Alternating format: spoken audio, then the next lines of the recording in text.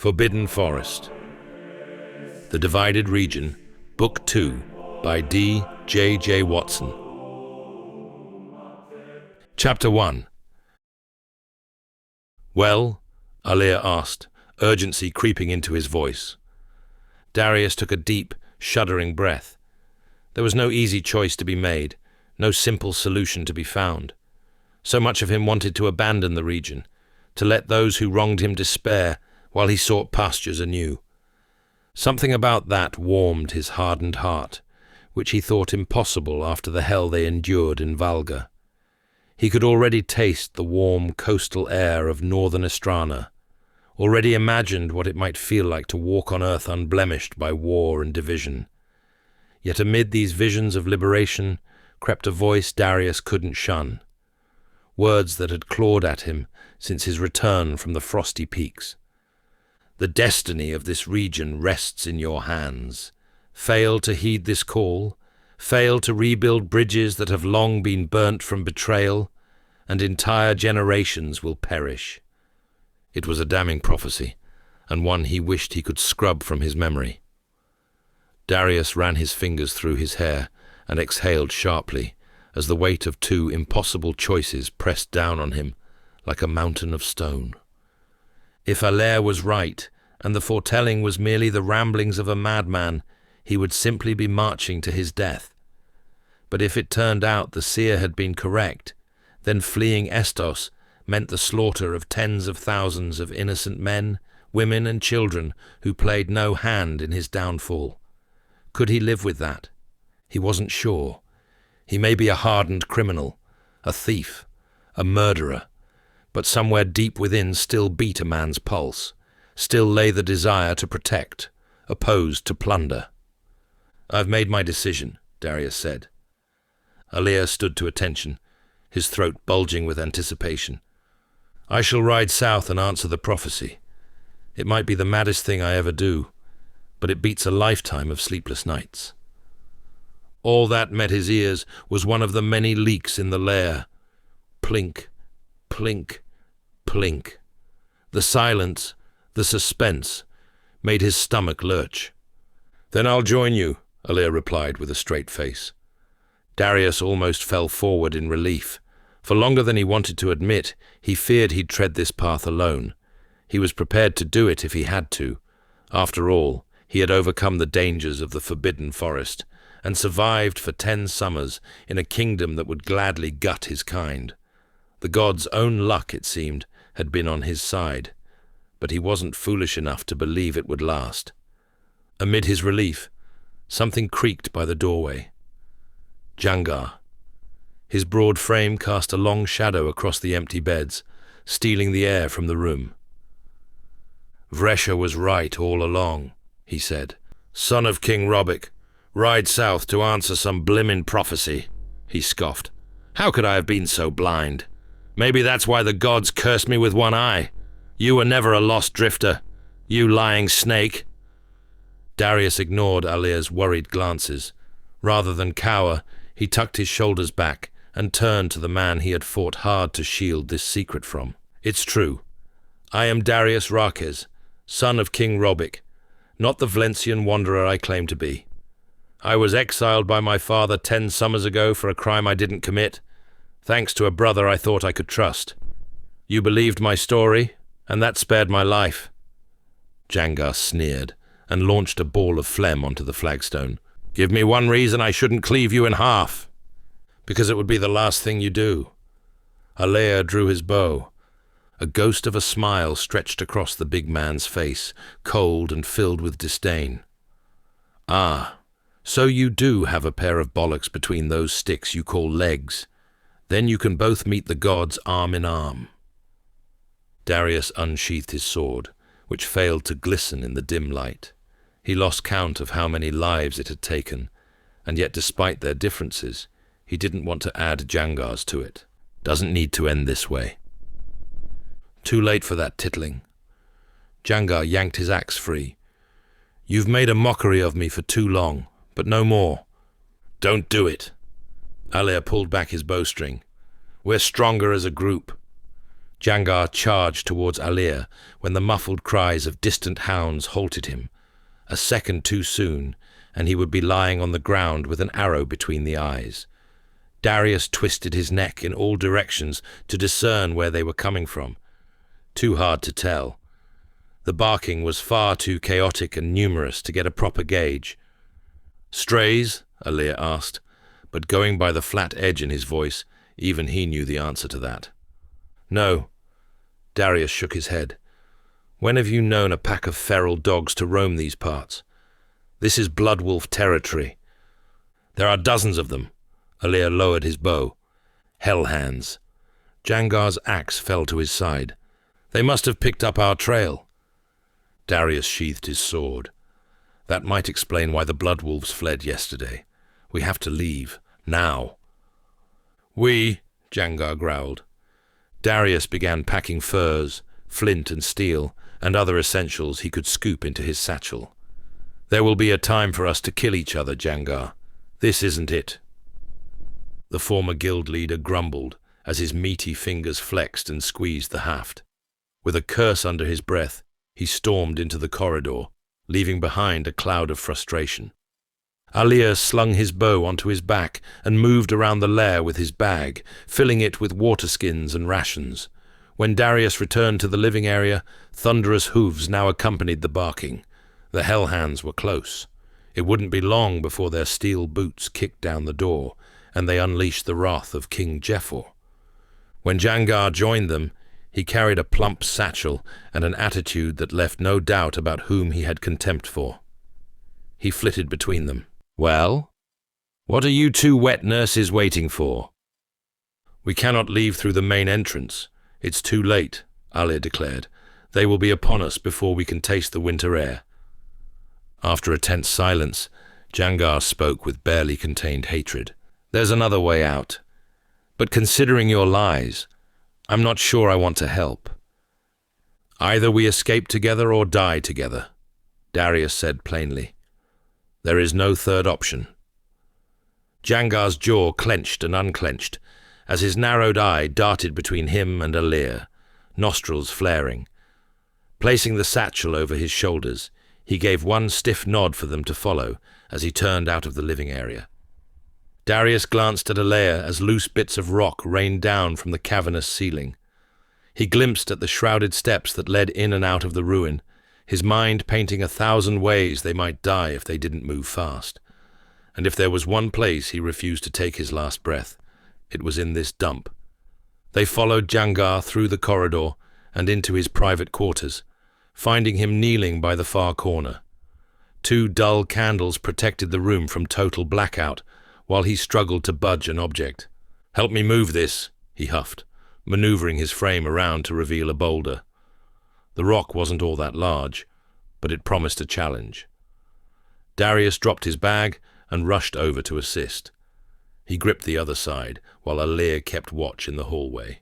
"When I count to 3, Jangar breathed, "we pull." "Sounds familiar," Darius said, his mind cast to their vulgar escape. 1, 2, heave! Together, they strained until their veins bulged. The rock resisted, then finally gave way, rolling forward and nearly crushing their toes in spite. Darius peered into the jagged hole that stared back at them, wondering how in the 7 hells they were going to fit through it. "Where does it lead?" he asked. "Out of here." "How long is—" "Do you want to fucking live or not?" Jangar snarled, revealing rows of crooked teeth stacked on top of each other like crowded tombstones. "Alir, you're up first!" The archer peered around the corner, his bow still poised. "Why not you?" "Because if Jefor's goons are up there waiting, I want to see them lop off your heads before they take mine. Now move, or I'll throw your scrawny ass in there myself." The commotion outside intensified. Darius heard muffled calls for surrender and knew there was no more time for questions, no more room for doubt.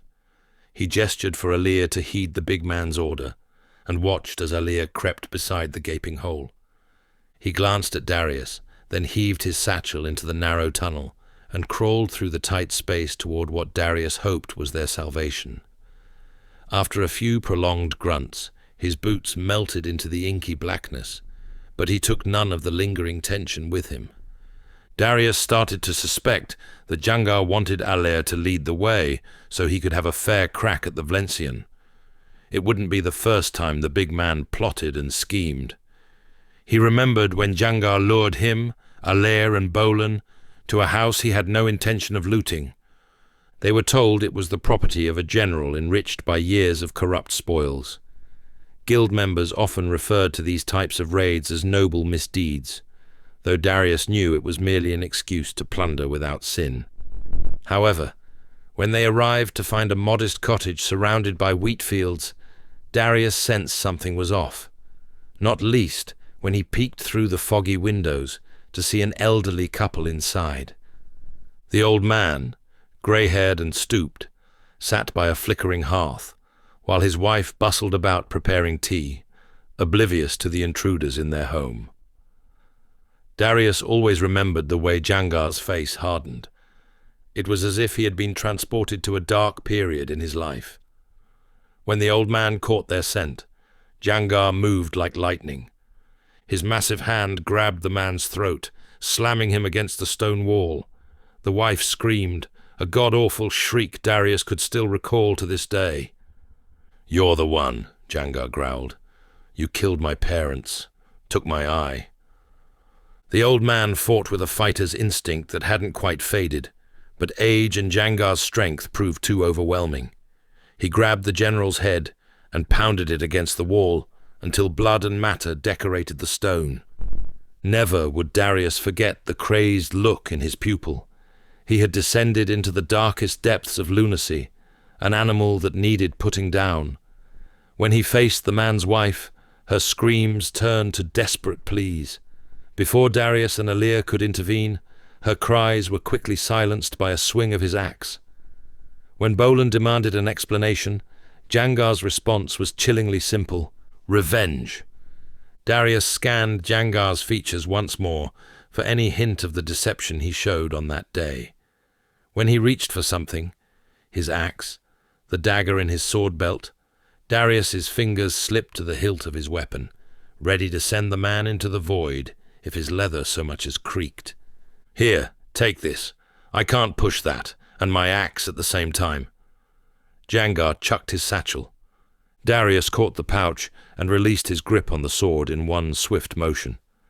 The bastard. He almost started a fight that they had no chance of finishing. He studied the satchel and swept the private chamber a final time, knowing this would be his last memory of this dank hole he called home for 10 long summers. With a steady breath, he tossed both his and Jangar's bags into the opening and crawled into the damp space. The first thing to hit him was the drop in temperature and the waft of wet earth. It only compounded his desire to get out of the burrow as quickly as possible. Putting one elbow in front of the other, he inched forward as soil and blunt rock pressed in from all corners. Visions of the Hellhands storming the quarters with their mutts played before his eyes. Must hurry. The deeper he travelled, the colder and wetter the conditions became, which he didn't think was possible. It was as if he was crawling into the stomach of a beast, for each intake of air sounded like a distant growl. He looked ahead but couldn't see Allaire, not even the faintest outline of a boot. He could hear him, though, struggling, panting. "Is everything all right up there?" Darius asked, the damp clawing at his throat. He thought he heard a yes, but wasn't totally sure. The burrow had no light, no space to turn, and only one point of direction. Darius half anticipated Jangar might seal the tunnel behind with that boulder and leave them to rot inside if it weren't for the Hellhands. He imagined the brute would draw immense satisfaction from it. Darius squeezed forward, ignoring the serrated edges that bore into his forearms. When the passage narrowed and took on a steep incline, that was when he could no longer hold back the panic. First, his chest tightened, then beads of sweat trickled down his face. Every instinct urged him to stand and push away the muddy walls that were slowly suffocating him, slowly squeezing the life out of him. When his vision began to swim, A shaft of light shone up ahead. "I found it!" Alir called out. Through bleary eyes, Darius watched Alir's silhouette scramble towards the daylight. The sight reinvigorated him. He crawled forward with renewed spirit, every movement sending pain and relief in equal measure. The sun almost blinded him when he craned his head up to see swaying branches and clouds moving with an indifferent grace. "You look as if you've seen a night raven, brother." Alir took the satchels and extended a hand to him. "I feel like I've seen 100 of them." Darius lifted himself onto the greenery, where he collapsed to catch his breath. By the time he sat up, Alir had already pulled Jangar out of the tunnel, which surprised Darius a lot. He figured the brute was too large to squeeze through such a tight gap, let alone reach the other end at such speed. Jangar's cuirass was muddied and grazed, much like his own. Without uttering a word, he snatched the satchel from Alir's grip and closed the grassy lid with a swift kick. Ahead of Darius sat a mound that obstructed their view of the neighing horses and frenzied hounds below. They each crawled to the edge and parted the tall grass with their fingers.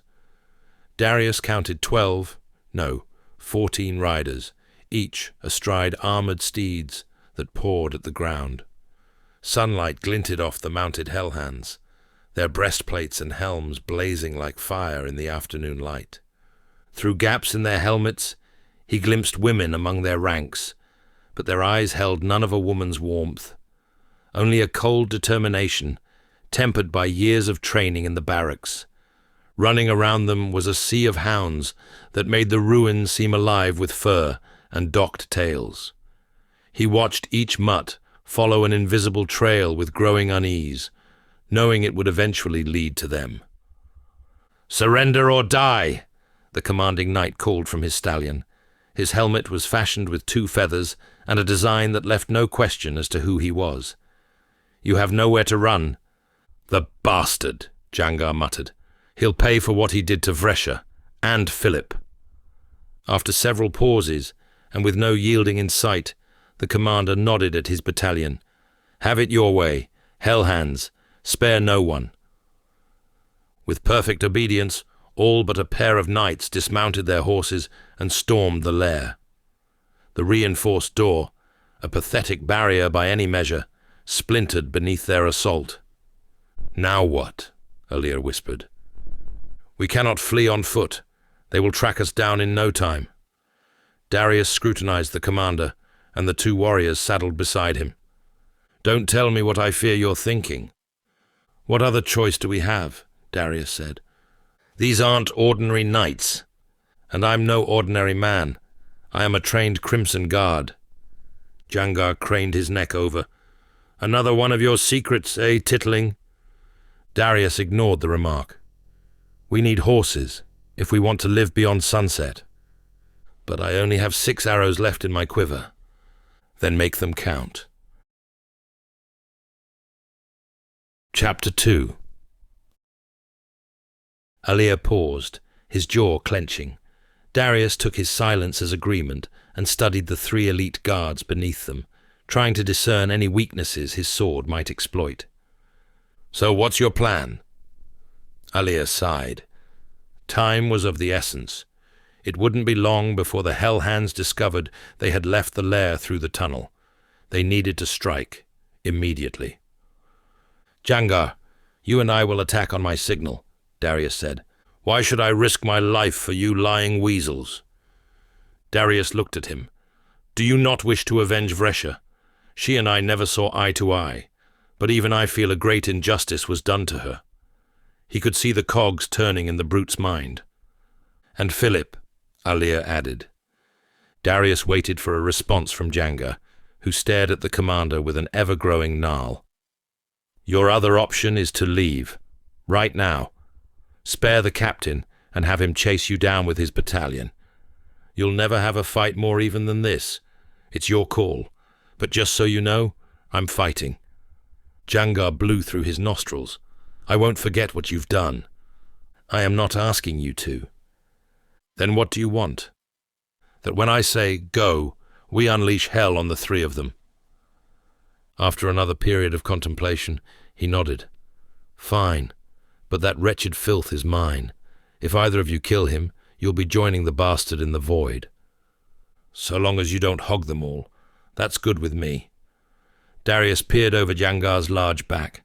Alir, you stay up here. Only loose your arrows when you're certain they will land. How many did you say you had? 6. He puffed his cheeks. We cannot afford any misses today. Be patient and make each one count. You shouldn't encounter too much pressure up here. I'll do my best. That's all I can ask for. Darius nodded. We must act quick to get those horses. We haven't got long until the rest of the hunting party rejoins them. On my signal, we send these men to meet their maker. Damn bloody right! Jangar surged with bloodlust. Apprehension riddled Darius when his gaze found their targets. It was as if time had slowed to a stop. The 3 knights were completely unaware of their prying eyes. Darius studied the commander as he removed his feathered helmet and placed it in the saddle crevasse. The only thing that detracted from his prestigious appearance was the long scar running from his forehead to his chin. It wasn't a fresh wound, rather one that had healed many moons ago. His black hair was thick and styled unusually, with his braided ponytail tied with a leather cord. He promised a good fight for anyone proficient with a weapon. Darius unsheathed his sword and readied himself to launch over the mound. May the sky gods favor us a second time. Now! He led the charge from the vantage point, brandishing his steel and roaring with deranged fury.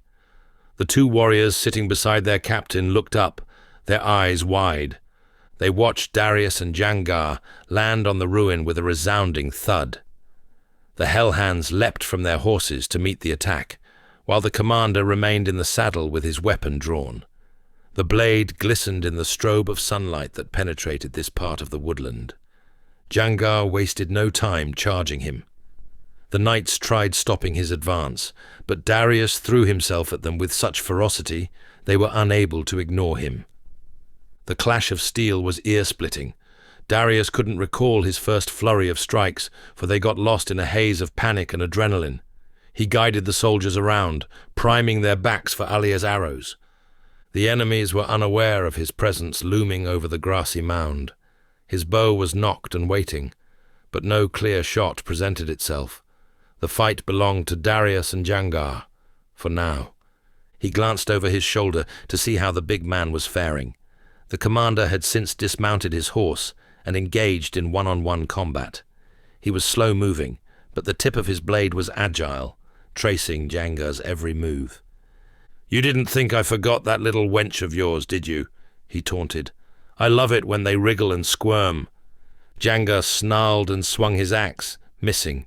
It sailed harmlessly over the captain's head and cut a branch in half, flashing like a bright silver bolt through the air. With uncanny speed, the captain booted him in the ribs, causing him to stagger backwards, and replied with an attack of his own. Jangar met the incoming sword, batting away the first blow and hitting him with the axe pommel on his face, sending blood flying in all directions. Darius squared off against his opponents, dodging and thrusting in a flurry of steel. He traded strikes that would have dispatched lesser swordsmen, but the elite warriors parried them with ease. He hadn't gone up against an adversary this powerful since the Suffering, let alone 2 of them. To win this fight, he would need to unsheathe all the rust on his sword and spirit. Darius kept a distance between them, watching as their thirst for blood grew. The Hellhands wanted to strike, but they were being patient. They had both the time and the numbers on their side, and when the other hunting party members emerged from the underground dwelling, it would all be over. Knowing he could not let that happen, Darius gritted his teeth and lunged forward, but the knights were quick to dodge the attack. Meanwhile, Jangar continued his assault, though he tired quickly. He was a man of immense strength, however. His size came at the cost of poor endurance. "You murdered her," he bellowed, veins bulging in his neck, as he brought down his axe with a deafening crash.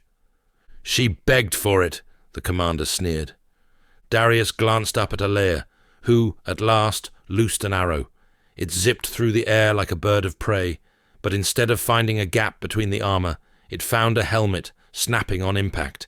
He quickly knocked another, holding it, waiting for an opening to reappear.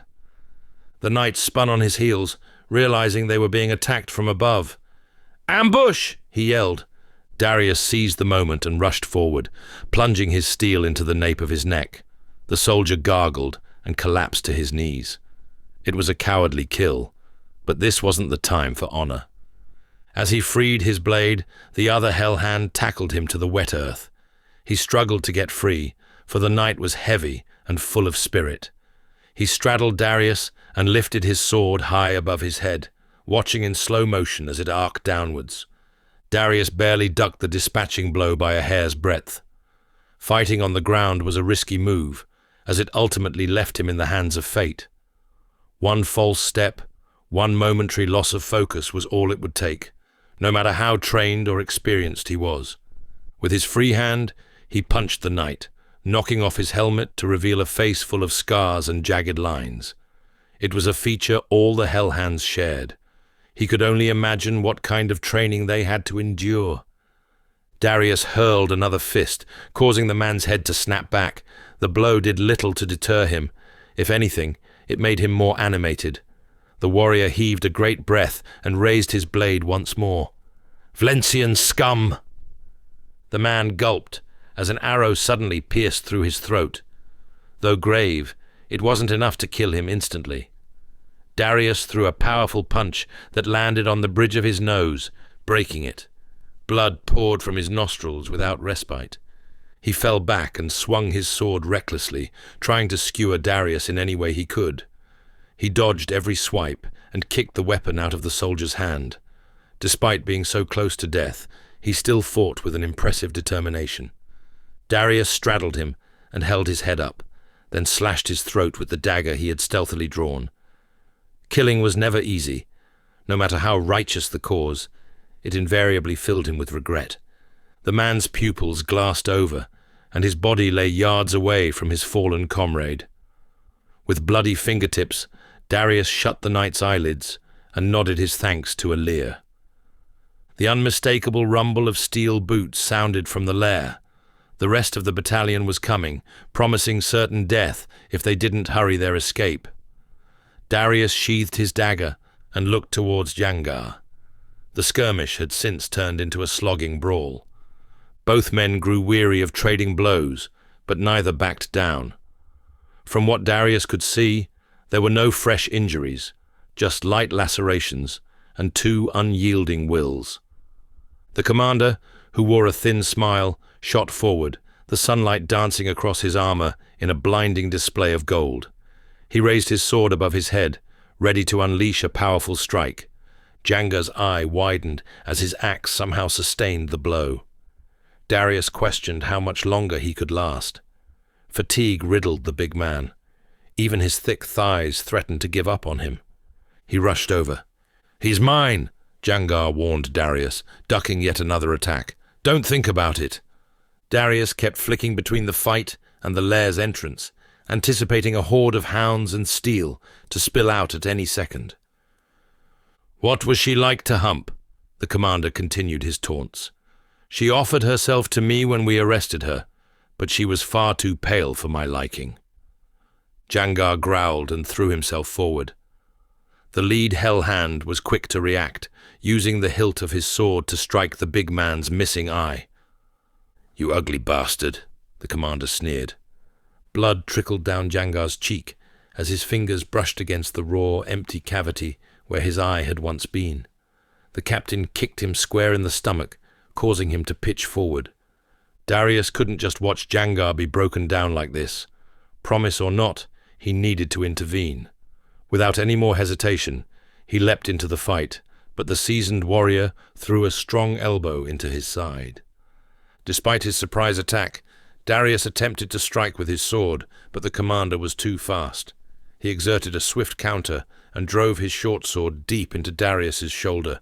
With a loud cry of agony, he sprang away from his foe before taking any more damage. He tried lifting his dominant arm, but to no avail. It was as if his tendons had been severed. Satisfied that Darius was no longer a danger, the commander spun around, only to find it too late. Jangar's axe cut through his steel greaves as if they were made of paper, mutilating his thigh. The man roared in pain as Jangar freed the weapon from his leg.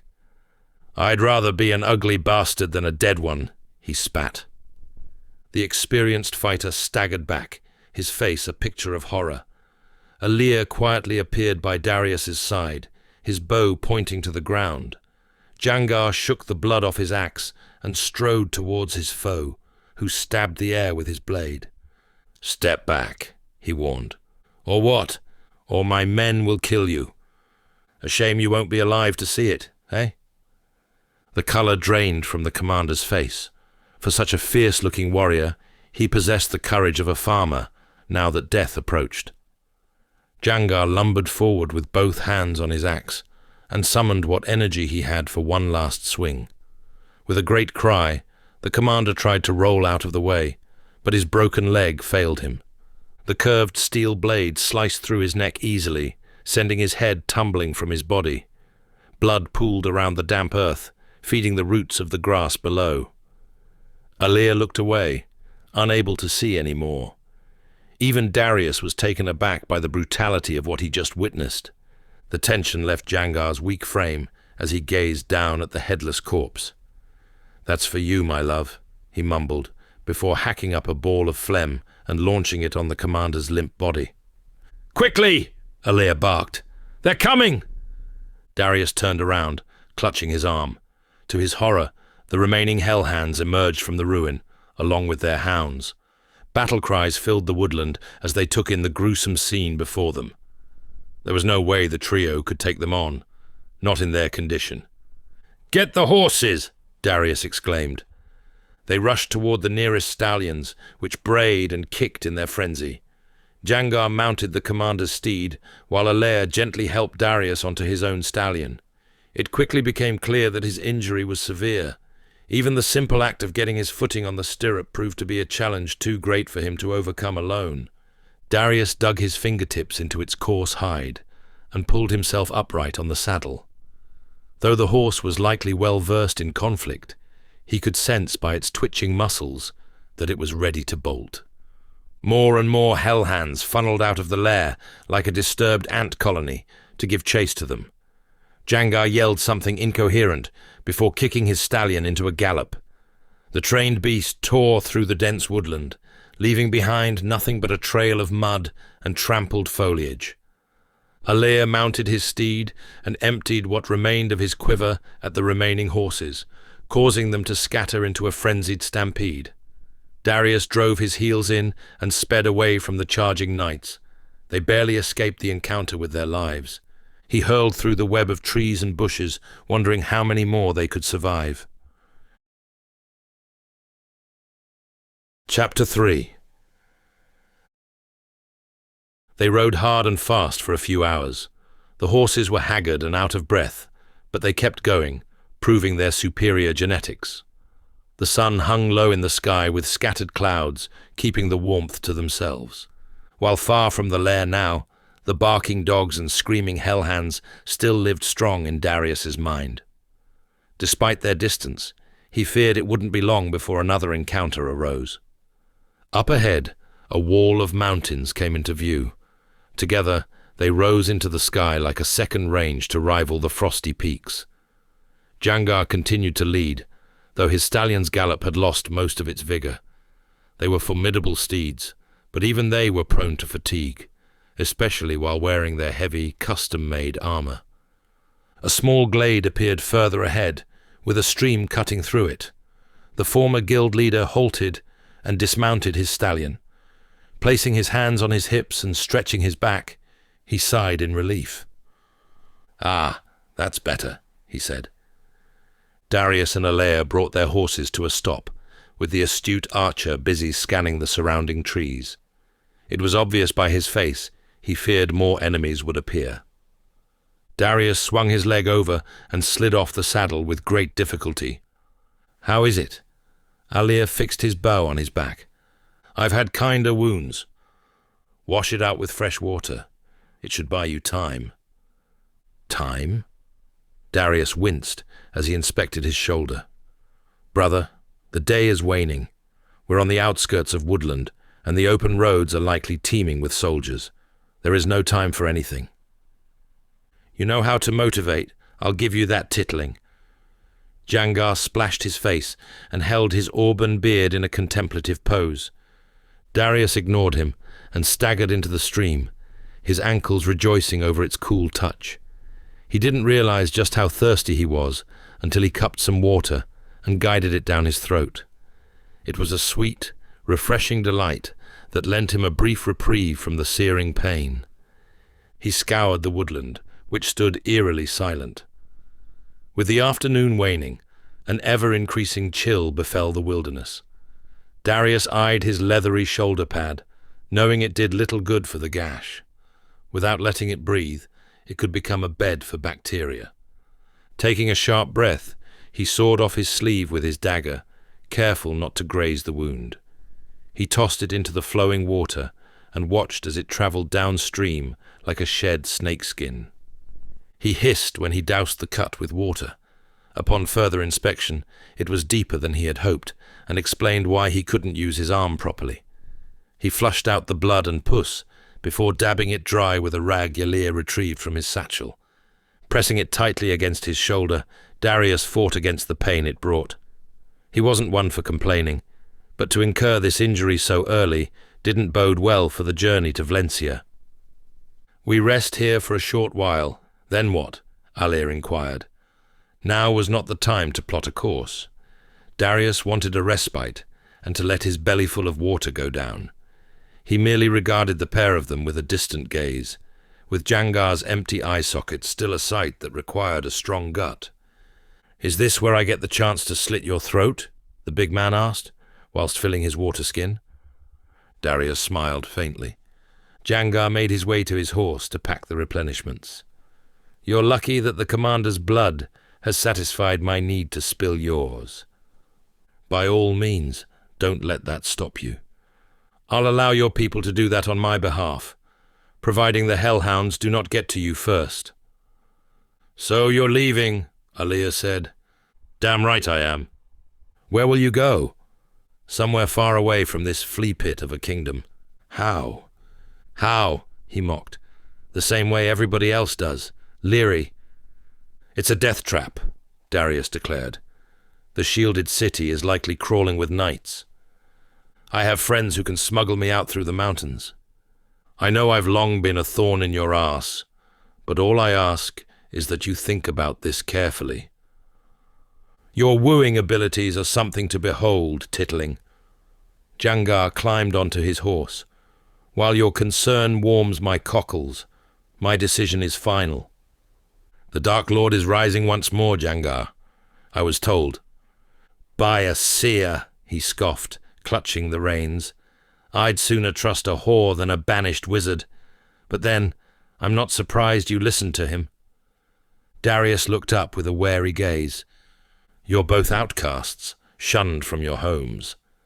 His words filled Darius with a shallow sickness, but before he could reply, Jangar had already kicked his horse into motion and vanished into the depths of the forest. "You'll die out there," Alir called out. "Let him go." Darius raised his good hand. No warning can stop him now. Just like that, the man who had so much control over his life was gone. Relief, numbness, and a sense of freedom collided within.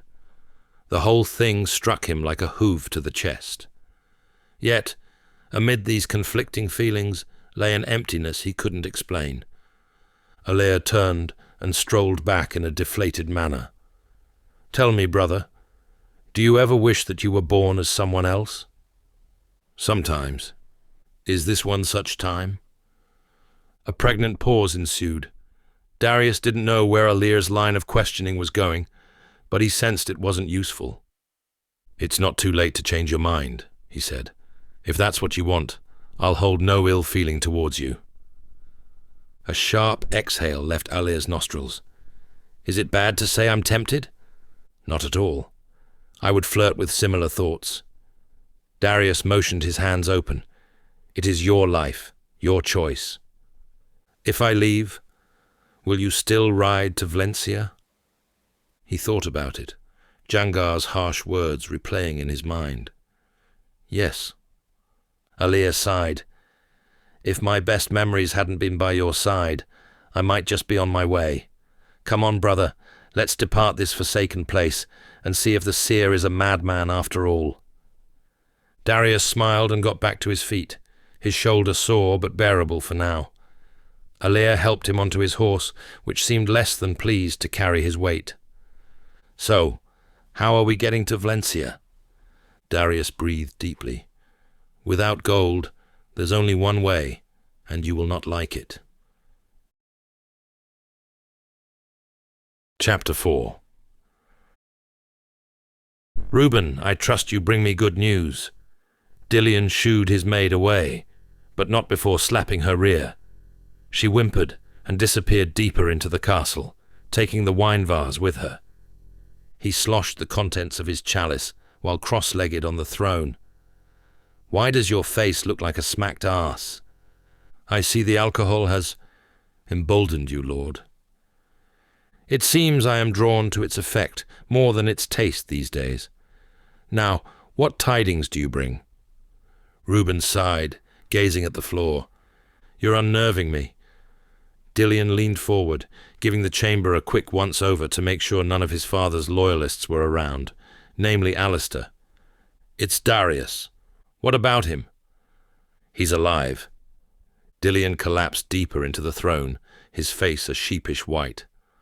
God strike me down. It cannot be. It gets worse. He fled Valga's prison, he and 2 others. The chalice in Dillion's hand juddered.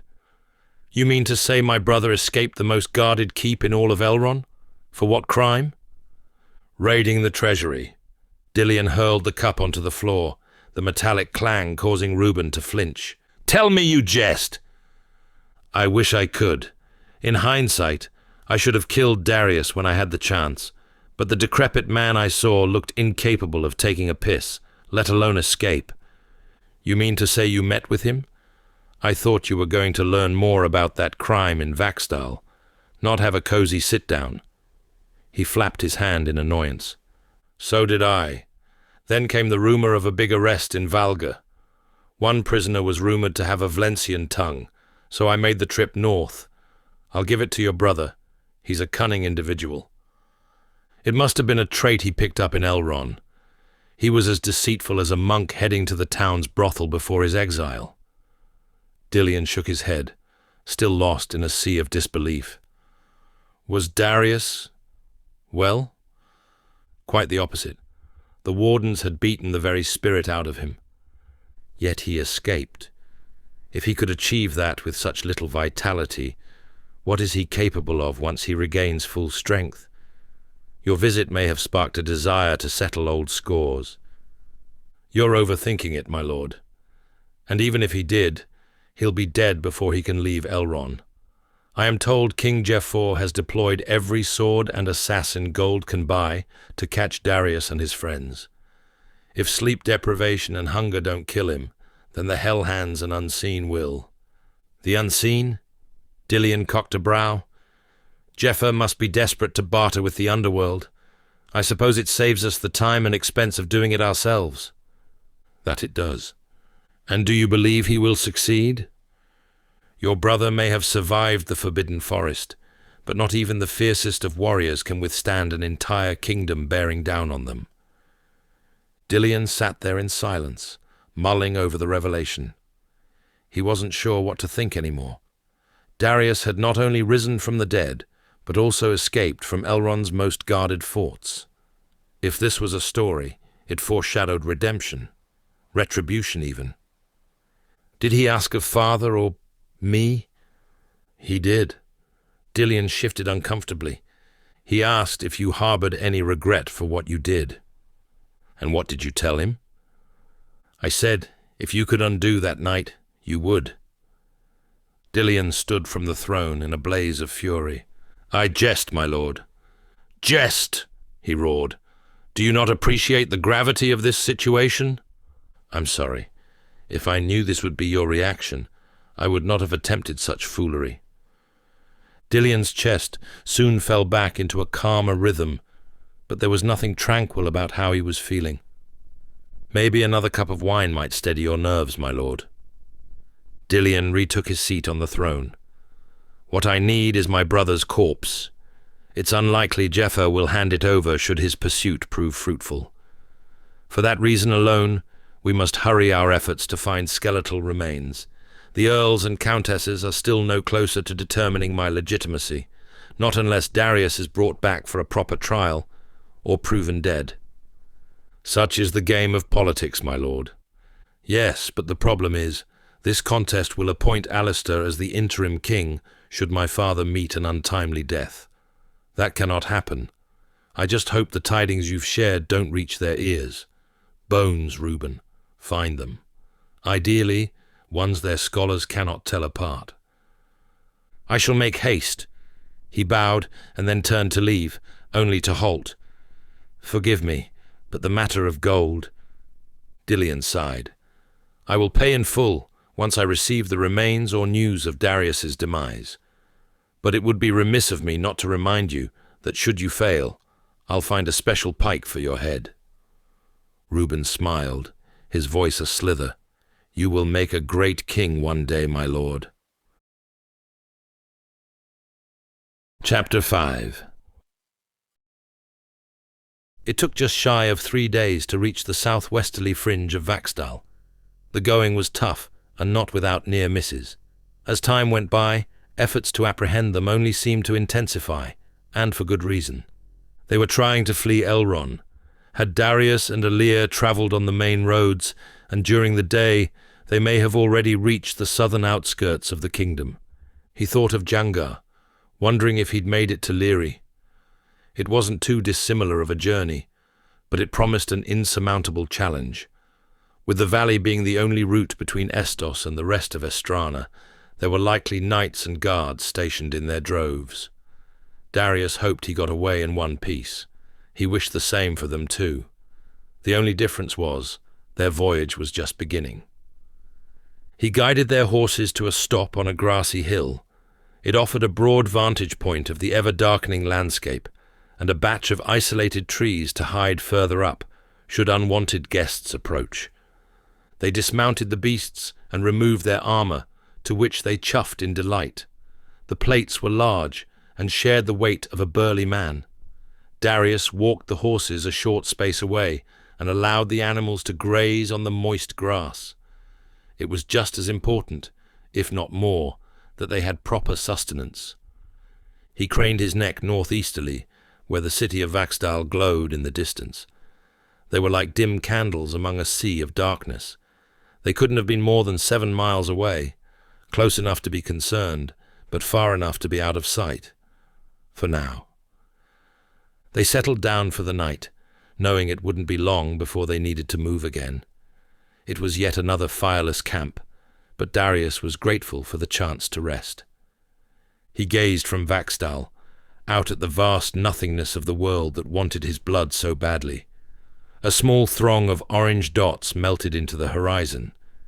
They could have been innocent traders or travelers, but it was safer to assume they weren't. He breathed in the crisp air, holding it long enough for the coolness to seep into his bones. The wind tasted of outgoing winter. Darius ignored the hunger pangs and the ache in his injured shoulder, as he became lost in the wide expanse ahead. "So, the Forbidden Forest," Alir exhaled. "Are you certain there's no other route? Unless we can grow wings and fly, no.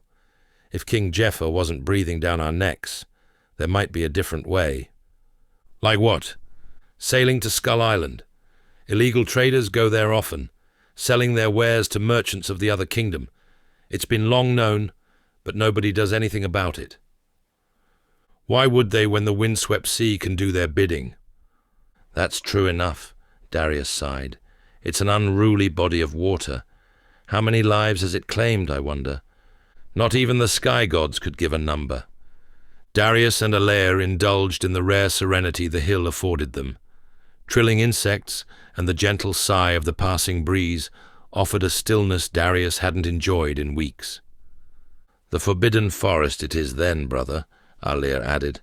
I've always wanted to see what laid within it." "You might live to regret saying that," Darius said, "but it's the quickest route to Vlencia. You've survived it once already, so why can't I?" Darius looked at his friend, his face more relaxed than it was a couple of days ago. They had been through many trials together, experienced great highs and somber lows. Sadly, the latter outnumbered the former by a clear margin, with the loss of Bolan never far from their thoughts. However, the one thing at the center of it all was their strong, unshakable bond. Alir was the brother he should have had. "Exactly," was all Darius said, a smile stretching across his dirty face. They gazed back out into the distance as stars dotted the bare sky. There was something wholesome about peering through the window of a different world. His mind was 1,000,000 miles away from the confines of Elron. Should he survive the distant perils of the Forbidden Forest, only then would he think of Vlencia and his return. What would it look like after all these years? How would he feel? What if there were no allies to call upon, and he became trapped in yet another kingdom that wanted his blood? So many questions, so few answers. What are we going to do about that? Alir bit into an apple they had foraged earlier that day. It had more holes than a termite nest, but hunger helped them to overlook such imperfections. "What?" "Your shoulder." "I don't know. I fear it will get worse. The sky gods are testing you." "So it seems." Darius eyed Alir's fruit with salivating lips. "In more ways than one." He glanced at the apple, then at Darius, before begrudgingly handing it over. "Go on, then." He wasted no time chomping down on what remained, core and all, groaning in relief. The juice was sour, but still delivered a refreshing hit. With no arrows for Alir to loose, worm-ridden fruit and the occasional remains of small mammals were all they could harvest. Their stomachs cried out for an honest meal, but the rations were enough to quell any thoughts of slaughtering their steeds. "If we weren't in danger of being spotted, I would have started a fire and seared your shoulder." Alir's arms rested on his knees. "It's too late to seal it now. Infection has likely already set in. What I need is a healer. And the forest has plenty of them, does it? I'm hoping we won't be there for long." "You even said it yourself. It could be weeks before we make it into Vlencia. It's a vast place. If the gods have truly called me to this path, then we shall overcome it." "And forever be known as the king with a manky arm?" They both chuckled as the moon was in full ascent. Though the forest was a daunting prospect, Darius focused solely on fleeing Elron. The hardest part was behind them, for from here on out there were no more roads, only undisturbed meadows and the forested buffer zone that separated the rival kingdoms. The chances of encountering trouble were slim, for the Hellhands were likely guarding the main entry and exit points of the nation, not the Forbidden Forest. Even the most desperate of criminals would sooner die on the open roads than succumb to the legends that laid beyond the timber giants. His thoughts once again turned to Jangar, a pang of regret ripping through him. Had Darius shown more humility, perhaps they could have reconciled their differences. His axe would have made a meaningful tool in their arsenal, given now that his sword hand was out of action. "Is it strange to say I miss that lump of gristle?" "Jangar?" Alir snorted. "It does feel odd without him and his hot-headed ways, yes. I'm not sure if I miss that side of him. It's just, I thought the guild was my prison, you know. In hindsight, I was wrong. It was my salvation. In many ways, he saved my life." "You having regrets letting him go?" Darius expelled a great breath. "In some small way, yes." Alir suddenly tackled him to the ground when the unmistakable whoosh of an arrow whizzed by. "Get down!" The horses leapt up in a panic and ran down the hill. By the time Darius could collect his bearings, one landed dangerously close to them. Whoever was firing them had remarkable aim. "Don't move!" Alir rolled over to retrieve the horse's breastplate. It was large enough to cover them, but heavy enough to make holding it upright a challenge. Alea propped it up just as an arrowhead pierced through the makeshift shield. He stared at it, his mouth agape, his face going a shade grayer. "What is it?" Darius asked, getting no response. "Alea, it's made from lead and onyx. One can go through 3 men with ease." "Blasted Hellhands," Darius hissed. "They'll do anything to kill us." "No, brother. These don't belong to them. They come from the unseen." "Then we cannot just lie here. We must run." "Hold on to this." Alea forced Darius to keep up their iron defense while he rolled to his side to gauge where their attackers were.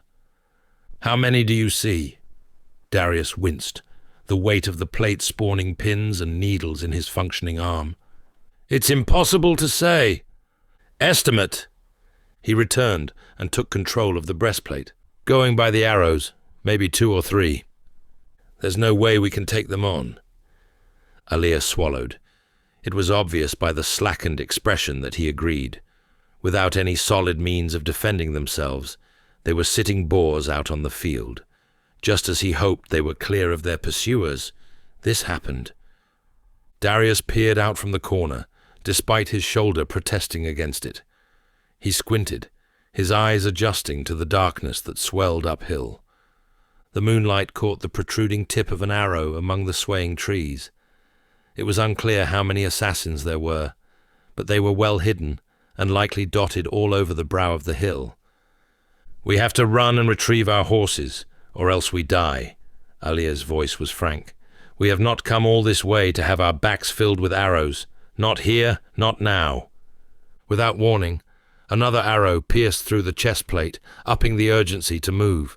How much longer before one sinks itself into their side? "Fine," Darius said. "Zigzag and duck wherever you can. Do not give them an easy shot. If this is where we meet our makers, then let them work hard for it." Alea grabbed his hand and squeezed it, their thumbs and palms locked into place. If they could survive this, there was hope for the Forbidden Forest and all that came after it. "Ready?" he asked. Time slowed as another arrow tore through the armor like it was a scroll. Darius's breathing grew increasingly more erratic as Alea waited for his all-important reply. Just as Darius was about to say, "Now," a commotion erupted. They stared at each other, willing the other to verbalize what they heard. Darius tilted his head to the side to decipher what was going on. He overheard what he thought to be distant hooves and cries. Manly ones. The arrows ceased, but the sense of impending doom didn't. He braved another look uphill and squinted as the noise grew more intense. At first, Darius saw nothing. Then came a shape, a large one. It moved from tree to tree, disappearing only to reappear further along. It seemed animated. He listened in more, paying most attention to the cries, roars even. They sounded oddly familiar. "Is that who I think it is?" Alea said, his arm quaking under the armor's weight. The silhouette soon took the shape of a man, large and stocky. He brandished a long, 2-handed axe as he growled and swung downwards at invisible assailants. It was irrefutable who their savior was. "It's Jangar." Darius glanced at Alea. "I cannot believe it. It's him!" With surging adrenaline, he rose to his feet and drew his longsword with his lesser arm. The pain in his shoulder melted into a temporary chasm as the rush of emotions, hope, fear, and anxiety flooded him. He gave in to the madness and shouted with all his might, "We must help him!" "Damn right." Alea dropped the shield and unsheathed his sword. "I never much enjoyed running anyway." It was a strange sight seeing him brandish a weapon other than a bow, but 2 swords and an axe promised a fairer fight than just one. Together, they raced up the grassy plain towards the commotion. As they drew nearer, a body morphed into view, as did a horse with an empty saddle. Thankfully, it wasn't Jangar. The lifeless coil was small, hooded, and far too slim to belong to the big man. Alea wasted no time sheathing his sword and retrieving the bow that lay beside the outstretched hand. He rolled the corpse onto its side and took the quiver of specially crafted arrows. "It's heavier than I'm used to," he complained, nocking an arrow and aiming it into the tree line. There was no clear shot to be had, for the fight continued deeper in the woodland. Darius told Alir to guard the outer area and shoot anything that moved while he headed inside. He seemed hesitant at first, but soon came around to the idea. The foliage and flora were too dense for the bowman to let arrows fly. Darius followed the clashing deeper into the wooded sanctum, leaving the safety and vulnerability of the open hill behind. He ducked and weaved, paranoid an arrow would take flight at any moment. Footsteps suddenly rushed towards him.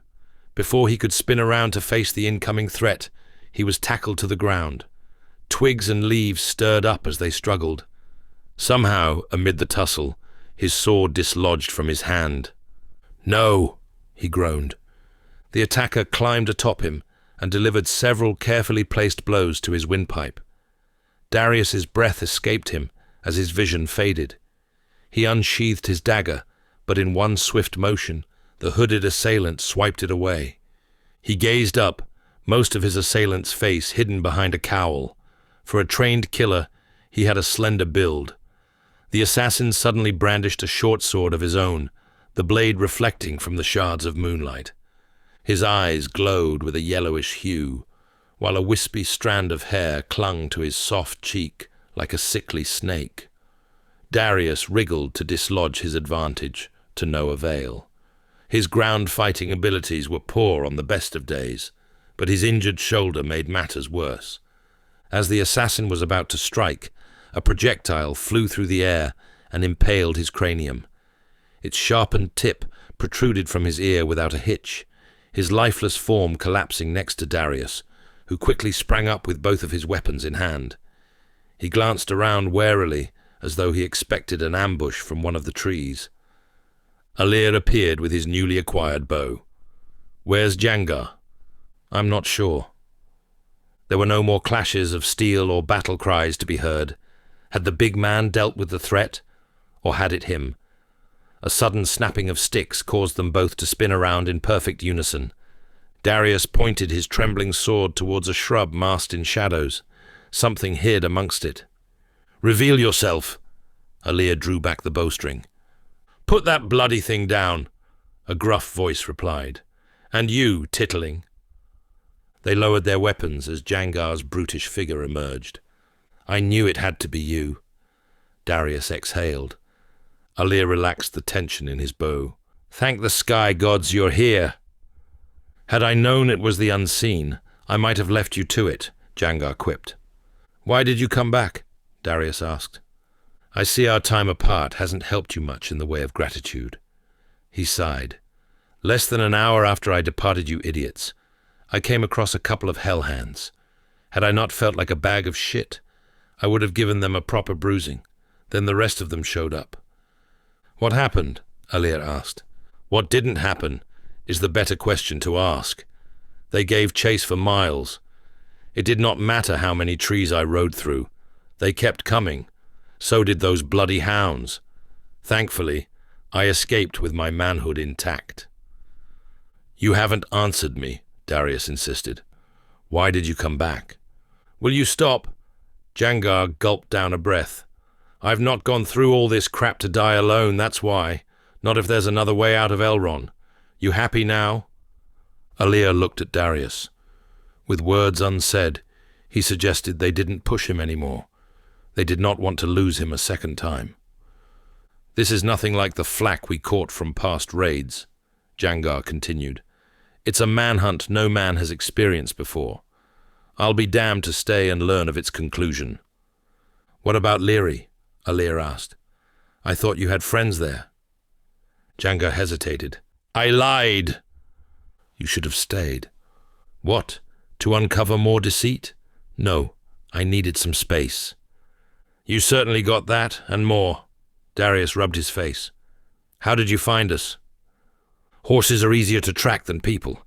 That's how." He shook the blood from his axe. "It took me a few days, but by the looks of things, I couldn't have come sooner." Darius sheathed his weapons and knelt by his attacker's warm corpse. He peeled back the hood and was stunned to see a woman in her death pose. "Don't let her gender fool you," Alir said. "The unseen are stealth tacticians and masterful killers. On another night, she would have easily dispatched you. Tonight, the gods appear to be on our side. For now." Jangar's face sunk. "Once you're marked, they won't stop. Not until they've branded your wrist." "He's right. We must leave Elron before word travels back to them," Alir added. "Think that's going to stop them?" Jangar snorted. "They won't follow us through the forbidden forest." The archer's reply visibly stunned the big man. Alir said no more, opting to recover the fallen assassin's arrows while the paws hung heavy in the air. "What did he just say?" Jangar looked at Darius, waiting for him to declare this as some weak joke. "It's the only viable way to Vlencia." "And not Skull Island?" "I've already considered that. It's not possible." "Why not?" "Because boats cost gold." "Then we steal one." "And risk more dangerous encounters like this?" Darius refuted. "Besides, such traders set sail once, maybe twice a month if we're lucky. We could be waiting by the docks for weeks before an opportunity presents itself." Jangar groaned his disapproval. "Trust me, I don't want to traipse through the forest any more than you do. I also do not wish to die at the hands of Jefor either." "Trust?" Jangar scoffed. "We're not quite at that stage yet. Then let us build it from this moment on." A tense silence fell over them. He licked his lips, appearing hesitant to believe such a statement. "No more secrets." "I swear it." Darius extended a hand. The big man studied the outstretched palm for longer than Darius enjoyed. "Fine," he said. "You might be a prince, but I'm still calling you Tittling." "I wouldn't have it any other way." Darius smiled. "Now that love has conquered all," Alir interjected, "I suggest we make haste before the rest of the cavalry arrives." Darius nodded. If the king is hiring assassins of the underworld to do his bidding, what other ears is he speaking into? Let's retrieve our horses and go. With a good tailwind, we should reach the forest in a day. Jangar and Alir hummed their approval, their bodies geared for the challenge ahead. Darius took a sharp breath and led them out of the wooded area, where on the southern horizon stretched an ominous wall. Only this barrier was composed of timber and twisted branches that promised perils of a different kind. The forbidden forest awaited his return. D.J.J. Watson here, and I know what you're thinking. What the hell happened to that smooth, suave British accent I was just listening to?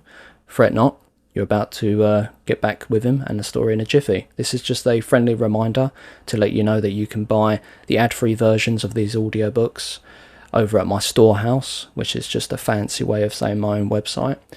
The link is in the description. So, yeah, back to the story. Chapter 6. Gatekeepers. That was what the wall of trees represented, wardens that divided the wooded realm from their own. Each timber giant laid claim to a portion of the Elronian sky, looming with gnarled limbs and charred bark. There were no birds, no animals, no living creatures of any kind. It was as if the forest had died, yet an unfathomable majesty remained. It promised to devour the bones of a man and leave nothing but his shadow should he succumb to its ways. Darius, Alir, and Jangar halted on the meadow as dewdrops clung to each blade of grass like jewels waiting to be plucked. The fog had dissipated, affording Darius a clearer view of the forest. "Why is it so cold here?" Alir rubbed his arms. "Because it's dead." Jangar wasn't wrong either.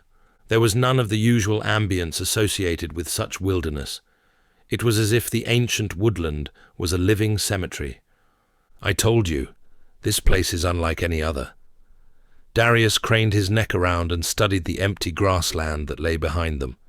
There were no settlements, no deer, no nothing. The only semblance of Elronian civilization was the distant plumes of smoke that dirtied the otherwise light morning sky. The more I stand here, the more I ponder Skull Island, Alir said.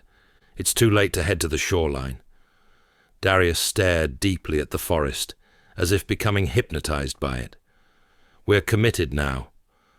I'm glad one of us is, Jangar snorted. Sudden dizziness found Darius, causing him to wobble. Jangar was quick to steady him. As fast as the lightheadedness appeared, it vanished, and he could stand unassisted. You don't seem right, brother. Alir handed him the last slosh of his water skin. Aye, you look like pig shit. Darius took a swig before handing it back. It soothed his otherwise parched throat. I'm fine. The sooner we push on, the sooner we can find shelter and rest. He gazed behind once more, bidding farewell to Elron and the man he had become over these past 10 summers. To his horror, a cluster of dots had since appeared on the horizon. He squinted, praying that his eyes were deceiving him. 4, he counted, then 5. His heart sank. The specks soon morphed into men on horseback, draped in steel attire. Silence turned into muffles, then muffles into ever-intensifying yells and battle cries. This wasn't a deceptive shortcoming. This was very real.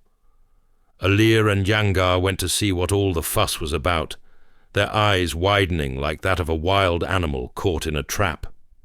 Bastards! The big man cursed. They don't give our sweat the chance to dry. Darius broke into a brisk walk towards the forest, his focus all the while remaining on what was unfolding behind them. Alir and Jangar were quick to follow, their gait transitioning into a full sprint.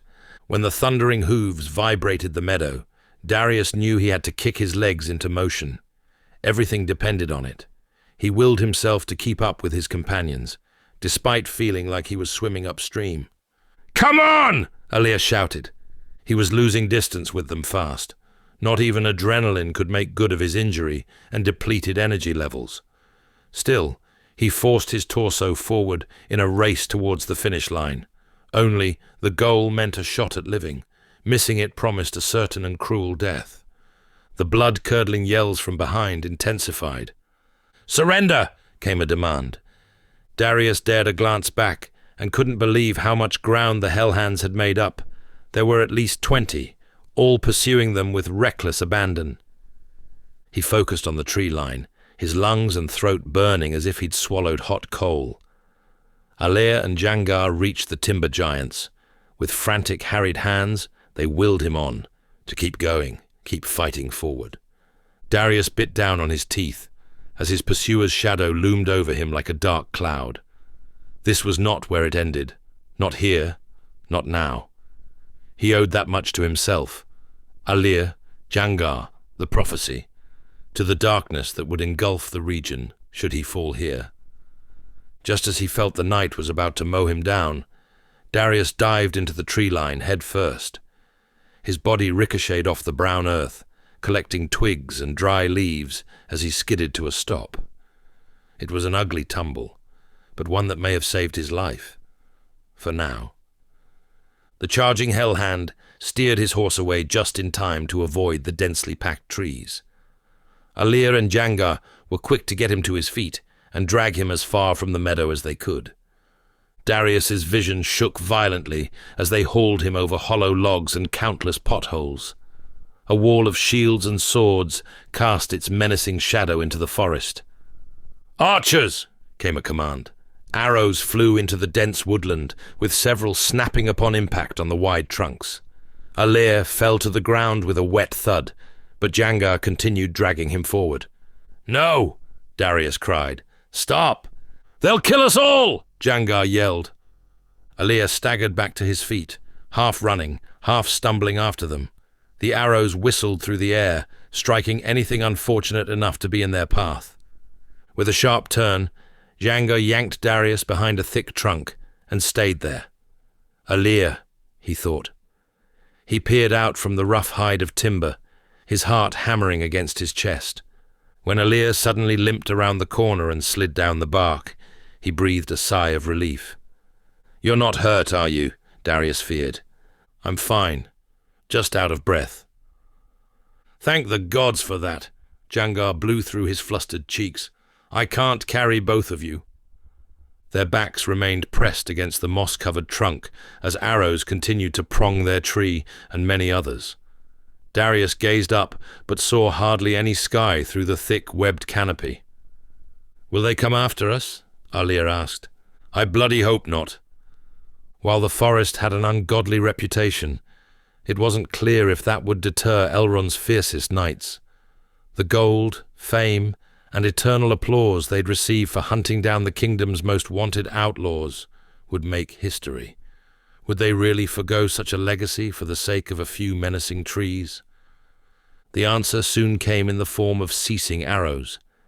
Darius didn't know whether to be alarmed or relieved.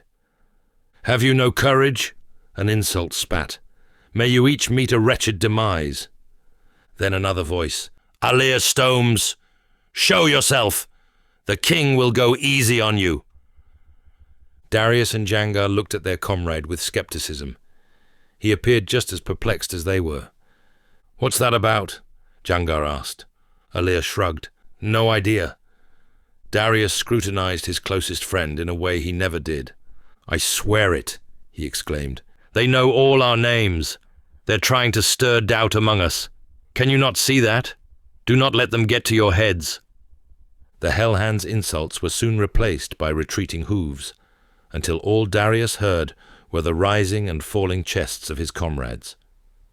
He glanced at Alir, his mind trawling back to when he was absent from their trial in Valga's castle.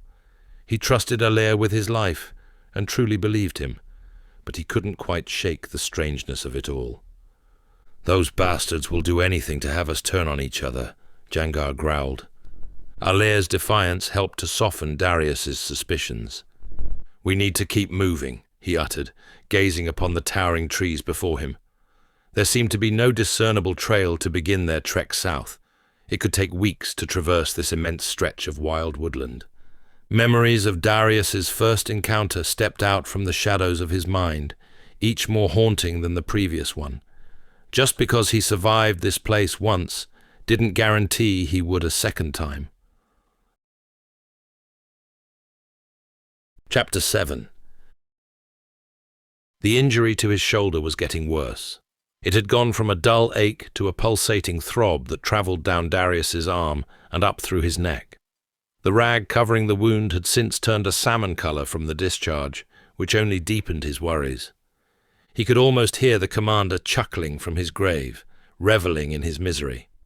While the injury itself wasn't lethal, the infection was.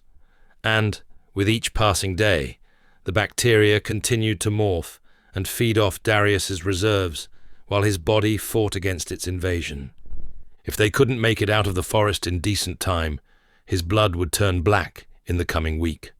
Death. Inevitable. Try as he might, he could not shun away the thoughts, for their journey south had only just begun. There was no clear path to cut through, but the direction appeared straightforward enough. Travel on a southern course and avoid any weaving paths. In a forest, however, that seemed preposterous. They trudged on for hours with nominal talk.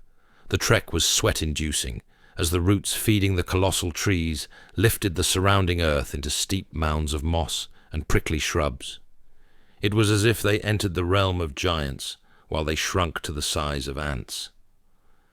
"Never have I seen anything like this." Jangar's mouth fell agape.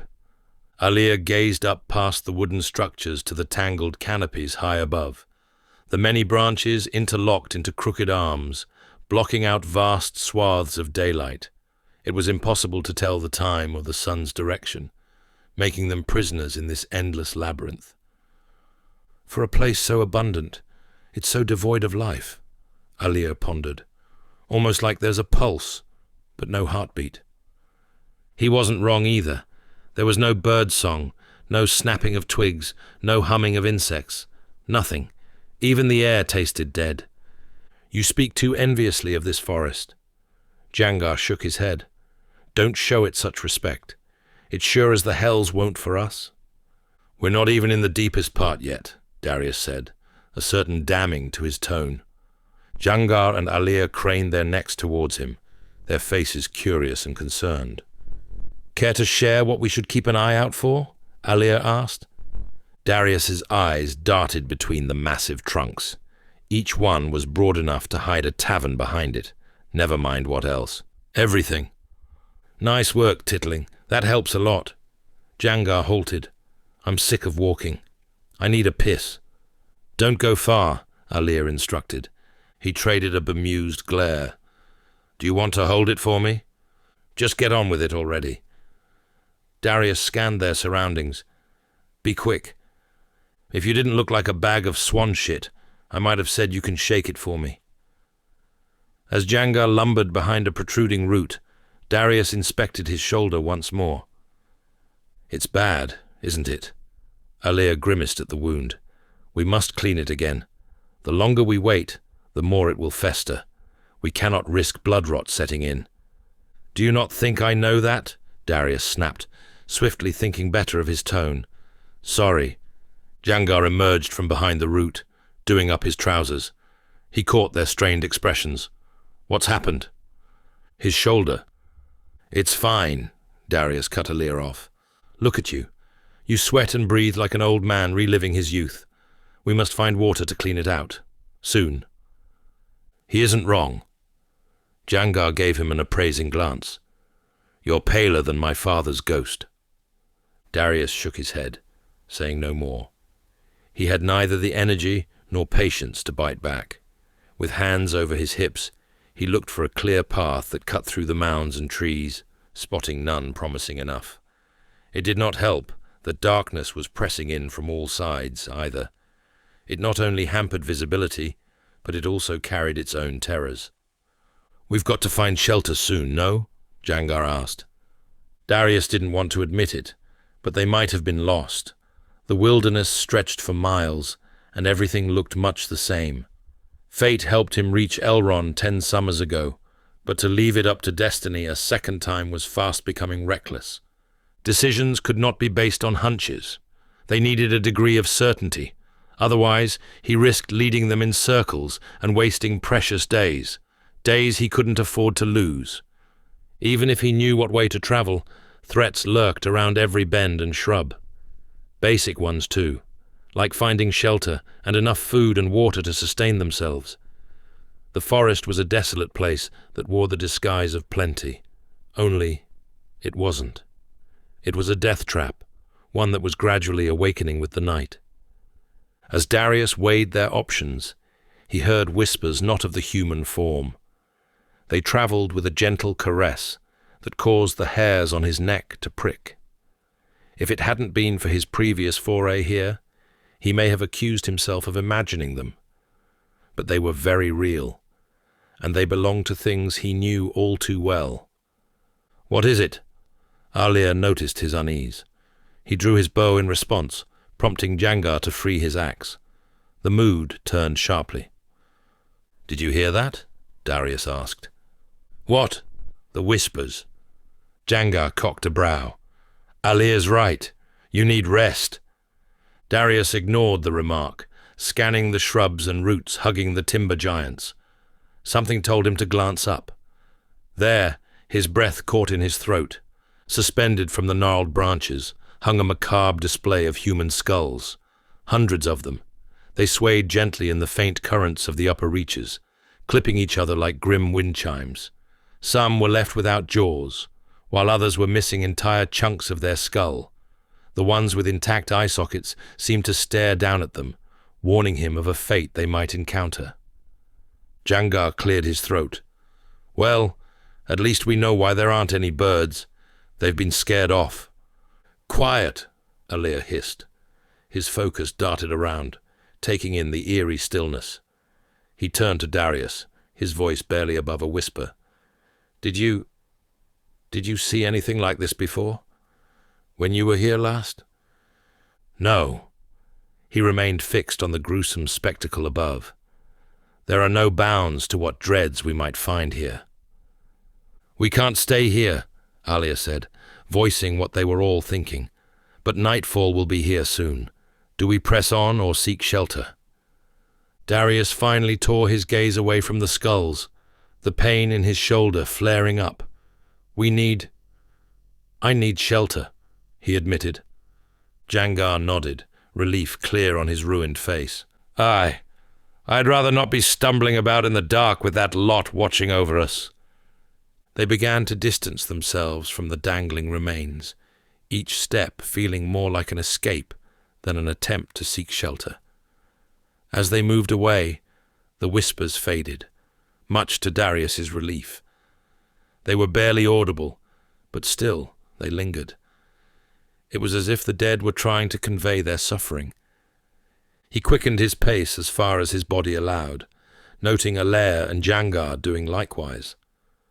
None of them spoke, but their shared urgency was enough to keep them moving as one. They trudged through the challenging terrain for what felt like an hour when the mouth of a rocky cavern appeared off the beaten path. Darius stopped to catch his breath, the soreness in his shoulder begging him to rest. He swept the cove with his eyes, sensing it might be their only option. With the dwindling light, he motioned for Jangar and Alair to follow him, receiving no complaints. As they crept towards the yawning entrance, he stooped low and let his hand close around a jagged stone. They stopped 10 paces from the shrouded moor, when Darius glanced at his companions. They inclined their heads, and he took that as his cue. Sucking in a deep breath, he launched the object into the black hole with his better arm, and listened as a series of ricochets echoed inside. He freed his sword, bracing for a groggy beast to lurch from the shadows. Several heartbeats passed, but nothing happened. Jangar picked up an even bigger rock and hurled it into the hollow. Like before, it bounced off countless surfaces before coming to a deafening halt. "It must be clear," Darius said in a hushed tone. "There's only one way to find out." Jangar, with his axe brandished, led them in. Darius and Alair followed him into the cavern, weapons poised, eyes scanning for anything threatening in the gloom. Ducking to avoid the low ceiling, Darius held his breath as the air scratched at his throat, while he traced the wall's rough contours with his free hand. "Can't see a blasted thing," Jangar muttered ahead. Darius winced as he crouched, his palm flat against the ground. The earth beneath his fingers was compact, undisturbed. "I think we're alone. The floor's solid. There are no signs of recent habitation." Alair sighed. "Small mercies. Let's hope it stays that way." "Guess we'll bed down here for the night," Jangar said. Alair lowered his bow. "This place could really use the warmth of a fire." "No," Darius replied. "It's too compact to conceal one." Jangar and Alair's silhouettes became taut with unspoken tension. They knew exactly what he meant by that comment. "Aye, best not to advertise our presence. I'd rather my balls climb up inside me tonight than attract whatever hung up those skulls." "Spare me the thought," Alair grimaced. "What? The skulls or my balls?" "Both." Darius didn't have the energy to engage in their jabs, so he eased himself onto the ground, where he was met by the cold, packed surface. As the two continued trading insults, he merely gazed out of the cave and watched the forest succumb to the darkness. "Why is everything so bloody uncomfortable?" Jangar lowered himself to the earth with a weary groan, setting his axe aside. "Is there ever an hour you don't complain?" Alair spoke with a newfound boldness. The collapse of the Thieves' Guild had changed him, lending him a presence and self-assurance that hadn't been there before. Darius shuddered as the hollow's chill seeped into him, but the shiver paled in contrast to the throb in his shoulder. There was growing fear that he had only days, not weeks, before the infection took an irreversible turn. He needed all the luck of the gods and the high table if he was to find a healer in time. "I think sleep is already claiming the bugger," Jangar mused, their voices fading. "I don't reckon it will claim me. Not in this place." "Aye, me neither."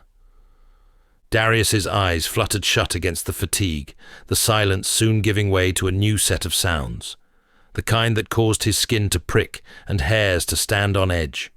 He hadn't forgotten the noises of here, nor the dread they instilled: snapping twigs, Footfalls, too deliberate to be an animal. Distant rustles, as if someone or something shifted beyond the trees. But most unsettling of all about the night was the unshakable feeling of being watched. It seemed nightfall did more than usher in sounds and shadows. It marked the awakening of the forest. Chapter 8. Darius awoke to a gentle but insistent shaking. He snapped open his eyes, instinctively reaching for his sword before he recognized Alea's contours in the gloom. "What is it?" Alea pressed a finger to his lips. "Something's not right," he whispered. Noises, footsteps, coming from outside. Darius sat up, wincing as his injured shoulder protested the movement. He strained his ears, trying to discern what had spooked his usually collected friend. The silence hit him like a physical force. No rustling leaves, no breeze, no nothing. It was as if the forest held its breath. Alea nudged Jangar awake, clamping his mouth before he could utter a sound.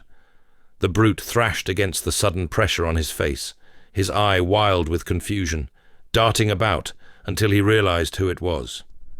With a forceful swipe, he brushed aside the hand. "What in the spirit of Kalen is going on?" Alea gestured to the cave entrance with a quick turn of his head. Without a barbed dig, Jangar picked up his axe and sat upright. The trio were huddled close together as they peered out into the darkness. A thin, unnatural mist had coiled around the bases of the trees, writhing like pale serpents in the gloom. Darius was about to reassure them that this was commonplace at night when he heard it. Rustling, the footfalls were indistinct, but the intent behind them was unmistakable. Something stalked the vicinity. "I don't like this." Alea knocked an arrow. "We should move." Jangar scoffed, though Darius sensed the unease beneath his bravado. "It's just the wind playing tricks. Nothing to—" His words ceased when the footsteps intensified. They seemed to come from everywhere and nowhere at once. "Tree wraiths," Darius breathed. "That's what I called them." Alea's grip tightened on his bow. "What?" "They are neither ghosts nor the living. They're invisible," he explained, though his heart raced at the memory. "Sometimes they prowl the forest, but more often than not, they seem to dwell in the trees themselves, waiting to strike passing prey. It's how I came upon one." Both Jangar and Alea furrowed their brows. Darius could see the disbelief etched into their features, but he pressed on, knowing the importance of this warning. "I was walking through the night and grazed a sheet of bark, only it left me cold to the bone. When I turned, I saw nothing but distorted air, like lapping waves." He suppressed a shudder. "Then what?" Jangar asked. Darius swallowed. The memory of that evening flooded back, as clear and terrifying as if it had occurred yesterday. "One moment I ran. The next it dragged me towards the tree. I couldn't break from its grip. It was stronger than any man's grasp." "Then how did you survive?" Alea said. "I'm not sure." Darius shrugged. "It let go of me when I drew my sword. Perhaps it was mere chance, or... There's no way it got scared of steel."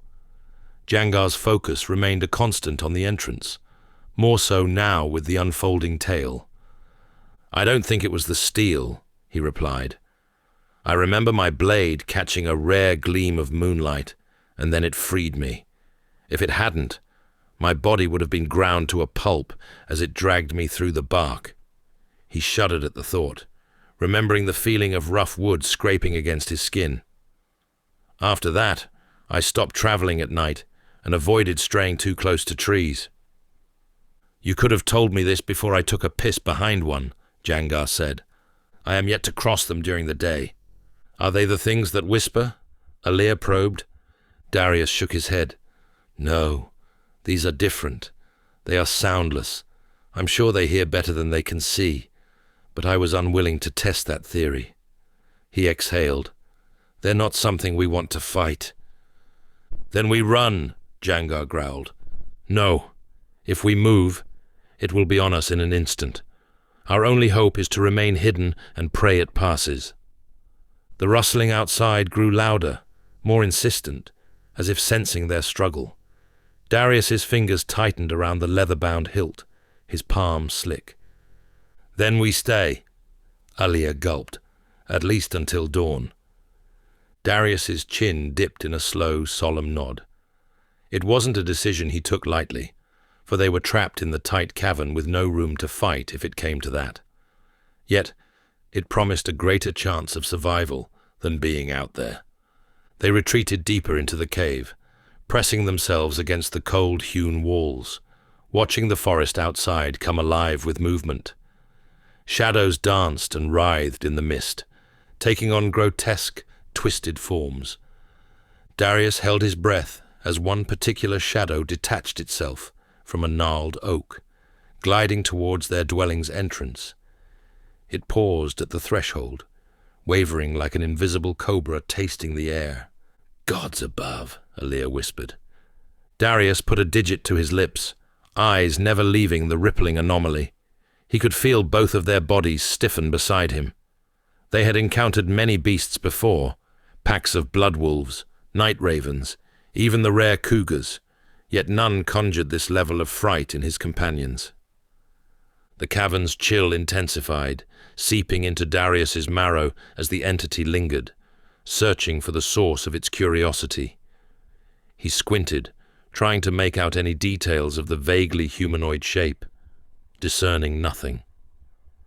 Alia's breath hitched, a sound barely louder than a murmur, but in the deafening silence of the cave, it might as well have been a shout. The tree wraith's attention snapped towards them, and Darius's insides almost fell out of him. "Not a peep," he said through clenched teeth. The throbbing in his injured shoulder receded, replaced by a surge of adrenaline that sharpened his senses. His own heartbeat clapped in his ears, so loud he was certain the demon must hear it too. The tree wraith then did the unthinkable and drifted further into the cave, its invisible feet slapping the ground like wet flesh. Alia's bow creaked under his ever-tightening grip, prompting Darius to shoot him a warning glance. "Not now. Not until I say so." The entity paused, its form wavering akin to a heat haze. For a heartbeat, he thought he saw the outline of a face, hollow eyes, a gaping jaw, but it was gone in a blink, leaving him unsure if it had been real or a trick of his mind. The formless mass swayed as if listening for their stalled breathing, its head tilting this way and that. Darius's hand cramped around the hilt of his sword as seconds stretched into eternity, but he dared not loosen his grip, dared not swallow in case it caused the thing to lurch. When it leaned in their direction, he was convinced it was over, that it had spotted them cowering in the shadows. Those non-existent eyes seemed to bore into him like sharp probes. For a heart-stopping moment, he considered striking first. He knew their swords would be useless against the demon, but it was better than accepting death. They didn't even afford King Jefor that gift. Just as he was about to free his steel from its scabbard, something, intuition, a hunch, the gods, stayed his hand. Then, as if drawn by some unseen force or distant disturbance, the entity pulled away and withdrew to the cavern's mouth. Darius strained to follow its movement, the demon's outline blurring like ink dropped in water. He couldn't distinguish where the tree wraith ended and the forest began, for they seemed to bleed in together. The gentlest breeze rippled through the air, marking what he hoped was its passing. He blinked once, twice, 3 times. By the 4th time, the cavern's entrance gaped free of distortion. Alia exhaled. "Is it?"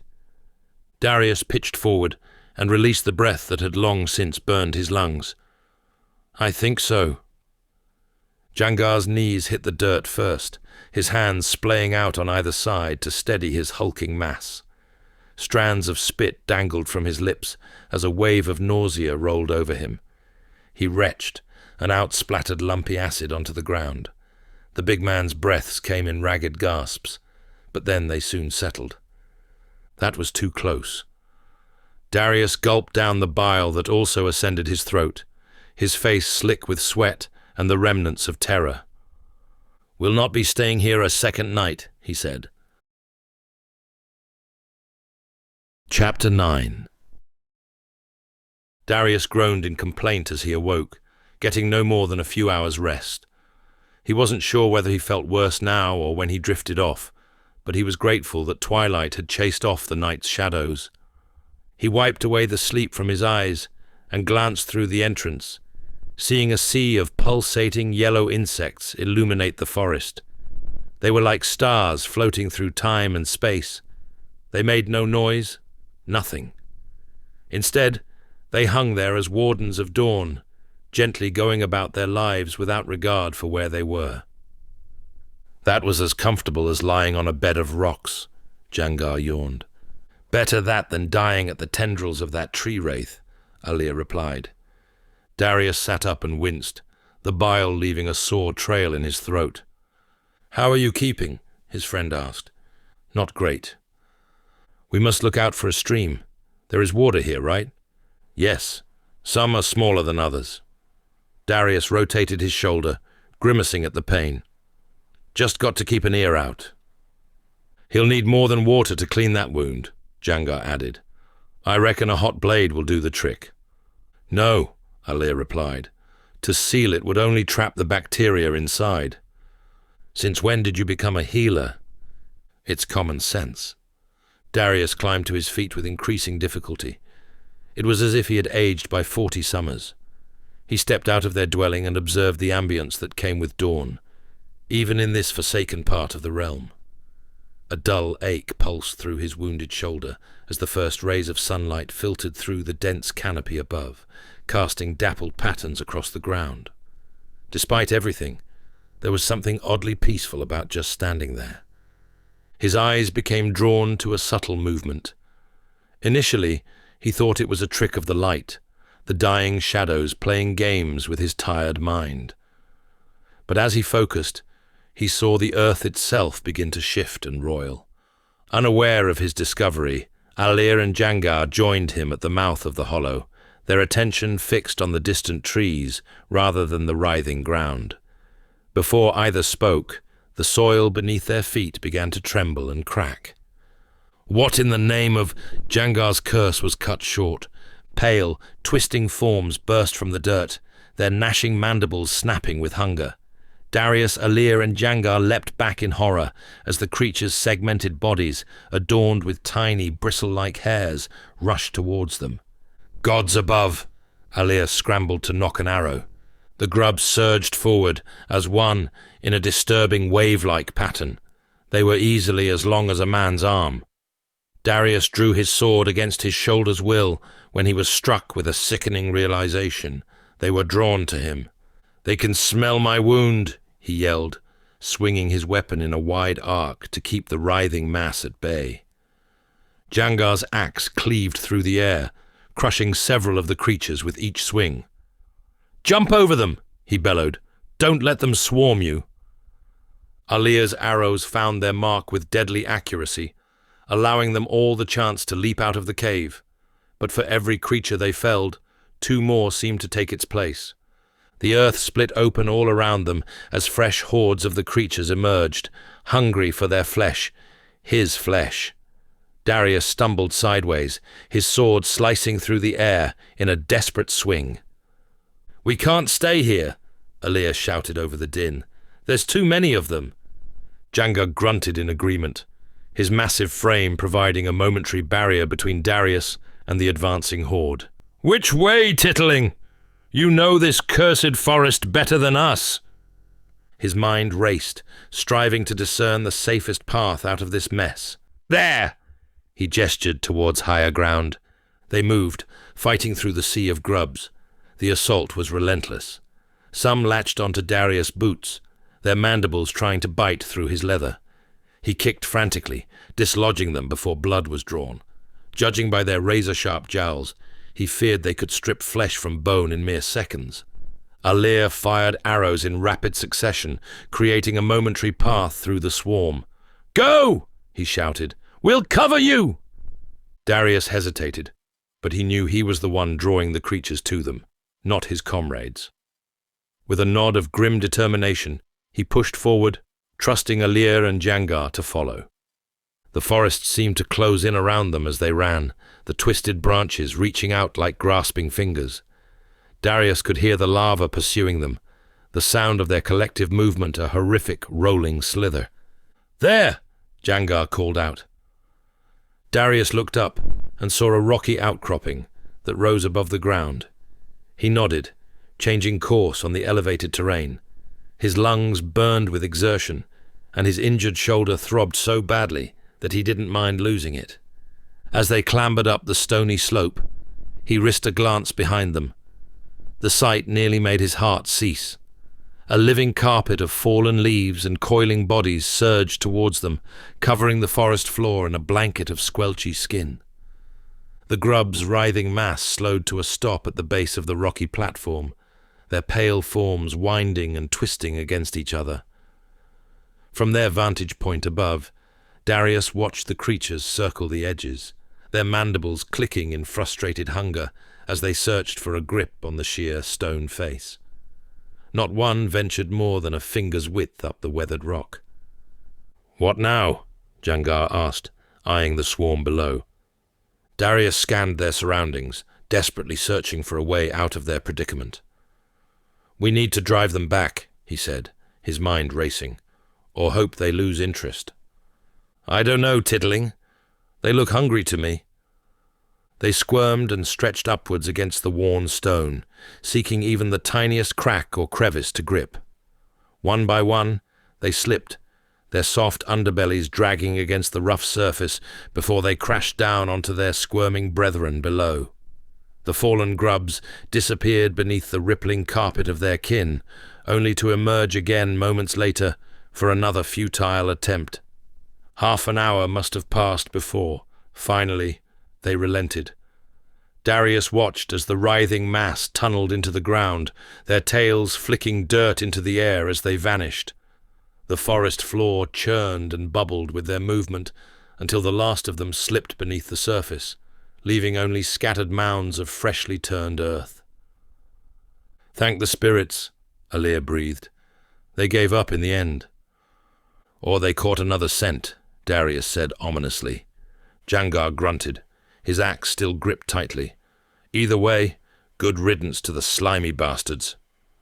They waited in tense silence for several more minutes, ensuring the threat had truly passed. "We should move," Darius suggested, wincing as he adjusted his stance, "before they change their minds and come back." Cautiously, they descended from their rocky refuge, half expecting the creatures to burst forth from their burrows. But the ground remained still. They soon picked up another path and continued with their weapons drawn, eyes constantly watching, waiting. As the hours went on and cracks of light illuminated the canopies, the glowing bugs retreated into chasms unseen. Before long, the forest resumed its hollow, lifeless existence, bringing about a stress Darius could do without. He was also aware of his slowing pace and the concerned looks going on behind him. Jangar was about to say something when Alir cut him off. "Shh, listen." "Not again," he complained. "No." Alir tilted his head. "Running water. We must be near a spring." He leapt from their path and into the nearby shrub. "Wait," Darius shouted, but the archer ignored him. He and Jangar followed him through a garden of thorn bushes that concealed the world around them. The further they travelled, the louder the gushing became. When they burst out from the bush, Alir stood with his back to them, staring at a cascade of water. It fell in a series of tiny falls until it reached the bottom and pooled at the base. The sound was meditative, almost tune-like. A gaping hole in the canopy allowed in a vast beam of sunlight, crystallizing the spring and the many streams branching off from it. Darius was speechless. The most he ever came across in this forest was the odd creek, and even that was never more than ankle-deep. Alir whirled around with a smile that stretched his face. "What are we waiting for?" he asked before rushing off like a boy who found treasure. Darius and Jangar glanced at each other. "There's no point standing here.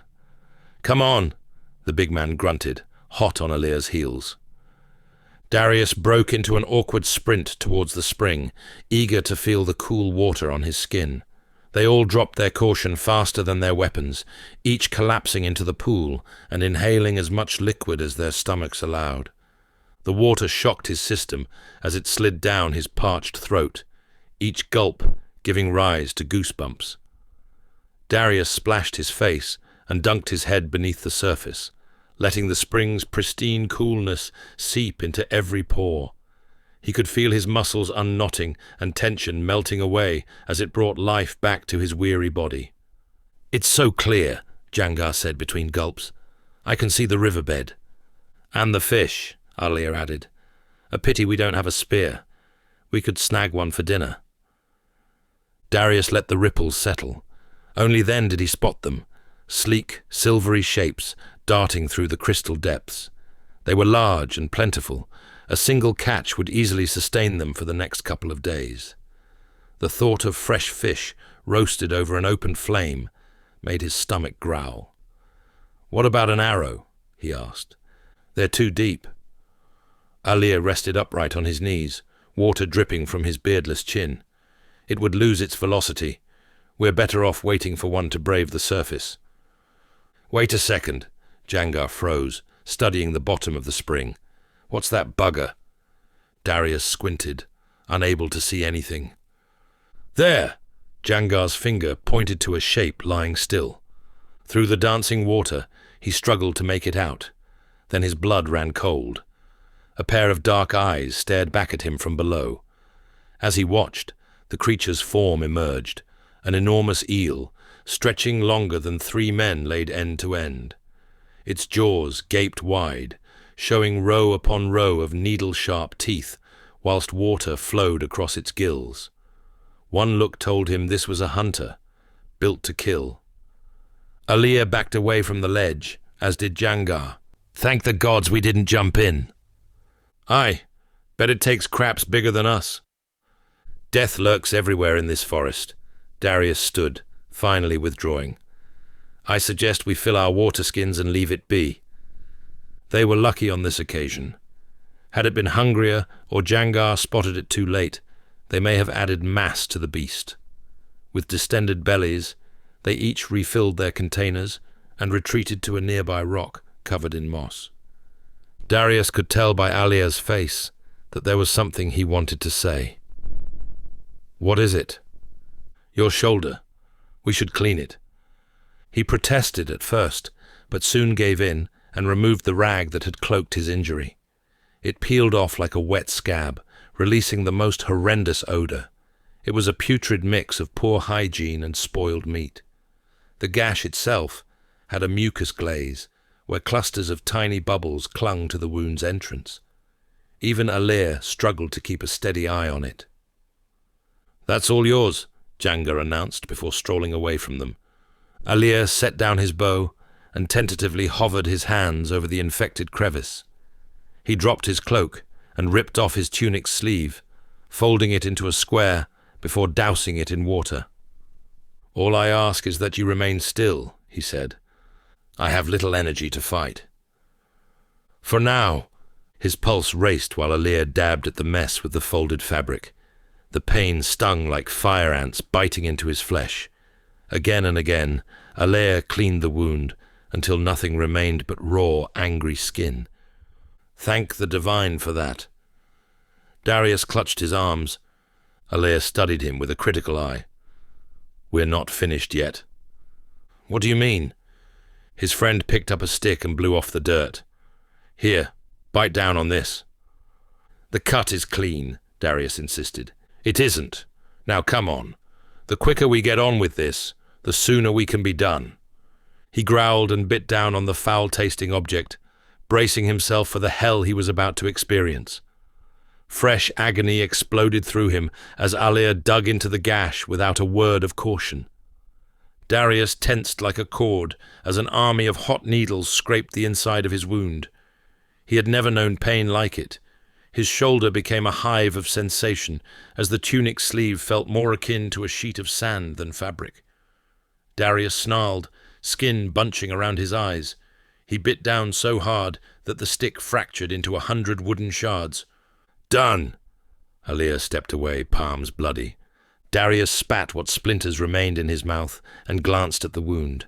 It looked as though Alir had beaten it with a baton. It was red and deeply inflamed, the throb causing his skin to pulsate before his very eyes. "Was that necessary?" "I warned you it wouldn't be nice, brother, but it might just buy you a few more days." "Days?" Darius rebuked. "I would have hoped for at least a few weeks after that." Jangar's frame shuddered in the distance. It was clear he found the whole thing amusing. Alir tore off what was left of his sleeve and wrapped it around the wound. It was uncanny how much he looked like Darius, with his sleeveless leather cuirass and brown breeches. If he didn't get cut soon, Darius was also in danger of sharing his friend's straggly hair. When Jangar returned, his cheeks were tinted red. "Go on. What's funny?" Darius probed. "I think you needed a bigger stick." He erupted into gales of laughter. Alir fought hard, but even his composure cracked. "Hilarious," Darius said. "I'll remember this when you're both in a world of misery." Amid the levity came a disturbance in the distance. The light atmosphere was swiftly replaced with a darker one. They all stood with stiffened postures and reached for their weapons. A waft of cool air blew past the spring, as if the trees had expelled a lengthy exhale. Alir nocked an arrow and pointed it frantically. In the space of a few heartbeats, the branches shook. The movement was subtle at first, but before long, they were in full dance. The crumbling debris forced them to retreat several paces. Then Darius heard them again, those same ethereal whispers from yesterday. His companions' faces also twisted with alarm. A peculiar mix of relief and dread washed over him. At least now he knew he hadn't imagined those haunting sounds, though having his fears confirmed brought little comfort. Darius watched, as both Alir and Jangar's heads snapped towards the source, their expressions mirroring the unease churning in his own gut. What kind of devilry is this? Jangar studied the shaking branches. They cracked and splintered overhead, showering the trio in a relentless barrage of leaves and twigs. Darius flinched as a sharp twig grazed his cheek, leaving a thin red line. The once peaceful spring had become a basin for torment. "We need to leave!" Alir shouted, his voice barely audible above the noise. Jangar's eyes darted frantically. "Where? It's coming from all sides." "On me!" Darius ordered, heading up the nearest slope. It was slippery at first, the wet leaves and mud threatening to send them sprawling down the incline. They regained their footing on the uneven ground and reached a nearby tree, its ancient trunk wider than 3 men. He peered from behind the rough bark, his eyes scanning through sheets of falling debris for any sign of movement in the shadows. Nothing. No physical form, no obvious threat to strike at, just the forest's mounting fury as it turned against them. "What's causing this?" Alir's voice wavered, and Darius couldn't tell if terror or the surrounding mayhem caused it. It could be. He struggled to frame a response that wouldn't sound insane. "The spirits." "The tree wraiths," Jangar said. "No, ghosts, with ancient swords." Their faces twisted with skepticism at his words. The forest was winning. Doubt was creeping into their minds, potentially asking questions over Darius's sanity. Just when he needed a distraction, a much stronger gust of wind ripped past, almost toppling them over. "We cannot stay here," he yelled as the whispers reached a deafening pitch. He searched for a viable route back to the original path, spotting a gap in the shrub. "That way." Chapter 10. The wind continued to howl like a wolf in the night, with twigs, leaves, and acorns pelting their bodies. It was difficult to determine where they were or what direction they were traveling, for everything looked the same. Darius staggered on, trusting his instincts over anything else. Through the endless trudge, the whisper's bite gradually dulled its teeth. The fierce gusts weakened to gentle nudges against their backs, while the constant assault of debris thinned until only occasional leaves skittered past their feet. "Let's catch our breath here," Darius gasped and collapsed to the floor, letting the fire in his lungs peter out. Jangar and Alir leaned against a nearby tree, spitting and sucking down air. They lowered their weapons, but they didn't loosen their grips even a bit. Do you think we lost whatever that was?" Alir asked. "Not sure." Darius wiped away his sweat. "We'll need to keep moving." "Can you not see I'm dying here?" Jangar exclaimed. "Better that than facing the spirits." "Spirits," he scoffed, his fingers buried in the bark. "Mock them at your own risk." "Suppose they are real," Alir interjected. "What should we know about them?" "Don't give in to this nonsense," Jangar said. "Did you not hear those whispers?" Darius asked. "They could have been anything." "Enough, Jangar," Alir complained. "We haven't got time to annoy one another." Darius's heart found a somewhat normal rhythm. He rose to his feet as the draft dried his shiny face. "They are fast and unholy. They wield a blade like a master swordsman who has lived 1,000 lives on the battlefield." "But do they bleed?" Alir peeled away from the tree. "They die, if that's what you mean." "Then there's little to worry about," Jangar said. "Think that at your own peril. These are no ordinary foes. They are a malevolent force. If they're as dangerous and ungodly as you claim they are, how did you survive?" Darius thought back to 10 summers ago. The forest had succumbed to the night and brought with it that unsettling ambience only an empty woodland can bring. Among the shadows appeared a cluster of faint figures. They weren't human nor beast. They glowed, but ever so dimly, like candles in a distant sea. The forms spoke in an ancient tongue of hisses and whispers. He hid behind a tree, but a flock of night birds alerted them to his location. They came from every direction, surrounding him like a pack of bloodwolves. Darius retreated into the clearing, clutching his Crimson Guard graduate sword. He still hadn't got used to wielding the fortified weapon, for it was heavy and longer than his one. The spirits, as he called them, closed the distance. There were 5 of them, their many eyes glowing a bright blue light. It was clear they were not of this world, nor there to help him. They were hungry, thirsty for souls. Darius was their feast for the night. The lead spirit brandished his sword and charged forward. Darius blocked the weighty weapon that promised so much harm. The worst foe he had faced before was in the Crimson Guard apprenticeship's final test. But even the knight they set him against paled in just about every way to these spirits. When it followed up with another strike, Darius sidestepped it and spotted an opportunity to break from their circle of death. He ran, never forgetting the chill that attached itself to him. It was as if they had marked him. "Well," Jangar's gruff voice cut him out of his trance. "How did you survive?" "Luck." "Luck?" The big man shook his head vigorously. "That's just marvelous." "Have you not killed one?" Alir inquired. Darius unbuttoned his collar and pulled down his armor enough to reveal the beginnings of a scar. "Not without a lasting reminder." Alir's eyes widened. "That explains the cut to your chest when we found you. We thought a highwayman attacked you." "I wish it did. The mark wouldn't be so sensitive had it come from the living." Darius buttoned his collar. "I don't recall every detail as it all happened so fast. I fled from a group of them and ran as if I had 4 legs, but the whispers followed close behind.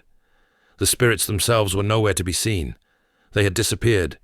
When my body could no longer keep going, I took shelter by a fallen tree. That was when one of them found me." "How?" Alir asked.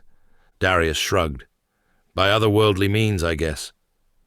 He watched as his companions' faces aged by a decade in mere seconds. "I remember its sword," he continued. "It was a cold, unnatural blade. I parried, ducked, and weaved, but the spirit was relentless. It was like he was running on limitless stamina.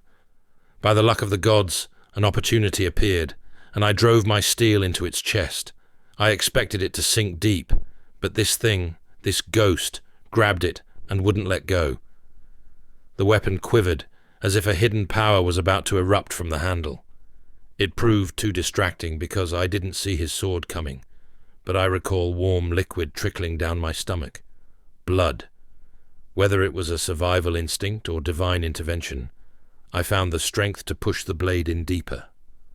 "Then what happened?" Alir asked. Darius shook his head, a heavy feeling enveloping his stomach. "It turned into ash, but I'll never forget its scream. Never. What have I got myself into?" Jangar cleared his throat as he gazed up at the canopy. "A situation not for mortals or the faint heart." "I say that's the end of story time," Alir said.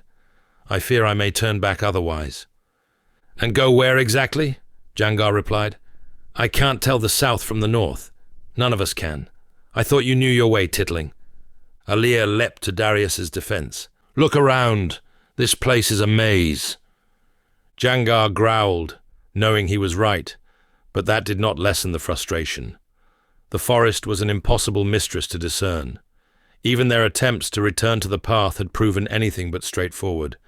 Darius weighed their options while battling the pain in his shoulder. It didn't offer any reprieve. He was debating whether Alir's intervention had hindered him rather than helped him. It seemed safer to travel now.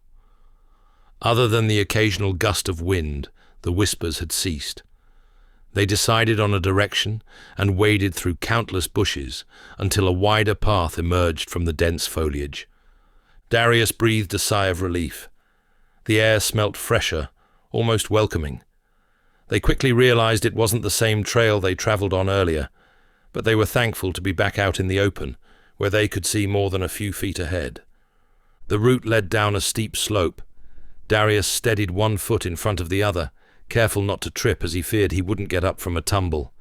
Fallen, hollowed-out trees littered this part of the forest.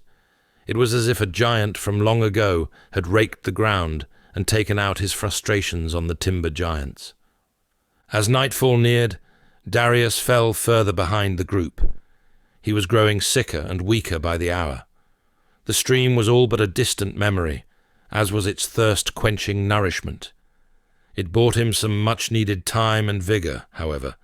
Such things were gone now. "You all right back there, Titling?" Jangar waited at the base of the path. It took Darius a few minutes to rejoin them, and when he did, he almost collapsed on the bed of leaves. He felt awful, like he had drunk something foul. It was clear by their faces that they were concerned about him. "I think we should call it a night," Alir suggested. "Aye," Jangar agreed, turning to a hollowed-out tree. "What about that?" It was a withered husk, likely having died a century ago, but at least it was standing. Alir looked unimpressed. Darius, on the contrary, couldn't care less. Anywhere was better than being out in the open. He fought to keep his balance as dizziness descended upon him.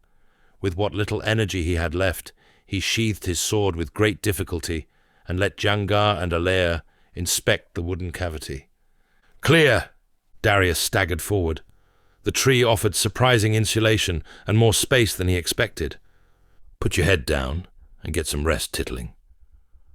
Darius crumbled on the sheets of withered bark, sweat trickling down his neck, the quietness soon replaced by their growling stomachs. "We must hunt tomorrow," whispered Alir. Jangar regarded him with a pinched expression. "Hunt what exactly? All I've seen are sticks and leaves." "There is quarry to be had. I am certain of it. Maybe we should stay here for a couple of nights, lay traps and see if prey frequent this area." "I mean, there are worse places to take shelter," Jangar agreed, craning his neck up at the black hole above them. "It's warm, too." "I think he could use the rest. All this walking cannot be doing him any good." "Aye, neither is the lack of food. I feel sorry for the sod. He's in a bad way." Darius just laid there as Alir and Jangar spoke about him as if he was a corpse. He closed his eyes, but sleep didn't come. "It's agreed then. We'll camp here for a couple of days," Alir declared. Darius flopped his head to the side and stared beyond the narrow entrance. It was a blend of dark, blurred shades. Soon His vision was nothing but a red haze as the pain spread around his body. He laid there like a lump of clay as he sunk deeper into unconsciousness. As he began to close his eyes once more, he thought he saw the shapes of people standing outside. Darius made a feeble attempt to raise his head and peer through the darkness. The silhouettes he saw fit the description of men, though their slim frames were far from typical. Jangar and Alir continued their conversation, unaware of the peril heading their way. As soon as he groaned in pain, they immediately sprang into action and grabbed for their weapons. With frantic voices, they lambasted the intruders and warned them away. It was difficult to distinguish their words, for panic muddled them. Darius felt his heart quicken, but there was nothing he could do. He was too weak. What he was certain of, though, was these were not spirits. They were mortals. "They're everywhere," Alia said. "There's no way out." "Not if I have anything to do with it." Jangar lumbered towards the exit. Darius suddenly heard what he thought was someone blowing an instrument. It made a whooshing sound. He watched as Jangar's silhouette staggered back like a drunken man, tripping over Darius's boot and toppling to the floor where he remained. Alir drew his bow when another hiss came. He gasped and quickly lost his footing. Darius tried to extend a hand to keep his friend from falling, but it was to no avail. It was then that a shape appeared and stood over him. He looked up, pleading with his eyes to reveal their assailant. "Who are you?" Darius's voice was hoarse. The attacker brought a pipe to his mouth and blew into it. A whoosh swiftly followed a pinprick. Darius stared down at his chest to see something sticking out. It was no longer than a finger, yet no thicker than a twig. It was like a tiny arrow, a dart. Darkness pressed in from all sides and curled his vision as the air became too thick to breathe. He writhed against the poison that coursed through his veins, but it was of little use. The shape blurred as all semblance of consciousness left him. This was it, the moment he would die and realize he had made a terrible mistake leading them here. Then it all went black. Chapter 11. Darius awoke to a ceiling built not from wood or stone, but fabric. It flickered with an orange hue cast from a nearby hearth, lending the room its great warmth. As consciousness slowly returned, he attempted to stretch his arms, only for his wrist to jerk against something rough. One glance down revealed his bare torso and the rope binding his hands and ankles to the bed. Panicked breaths quickly replaced steady ones as his mind swam with images of the dangling skulls. When a lone figure appeared from the shadows, Darius recoiled. "Stay back!" he exclaimed, unable to discern their face through his haze. "Who are you?" "I mean no harm," replied a soft voice. A woman's. "You're safe." "Lies. I've seen the heads hanging from those branches." He fought against his restraints, failing. The bed creaked beneath him as he thrashed, but the figure remained perfectly still amid a backdrop of dimly lit fabric. "That is not the workings of my people," she replied with a decent grasp of the common tongue. "If not you, then who?" "The Ucha tribe," she said. "They feast on human flesh and spill blood for their gods. Those skulls serve as their message to wanderers who stray too close." "Let me guess," Darius exerted. "You're the good ones?" "No people are without flaws, but we do not engage in those practices." "Then why am I bound?" "It's for our protection." "Protection? Who are you people, and where are my men?" "They are fine, although the large one lacks manners." It was clear by her accent that she was neither Elronian nor Vlencian. As his vision cleared, Darius was taken aback. The figure standing over him was nothing like the person he had imagined. She was a young woman of striking beauty, seemingly no older than 26 summers. Her skin, darker than caramel, yet softer than silk, seemed to glow in the dim light.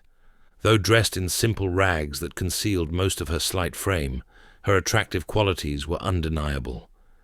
Darius momentarily forgot his predicament as he gazed upon her. "Then what is your name?" Alicia. He didn't expect her to surrender it so freely. As his eyes roamed the space, he realized they were in nothing more than a modest tent. Unwashed sheets, as old as he was, billowed gently, offering no glimpse of the world beyond. Above, the sagging canvas cast Alicia's slender form in shadow. Flames crackled in the hearth, yet pockets of darkness clung to the tent's furthest reaches. "Where am I?" he asked.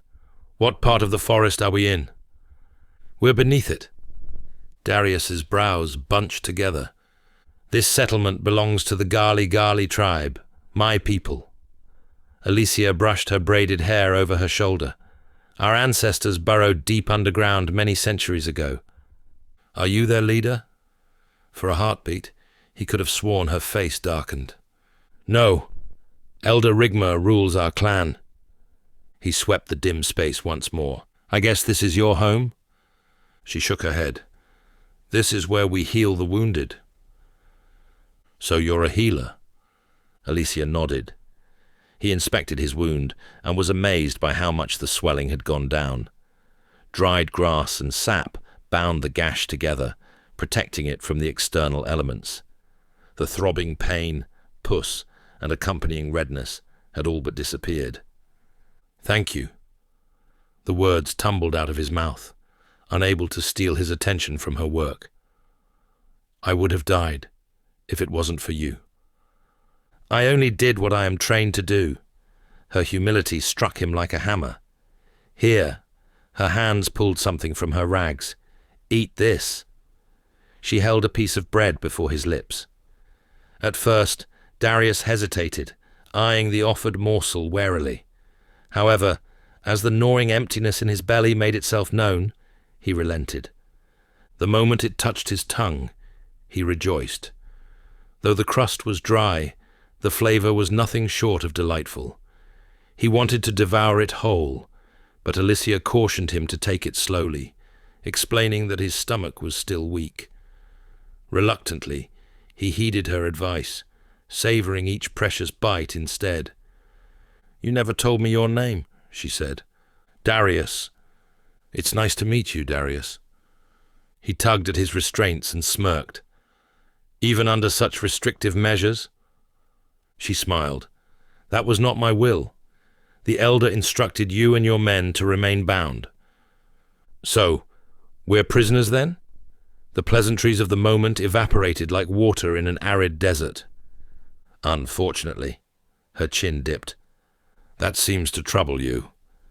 It's not my place to divulge my feelings. I am merely a healer." "Then I shall not press you further," Darius said. His pause gave birth to an awkward silence that promised no end. "I didn't know people lived in the Forbidden Forest." A quiet grin tugged at her lips. "What's funny? I find it amusing that you give dark titles to things you do not understand."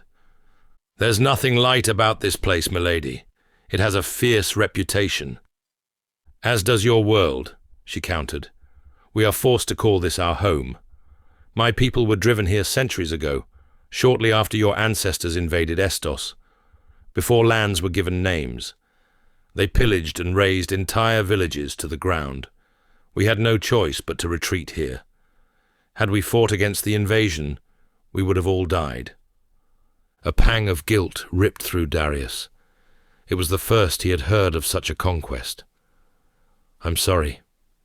I never knew," he said. "It seems there is much our history books have left out." "It's not your place to apologize," she said.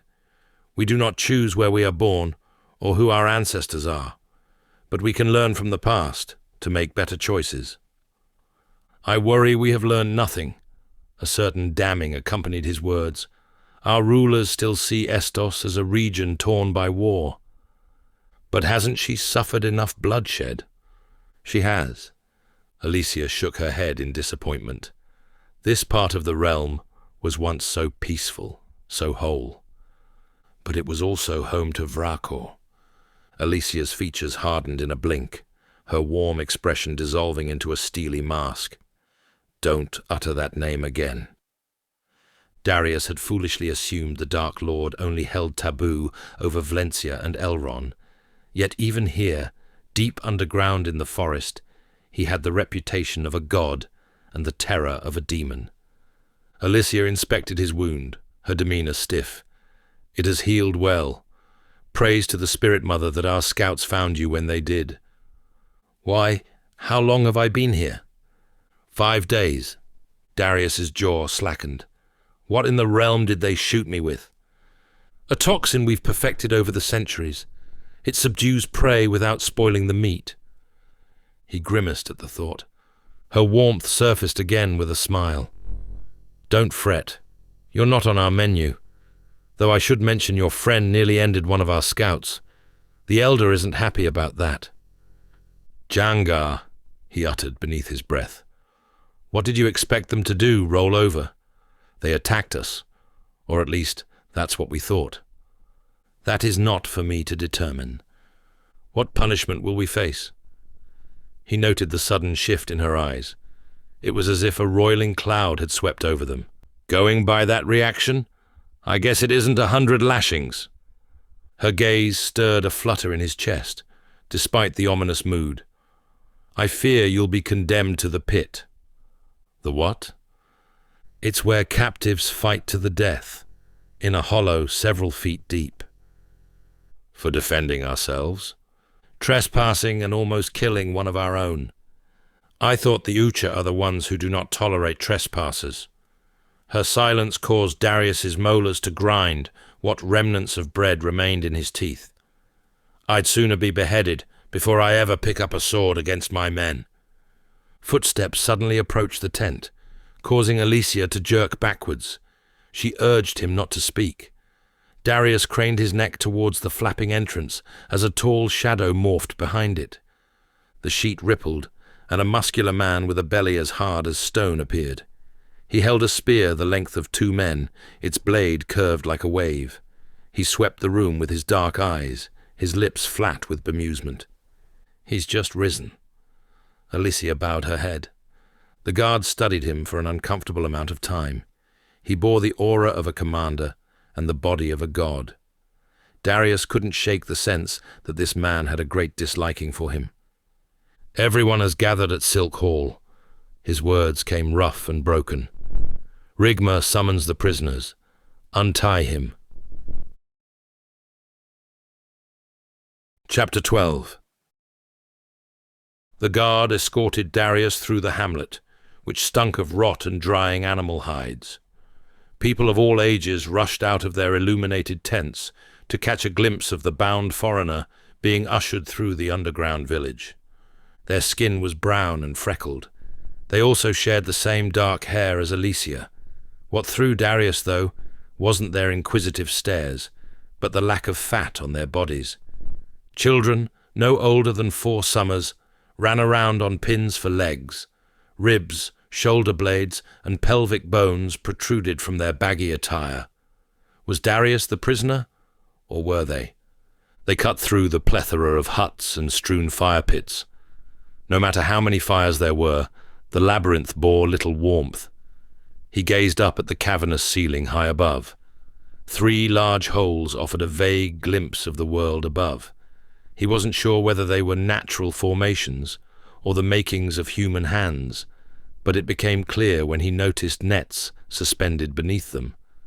2 were empty, but the 3rd had something in it, a carcass. What creature it belonged to was unclear. It was simply too far away to tell. Smart, Darius thought. Efficient. A child pushed through the crowd, touching him with a wary yet curious finger. The guard feigned a backhand, prompting the boy's father to yank him back. Among the sea of tents, a larger, more decorated one emerged. Going by the shadowy silhouettes, there were many people inside. Darius's stomach churned as uncertainty awaited him. 2 imposing guards stood at the door of the entrance, their leather garments adorned with strange symbols. Both of them were enormous, towering over everyone else in the area. They were complete opposites to the rest of the village. As Darius and his escort approached, they slowly peeled open the flap, revealing an assemblage inside. Men and women of clean robes and colourful adornments stood to attention. The male attendees bore shiny, bald heads, while dark lines traced around the women's eyes. It was clear these people held rank within this society. The whole thing came as a shock to Darius. For all these years, he believed the forest to be home only to beasts and spirits of another world. It made him question if there were even more things he didn't know. The assemblage quietened as Darius was ushered into the hall. It was humid and larger than it appeared from outside. Fire pits lay in all four corners, lending the large tent much light. Among its colourful, vibrant silk walls was a high table at the back, crammed with meat and other suspicious delicacies. 2 figures loomed over the feast. The person in the centre, presumably the tribe leader, was a shrunken, lean and aged fellow. Like most of the other men in attendance, he bared a shiny scalp devoid of hair. The man beside him, however, couldn't have been more his opposite. He had the face of a privileged boy and a distended gut that hinted he was living a bit too well. Both finished sucking the grease from their fingers and sat upright in their gilded chairs. The older one spoke first, his voice like a saw being taken to wood. "Let me see him." Darius was brought before the table, where the man grabbed his jaw and inspected every contour and hair follicle on his face. It was as though he was an item about to be put up for auction. "What is your name?" "Darius." He grimaced over his sticky fingers. "A warrior's name," he hummed, his hazelnut eyes wandering. "And what of the surname you bear?" "That is my business, and mine alone." Chatter erupted behind, prompting his assessor to release Darius from his grip. He stood in the center of the assembly, where a wall of glares descended on him. "I am Rigma, leader of the Gali tribe. I presume you are not accustomed to the ways of my people. If we ask you a question, we expect you to answer it truthfully." Anger reared its head like a snake poised to strike. Darius couldn't ignore that this person may pit him against Alia and Jangar. "Then I assume you're not familiar with the customs of my people, Lord," he countered. "We only reply to those we wish." More commotion broke out. "Quiet!" Rigma raised a veiny hand. "Bring the others in." The crowd suddenly split into 2, making way for yet more bound prisoners. Through the thicket of heads, Darius recognized Alia and Jangar. Relief threatened to overwhelm him. The guards escorted them into the center, where Darius regarded them with a nod. "You look well, brother," Alia said. "I'm not quite ready to wield a blade yet, but I feel reborn. I see you've had a shave." "No chatter!" The man-child beside the elder spoke in a shrill voice. "Who are these weasels?" hushed Jangar. "Supposedly, the leaders of this tribe." "You're joking. Look at the state of them." "Guards!" the elder's delinquent ordered. The sentries hit the 3 of them with the butts of their spears, prompting silence to befall over the hall. Rigma's eyes were half-lidded as they scanned Darius and his men. "These foreigners trespassed our sacred grounds. If it was not for the quick thinking of our scouts, these spies may have got away." Spies, Darius thought. But this didn't come without casualty. One of our brothers was taken gravely ill and is currently fighting to remain in the realm. The elder's man-child suddenly bowed his head, prompting all in attendance to do the same. May the Spirit Mother heal him. Darius shared a bewildered glance with Jangar and Alea. "Since their arrest, we've given them warm beds and food for their bellies. Such is the nature of our tribe. But do you know what I say? Enough!" Cheers broke out. The surrounding guards grunted in approval, their chests swelling. "Egregious acts warrant punishment of equal proportion. Elder, that is all I have to state." With that, the boy leaned into his chair, having grown an inch taller with pride. "As Roos alluded, these are serious offences, gentlemen." Rigma's neutral gaze fell on Darius. "I presume you are the leader of this cohort." "No," We are all equals, Darius replied. A noble sentiment. Tell me, what are you doing in this part of the realm? Surely there are richer places to spy on than a remote tribe. With respect, Lord, you will not address him with your native words, Roos exclaimed, his voice fast finding a home under Darius's skin. He is to be referred to as elder, and nothing less. And what is your rank, boy? Jangar queried. I am no child.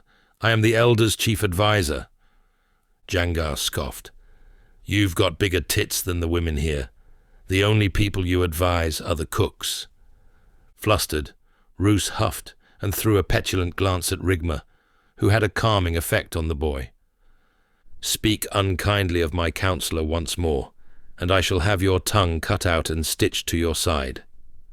Darius exchanged a look with Jangar, suggesting he should heed the warning. There is no point conversing with these people, Elder.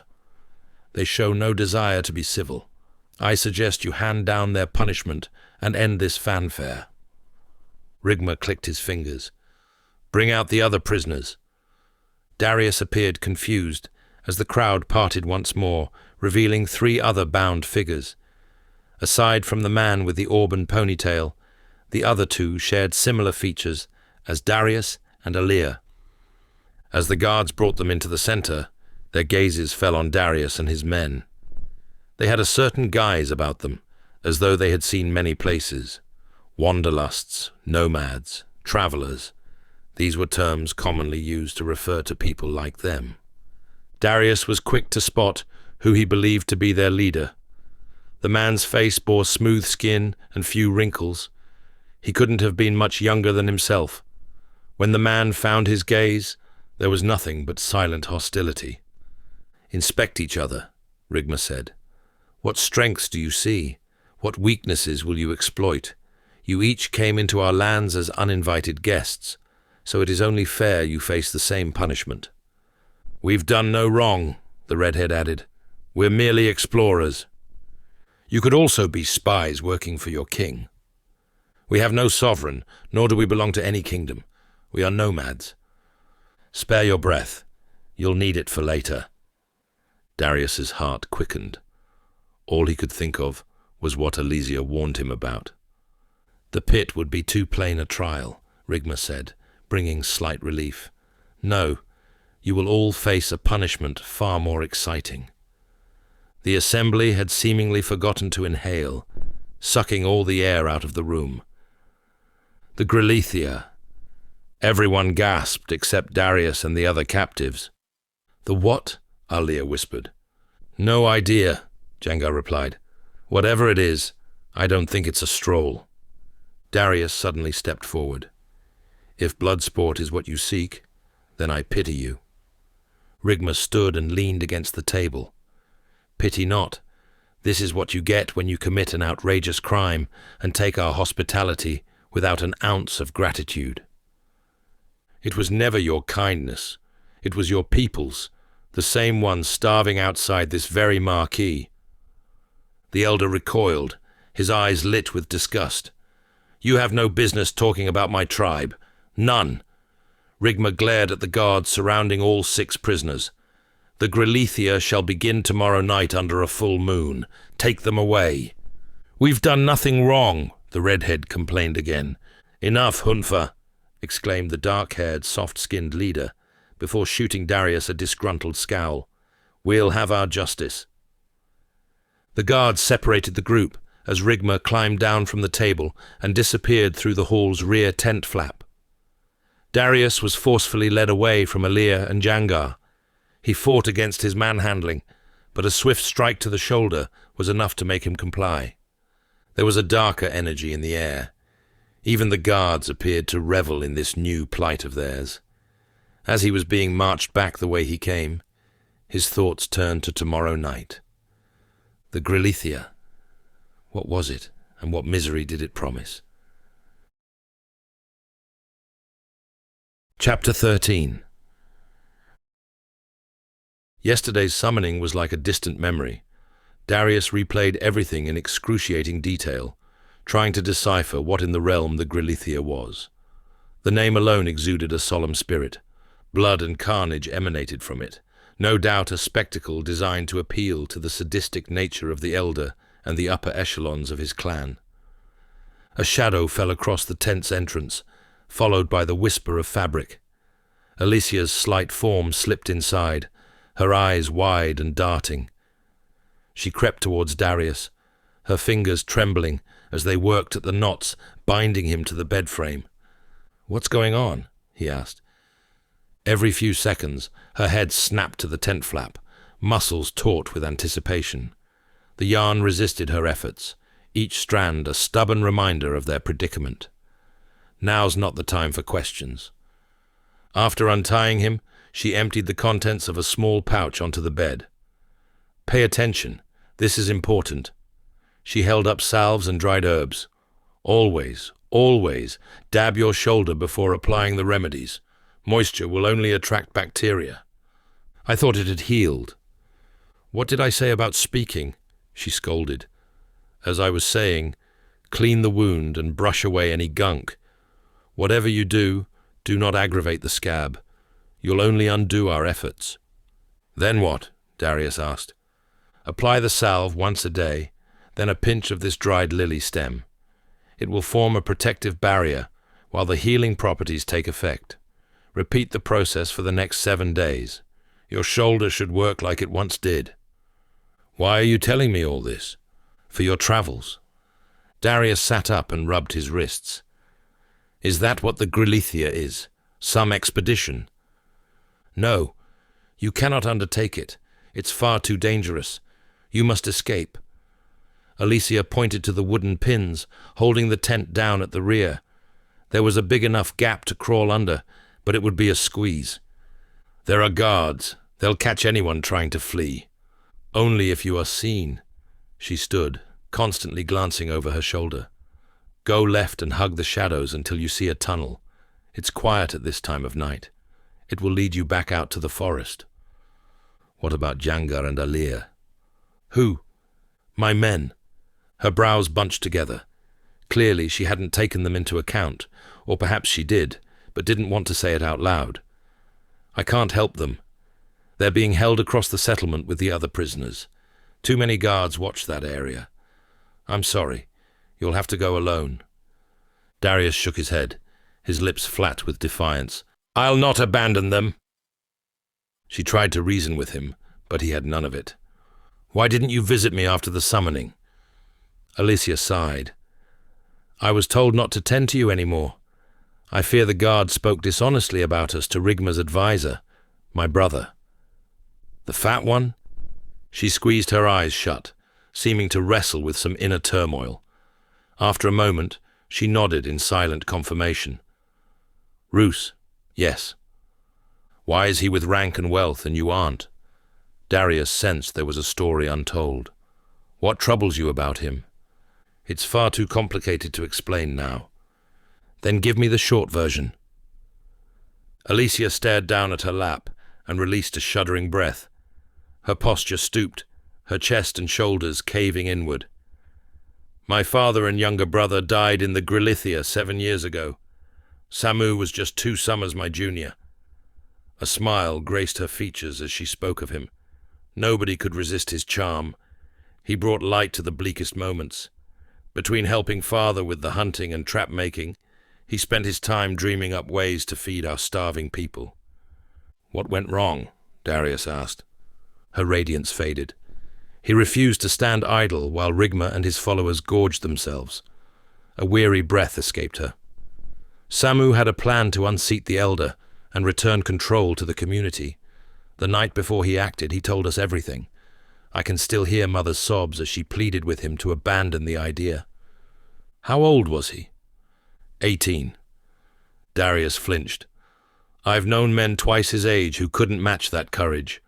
Such bravery in one so young." "It wasn't a question of bravery. It was about doing what was right. That's why I believe my father joined him. What would it say of him to stand back and watch his son take on such martyrdom?" Alicia began fiddling with her ring. It was a wooden band with the letter S carved into it. "Did he give you that?" "Samu gave each of us one. To remember him. should the worst happen. Darius's throat bobbed up and down, and again, as the silence stretched. The coup failed. She nodded. It was over before it had the chance to begin. There's a reason Roos sits in Silk Hall and I do not. He betrayed Samu. He cheated us all. The hatred for Roos churned in his gut. Darius felt the sting of this treachery as if it were his own, for he knew all too well how such betrayal burned. He always sought favor with those in high places, she said.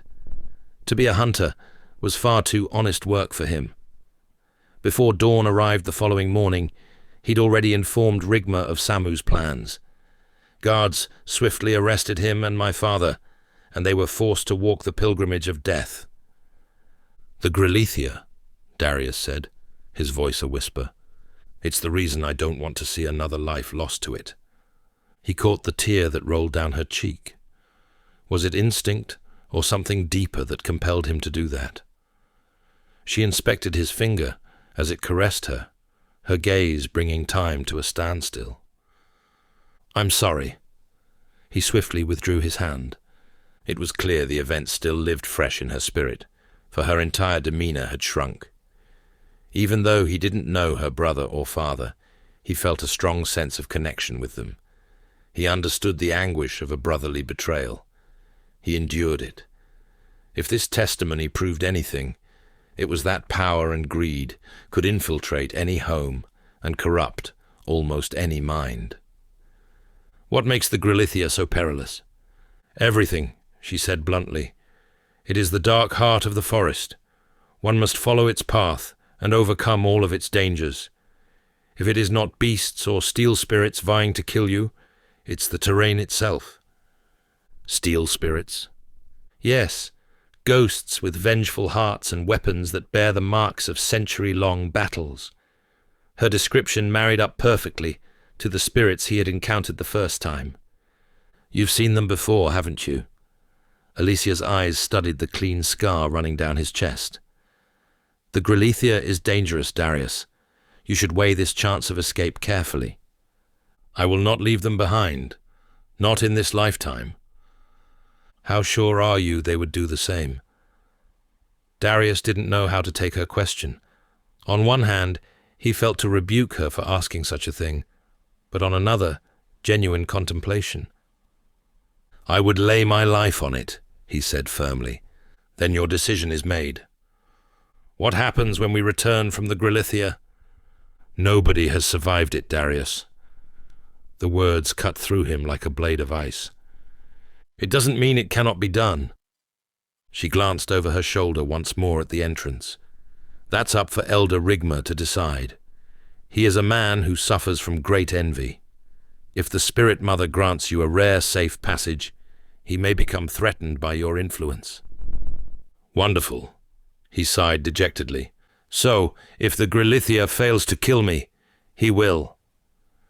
Alicia reached for his hand. He studied her small, buttery fingers as warmth travelled up his arm. As able as they were to heal, he sensed they could also deal harsh consequences should a situation dictate it. There was a fighter deep within her, unlike the piece of lard that sat beside the elder. Heavy footfalls approached the tent. Alicia worked fast to bind his wrists, her small fingers moving with practiced efficiency as she secured the knots. She handed him the leather pouch for his shoulder, and in a swift motion bent towards him, her lips brushing his cheek in a fleeting kiss. Before he could process what was happening, she had vanished, ducking beneath the canvas at the back of the tent and disappearing into the night. He clasped the spot where her mouth had grazed his face, holding it there for countless heartbeats. There were so many more things he wanted to say, so many questions he knew would go unanswered.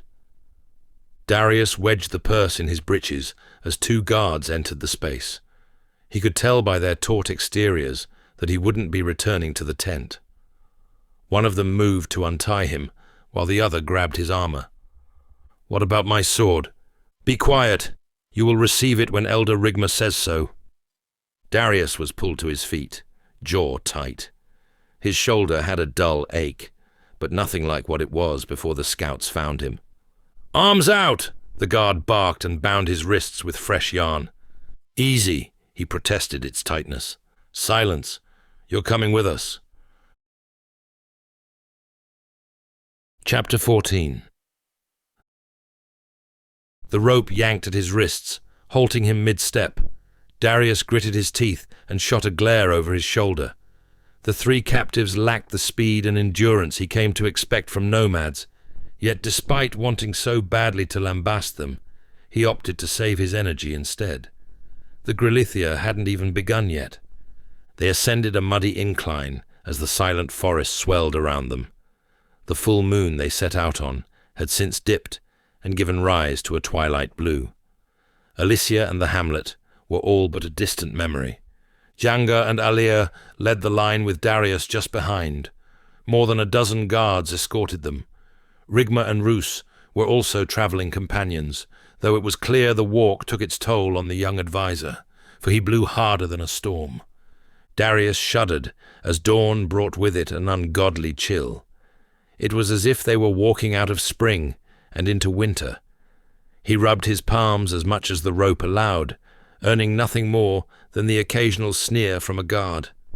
Rigma slowed his stride until he was beside Darius, his measly frame more pronounced. "Tell me, young man," he murmured, "what really brought you to the forest?" "Spying, apparently. We both know that's not the truth. Yet I am charged with it, among other crimes." Darius shook his head in reply. He couldn't bring himself to look the elder in the eye. "What do you want with me?" "To better understand you. It's rare the Spirit Mother offers us men of the outside world. She has spoiled our clan as of late." "I have little to share." "Lies. We all carry stories. I assure you, I'm merely a man being marched through a forest." Rigma snorted. "Cunning. I've been accused of worse. This is how I know you are more than what you let on." "Can I be honest with you for a moment?" "Please do. For a leader, you speak a lot." "Perhaps I do. Or maybe I have grown bored with walking." It was a pathetic excuse. Darius knew all too well that empty vessels make the most noise. The elder's facade of smarts was nothing more than disguised stupidity. "I hear you struck quite the rapport with our healer." A phantom punch landed in Darius's stomach. "Alicia is a good woman. Her brother is desperate to arrange for her a husband." Rigma glanced at the guards. "Thankfully, there's no shortage of suitors." Heat rippled across Darius's body. "Isn't it too cold for you and your spoilt pup to be out here accompanying us? You don't seem like the type to muddy your boots." "I sense displeasure in your voice. Have I said something to offend you?" He smirked. "The Grillithia is not any ordinary trial, Darius. It's a ritual, an offering. This forest is our home, our goddess, but like all living things, she requires feeding. That's why we are here. Still doesn't explain why you need to be here. Your men look capable enough of escorting us to a sacrificial altar." He chuckled. "When you hold seats of power—" "Power," Darius scoffed. "You'd be laughed out of most village halls, let alone castles." A pinched expression enveloped Rigma's face. He suddenly halted and squeezed Darius's throat. For a half-man, he had a forceful grip. The mostly quiet trek swiftly turned into a war of words and raised voices. Alir and Jangar yelled, but the guards were quick to show them the butts of their spears. "You think you intimidate me?" Rigma's sagging cheeks darkened. "I know I do." Darius overcame his crushed windpipe. The elder's eyes tried burning a hole in his soul. Just as his vision quivered, the pressure around his neck ceased, and the elder let go. "Although I would take great pleasure in watching the life drain from you, it pales to what the Grillithia promises." With that, Rigma rejoined Roos at the front. "When the opportunity comes, he'll eat my arrows," Alir hissed. "No, he won't. It will be my sword that he tastes." "Too right," Jangar agreed. The rope tugged forward, and they resumed their trek to wherever it was they were being taken. Darius looked up to the emptying treetops as more groans rang out from behind. The slightest glimpses of a violet-tinted sky, black and starless, appeared through the crooked cracks. They trudged through dense forest, twigs snapping underfoot, the silence only broken by the occasional grunt. Darius's neck throbbed from where Rigma had choked him, but he pushed the discomfort aside, focusing on his surroundings. After what felt like another hour, a large body of water emerged beyond the timber. The lake emitted a repugnant smell that almost made him double over. It had all the foulness of a marshland, only there was no marshland, just a vast expanse of still water. Jangar gagged, his face contorting in disgust. "That's strong enough to wake the dead." Darius trawled the archives of his mind to see whether he remembered coming across the vast glade, coming up empty. "Ring any bells?" Alia asked. "No." "You sure you came through this bleeding forest and not some park?" Jangar complained. "Wait, you've been here before?" a captive inquired. "The group leader." Darius didn't dignify him with a response, not after his little attempt to size him up yesterday. They stumbled out onto a sandy clearing that stretched beyond the peripheral. Darius cupped his eyes from the bright, uninterrupted sky.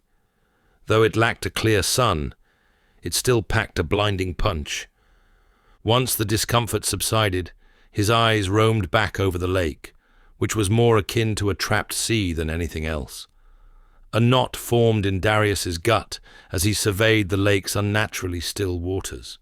Not a ripple, not a breath of wind to stir its surface, just an eerie, stagnant sheen that mirrored the sky too perfectly, like a dead man's eye. He searched for movement, a fish darting beneath the surface, a wayward insect skating across the water. Nothing. Even the reeds stood motionless, as if frozen mid-swim.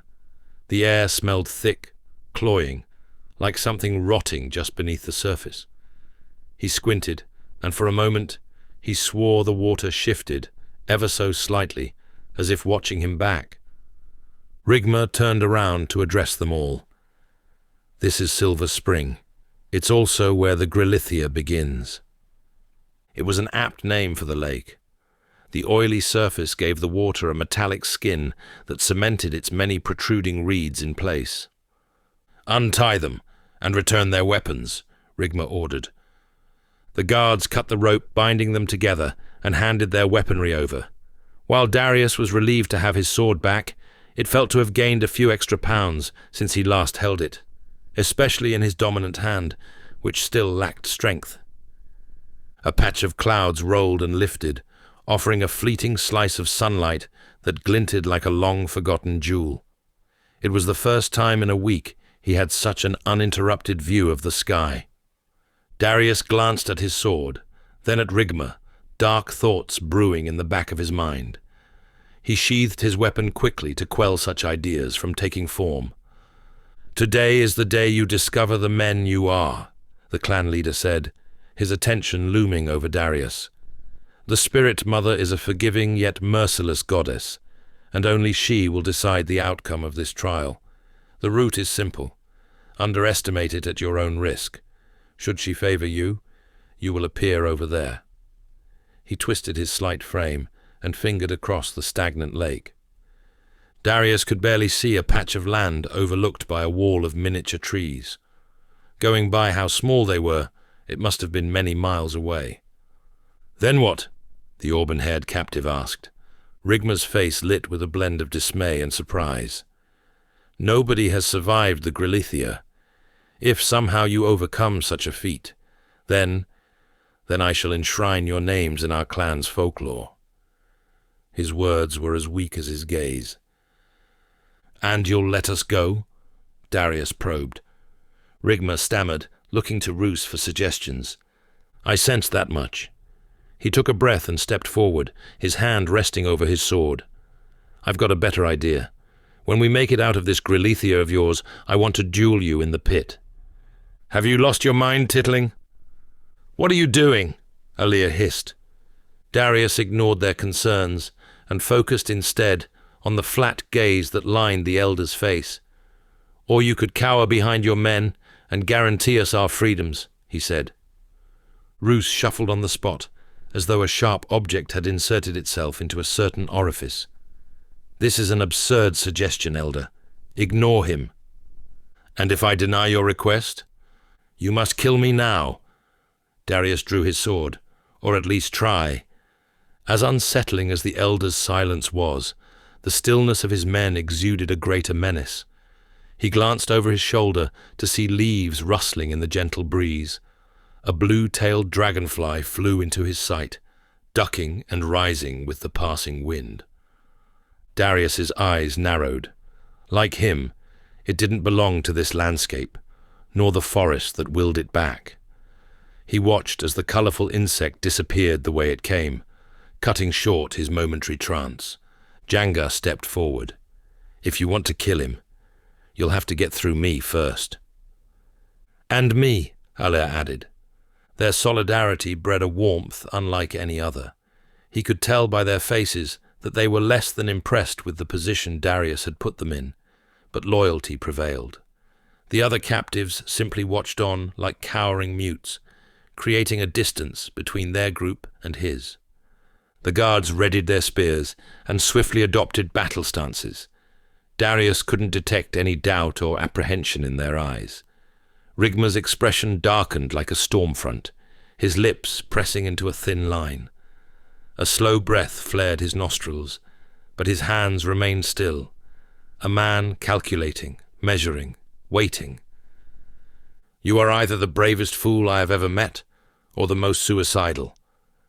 He lifted his chin, his gaze settling on Darius like a weight. "Your request assumes that the Grilithia and I are easy opponents. I may not share your youth or optimism, young man, but there is one thing I know to be true. I am no stranger to a sword. Did Alicia not tell you that?" Darius wore a perplexed expression. "No, she didn't."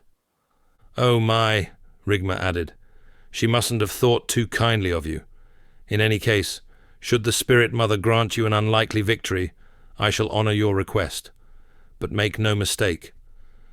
Rigma leaned in, voice barely above a whisper. "I will not grant you a warrior's death. I will make you beg for one." The Elder made way for the tree line with Roos, exchanging a passing glare with Darius. The guards that remained told them they were to travel straight towards the other end of the glade.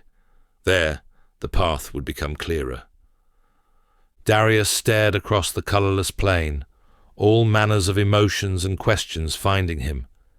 It would take hours to cross. Of that much he was certain. When the remaining guards left, Darius looked at Jangar and Alia. A strong sense of responsibility befell him. He brought them to this place, this forest, so he had a duty to get them out. He cast a loose gaze back across the glade at the shrunken trees that pronged the sky. The other captives gathered together a short distance away, as if conspiring against them. "Whatever happens," Darius said, "we do not take our eyes off them." Jangar and Alea observed the rogues, humming in agreement. Just because they shared the same perilous journey, it didn't mean they wouldn't sink a dagger in their backs should the opportunity arise. "So, who's Alicia?" Alea asked. "The healer who fixed my shoulder," Darius replied, earning curious expressions. "Wash your minds. It's nothing more than that." "Then why don't we abandon this nonsense and continue on to Vlencia?" "And what way might that be?" Alea studied the distant wall of timber for a discernible answer, receiving none. "There's no point anyway," Darius continued. "They will have eyes everywhere. When we complete this trial and I defeat Rigma, I'll request that the tribesmen guide us out of the forest. It's the only way." "And what makes you think they'd do such a thing?" Jangar scoffed. "They'll sooner have our heads on a pike than escort us into Vlencia." Darius thought back to Alicia and the general feeling of her people. It was a bold and perhaps reckless move. If he knew a route out of this maze, he would have negotiated a different outcome. "Just trust me." The leader of the opposite party suddenly appeared unannounced. "I don't mean to interrupt your mother's meeting, but it would be nice to get this wee thing underway. Darius stared the man up and down, like the unwanted guest he was. In his peripheral, he could see the auburn-haired prisoner kneeling and probing the water with his fingertips. "Nothing is stopping you from taking the lead," Darius countered. "Fine. Real men steer anyway. Just don't complain when I crack the whip." Jangar shifted his hulking frame. "I've had shit stronger than you, so I suggest you keep those dry lips shut."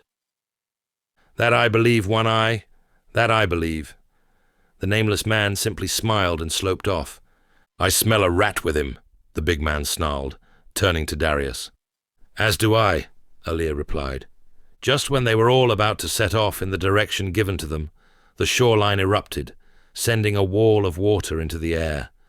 A scaly snout, easily the length of 2 modest men, burst onto the embankment.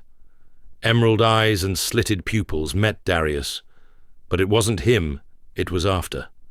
The creature straightened like an eel as its pointed teeth, just inches apart, clamped down on the auburn-haired wanderer, instantly crippling his body. It dragged its bite-sized quarry into the water and thrashed its bulbous frame. Darius watched, motionless, as the greasy surface darkened and the beast vanished. The spectacle rooted everyone to the spot, and in a matter of seconds the lake fell back to its slumber. The leader of the other group stood frozen, his eyes wide with shock. The suddenness of the attack left him momentarily paralyzed, his mind struggling to process the horrific scene that had just unfolded. As the reality of what happened sank in, his face crumpled and a pained sob escaped his lips. With a burst of frantic energy, he lurched forward, his arms reaching out towards the now tranquil lake, as if he could somehow bring back his comrade. "He's gone, Helmand." "It's too late. Hunfa is gone," shouted his last remaining companion, grabbing Helmand's arm in an attempt to restrain him. But Helmand's grief was a force unto itself, a torrent of emotion that could not be easily contained. "No! No!" he bellowed, his voice breaking. Tears streamed down his face, mixing with the dirt and sweat that marred his features, his body shaking with the intensity of his sorrow. "What even was that thing?" Alir whispered to Jangar and Darius, his cheeks paler than milk. "I don't want to know," Jangar grunted. "At least that is one less fool for us to worry about." "What did you say?" Helmand broke off from his companion's hand, the whites of his eyes burning red. "Utter another word of him again, and I will slit your throat, you worthless barrel of scum." Jangar maintained his intense stare, yet remained silent.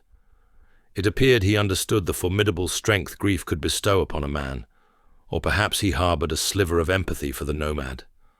Darius's eyes wandered across the glade, his heart still pounding from the horror they just witnessed. There was no going back now. The Grillithia had begun. Chapter 15. It was a somber walk to the end of the glade, for nobody spoke or gestured to anything. Darius suspected their minds still hovered over the events by the lake, because that was the case for him. He kept seeing the beast's slitted pupil. Even now he remembered the sound of splashing as the creature bolted out of the water. Whatever it was the first of many challenges to be overcome. The morning sky had since darkened, and brought with it an unearthly chill. While there was still much light to be had, Darius knew such blessings wouldn't last long once they entered the fortress of trees ahead. Helmand and his unnamed companion remained silent, leading the line several feet away. "I thought beasts like that exist only in stories," Alir said.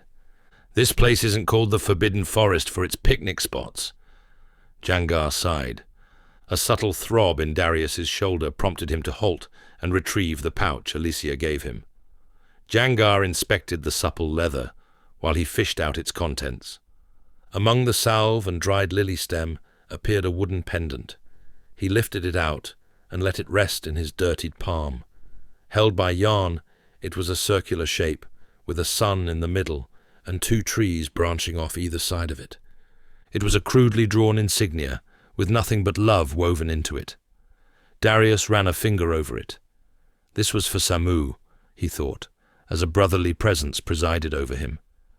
Alicia must have crafted it some years ago, for it had lost some of its shine.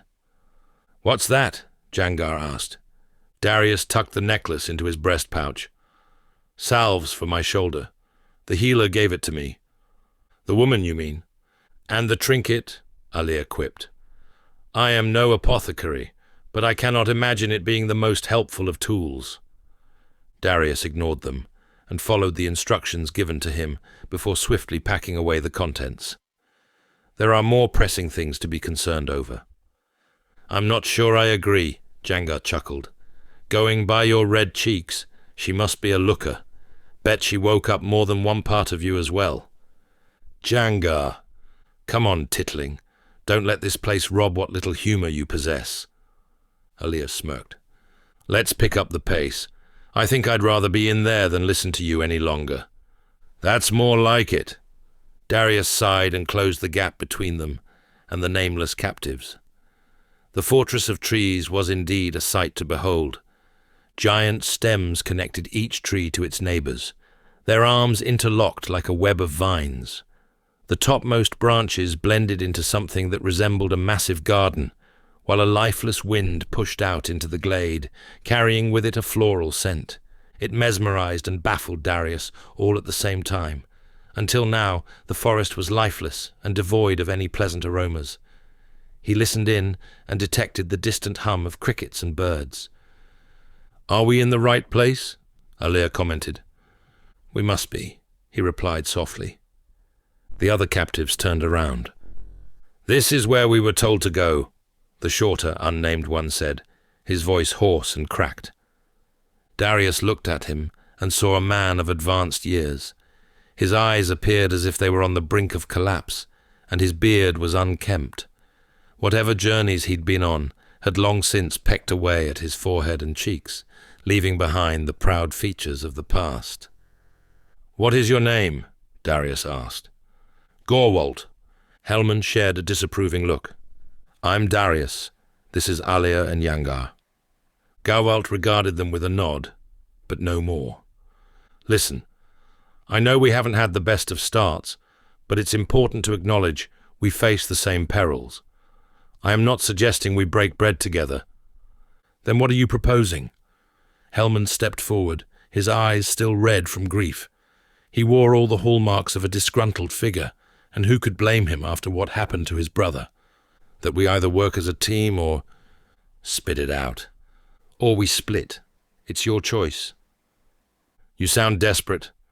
"Excuse me?" Darius was losing patience with the man. Hellman's gaze narrowed. "Are you deaf?" "No, I'm blind. Blind to the fact that I thought there was a chance of reconciliation. If it wasn't for what happened back there, I would never have tried making amends." "Never mind." Gorwalt shuffled awkwardly.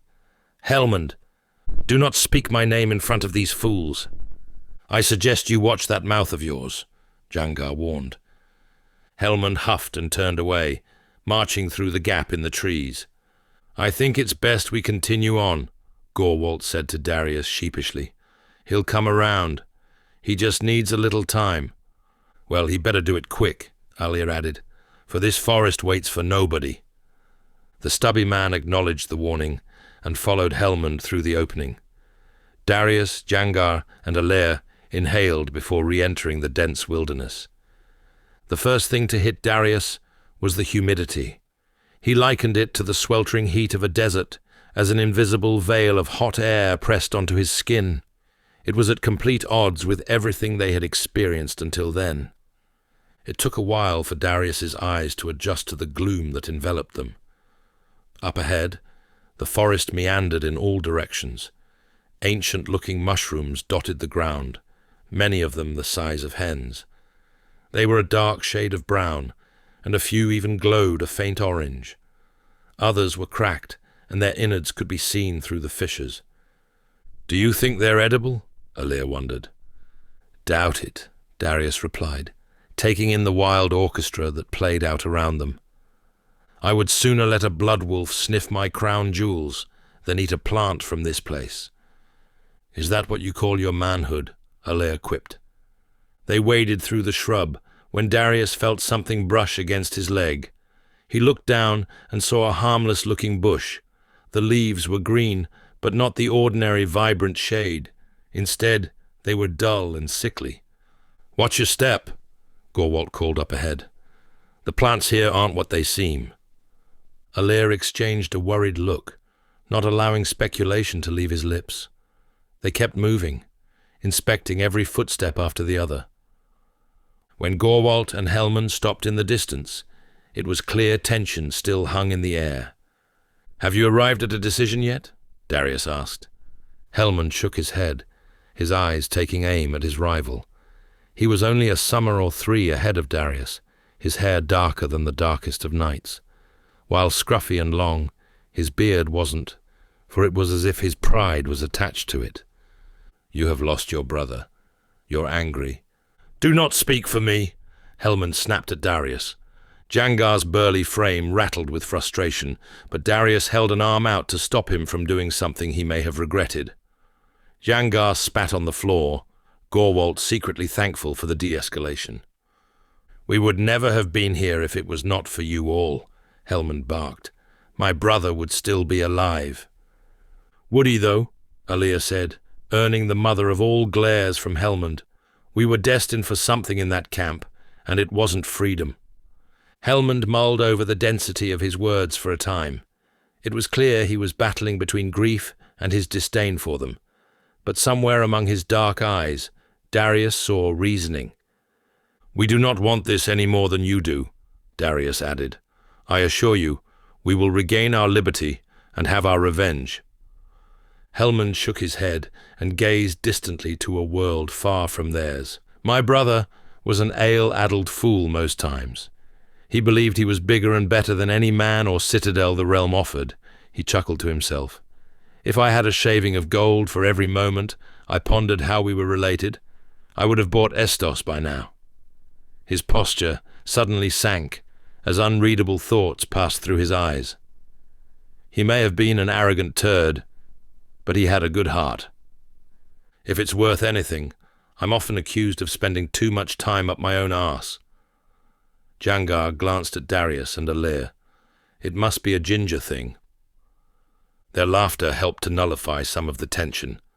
"I am sorry for what happened to your brother," Darius said once the mood simmered. Jangar let his axe hang by his side. "And I apologize for calling him a fool, even though I now know he was." "Your apologies won't bring Hunfa back." Hellman paused, tonguing the inside of his cheek. "But I appreciate your condolences. It is me I am annoyed with. I should never have come to the Forbidden Forest." "Then why did you?" Alea asked. "The promise of treasure. What else? This is no place for picnics or afternoon strolls. We go wherever the scent of gold is." Alea chuckled, his words almost inaudible. "Not too dissimilar to us, then. Where is your homeland?" Darius took a swig from his water skin against the assault of the heat. "Everywhere. We're nomads. We have no fixed abode. However, if where my mother spat me is what you're seeking, then I'll let Gorwalt go first. His is more interesting." Darius turned to the stocky man. "Killed her," Gorwalt said. "Only 2 seasons exist in northern Estrana, searing summers and frigid winters. If you aren't flogging turnips, then you are selling your wife off to the Jarls on the weekend. It's a tough place to carve a living." "They can't be charging much," Hellman quipped. "The women up there are a sight for lonely eyes, let me tell you." "And what about you?" Darius asked. "I'm from Evozar, where snobbery and incest earn you status. I hear there's a lot of gold resting beneath its foundations." Jangar wet his lips. "We've done the whole robbing a kingdom thing," Alea bemoaned. "Look how that turned out." Gorwalt's ears pricked up, but he didn't pursue it any further. "I've heard of Ivozar before," Darius said. "My father spoke unfavorably of the queen there, but I was too young to grasp his words." "Your father is a wise man, then. Although it begs the question, who is he?" A lump formed in his throat as a new tension loomed over them. "Did I say something wrong?" Hellmund asked. "No, it's just—" "Brother," Alir warned. "It's fine. The point of this truce is to move forward. How can we do that if I deny my shadow?" Alir stepped back in clear disagreement. While Darius valued his concern, he felt it was important not to shoulder any more lies. It almost cost them their alliance with Jangar, and with so many uncertainties that lay ahead, he didn't want to risk another. "My father is King Robic Rakes." Gorwalt recoiled, whereas Hellmund remained rooted to the spot. It was as if Darius had spoken in a foreign tongue. "Are you a bastard?" Gorwalt asked. "No. I'm heir to the throne." "I don't understand. What brings the Prince of Vlencia to this dangerous part of the world?" Hellmund crossed his arms. "If you say it's a long story, I'll wallop you." "Your persuasive abilities are something to behold, Jangar." Alir fixed his bow on his back. "I wouldn't get too comfortable just yet," Darius warned his friend. Gorwalt and Hellmund waited with growing eagerness to find out the truth behind such a misadventure. "I was exiled a long time ago for a crime I did not commit, treason. Unlike your brother, who was by your side until the end, mine sunk a dagger in my back. Now I'm returning to Vlencia to right those wrongs." "And the rest, tittling—" Darius hesitated. "Spit it out. We're going to die in this rotten place anyway," Jangar added. "A prophecy was shared," he finally said. "Of what kind?" Hellmund replied. "A grim one. A seer I frequented in Elron revealed the great enemy would rise once more and unleash an army of the likes the realm has never seen." The jovial mood quickly shifted to something much darker. Darius could have sworn the trees shuddered by merely just mentioning the Dark Lord. "And you believe this outcast?" Gorwalt's barreled chest appeared too heavy for him at that moment. Hellmund elbowed his friend. "Don't knock the word of an oracle." "Wasn't it a seer that said there would be treasure here?" Gorwalt asked. "Maybe our paths have crossed for a greater purpose." Darius looked at them with a firm conviction. "Easy now, Tittling. We've only just got on a first-name basis. I'm serious.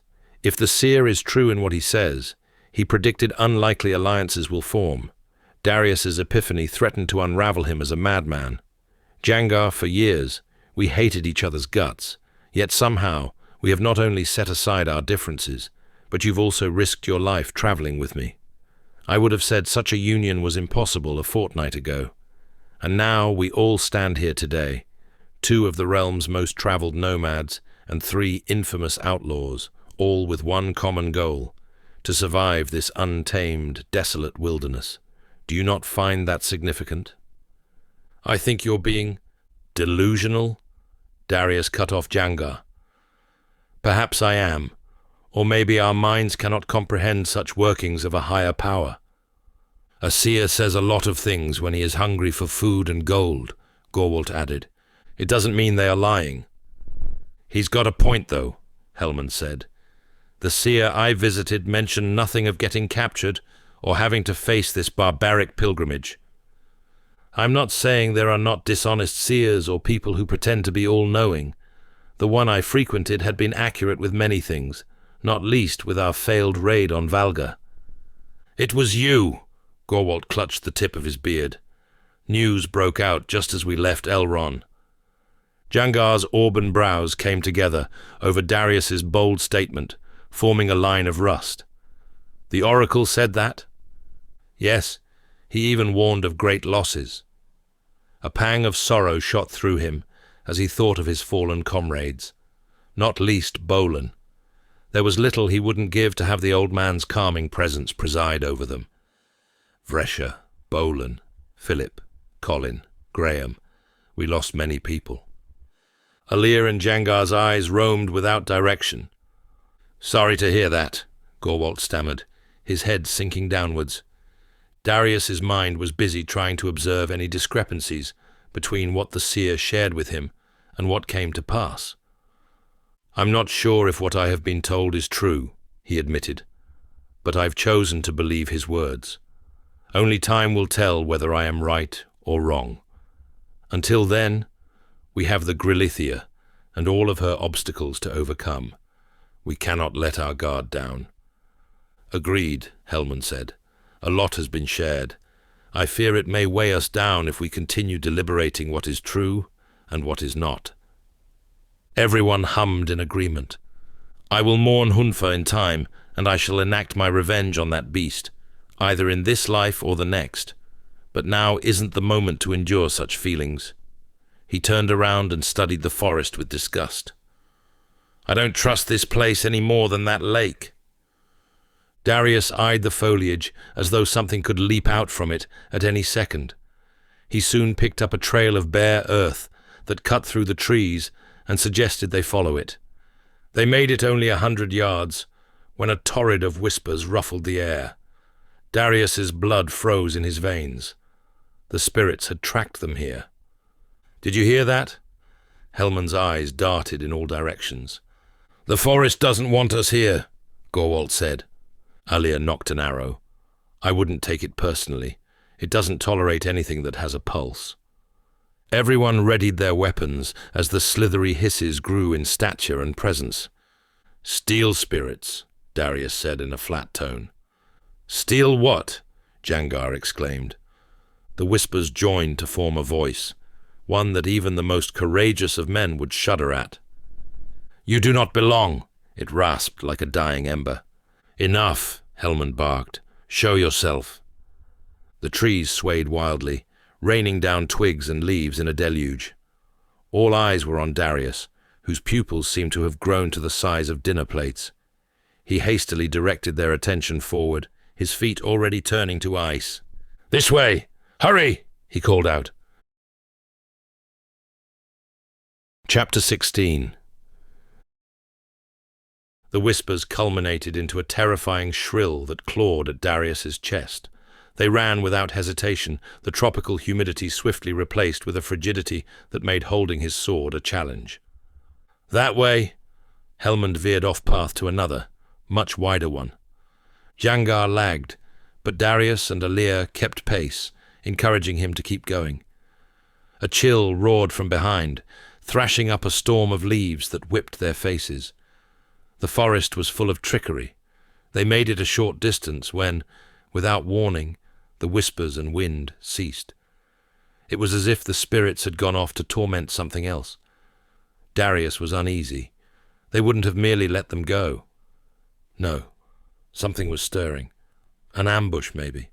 Hellman and Gorwalt used the reprieve to stop and catch their breath. Loud gasps polluted the forest's false calm as cold sweat poured down their faces and into their eye sockets. "We can't stay here." Darius scanned the timber giants, panic threatening to plume out of him like dark soot. "Why not?" Hellman inhaled deeply. "Whatever that was, it's gone." Alia suddenly nocked an arrow and aimed up towards something, grabbing everyone's attention.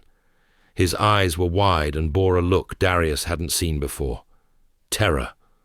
"There!" His voice shook. Darius craned his neck and gasped, the air stopping short in his windpipe. It couldn't be. Not again. A white orb appeared, then two more. They grew in size as they drew closer, their ghostly vessels soon morphing into armored skeletons. Darius's knees turned into warped steel as old and violent memories stepped forward. The heavens erupted, and great spears of lightning shot down beyond the canopy. They crackled and hissed as they struck trees and anything foolish enough to stand in their path. "What in the gods?" Jangar's mouth fell open. "Steel spirits," Darius murmured, wishing his words were untrue. "They're finally here."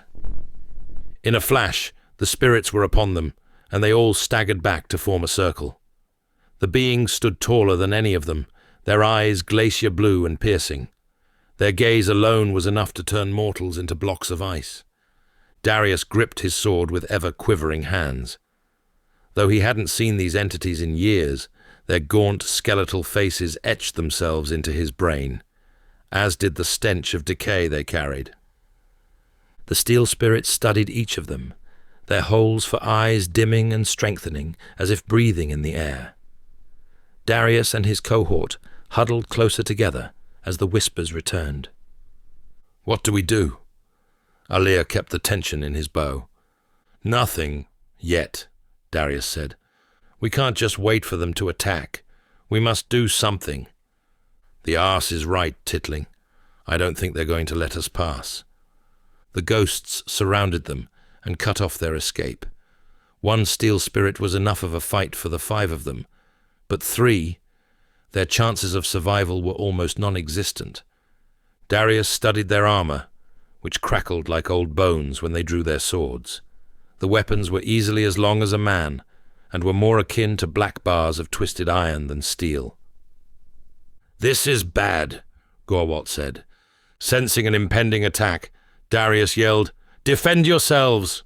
The spirits screeched and leapt forward, breaking their formation, each pursuing their own target. Alir jumped backwards and sent a volley of arrows into his attacker's chest. The onyx projectiles buried themselves into the spirit's torso, but they did little to slow it down. Hellman's sword bounced off his ghostly assailant's armor with a loud clang. He retreated a few steps back, his face a picture of confusion.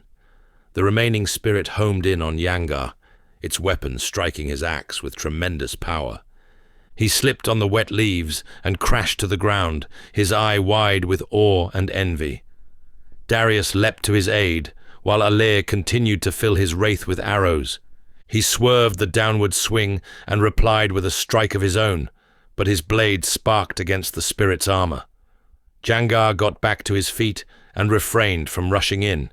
He had ample courage to fight, but not enough to launch himself at the dead. Darius dodged the incoming strikes, unable to pull off a reply of his own.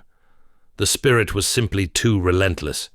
Jangar lumbered behind the ethereal warrior, but it swung around and bellowed a screech that could empty an ocean. The big man backpedaled as the sound of thunder rang over the forest. Darius delivered a crushing blow to its side, but the armor was like stone. Gorwalt joined in, hitting it with his mace, but the spirit made light work of him. With a powerful kick, Gorwalt hurled off the path and landed in some nearby bushes. His body folded like a broken twig.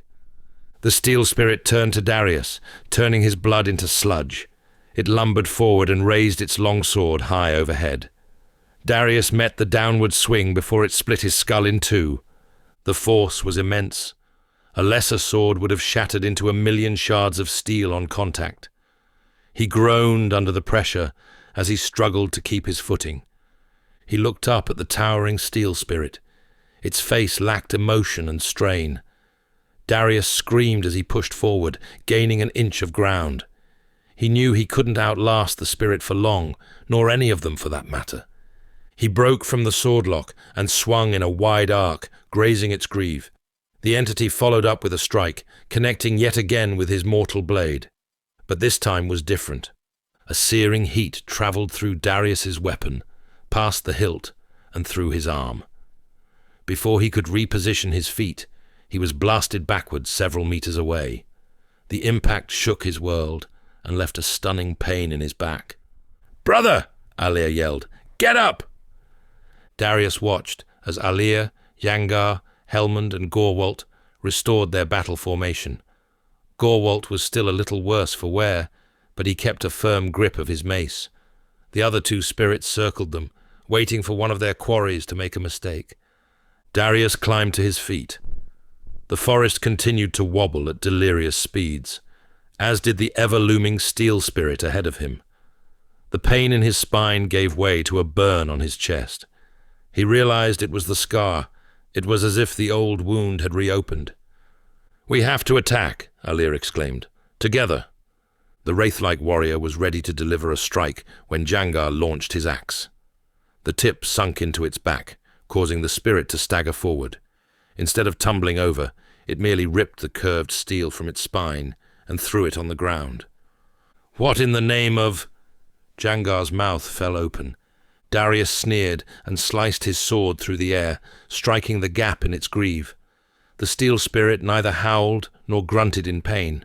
It simply shifted onto its better leg. These things truly were the dead. He struck the same place twice more, causing the spirit to collapse to the ground like a fell tree.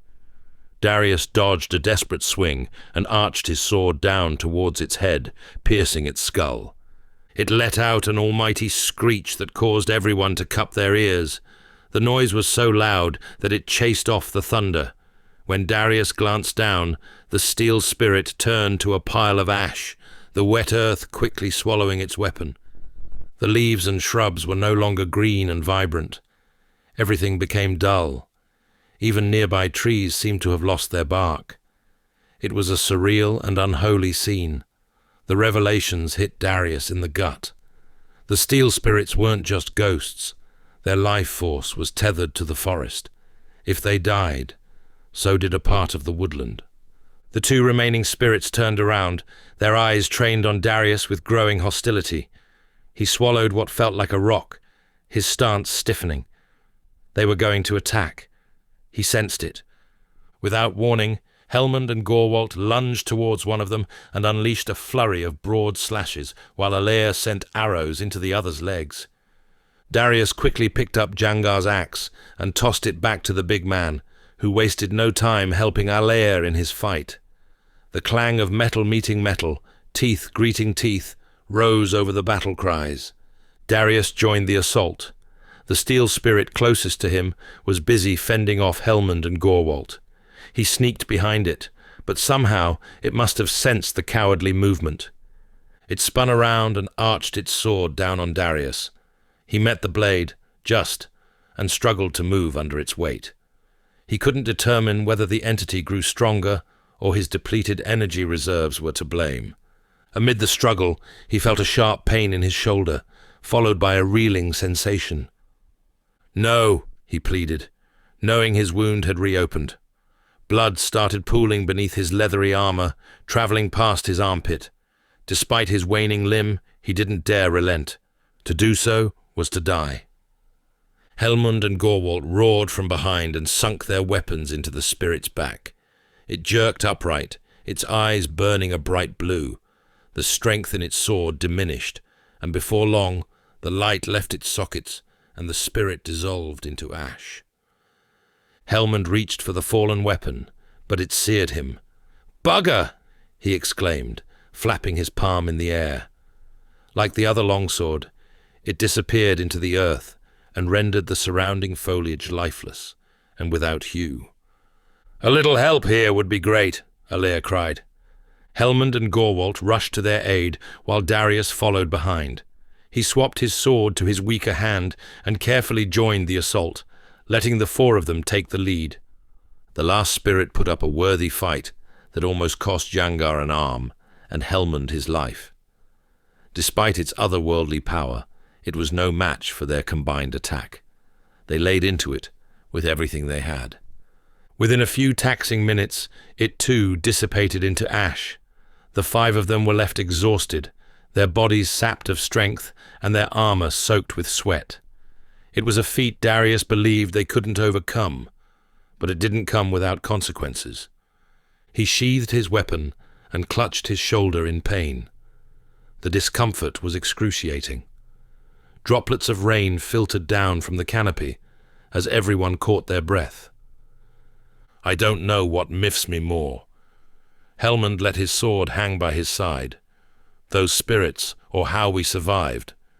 Jangar and Gorwalt replied with something, but Darius's attention drew to movement beyond in the distance. He couldn't believe it. "Brother?"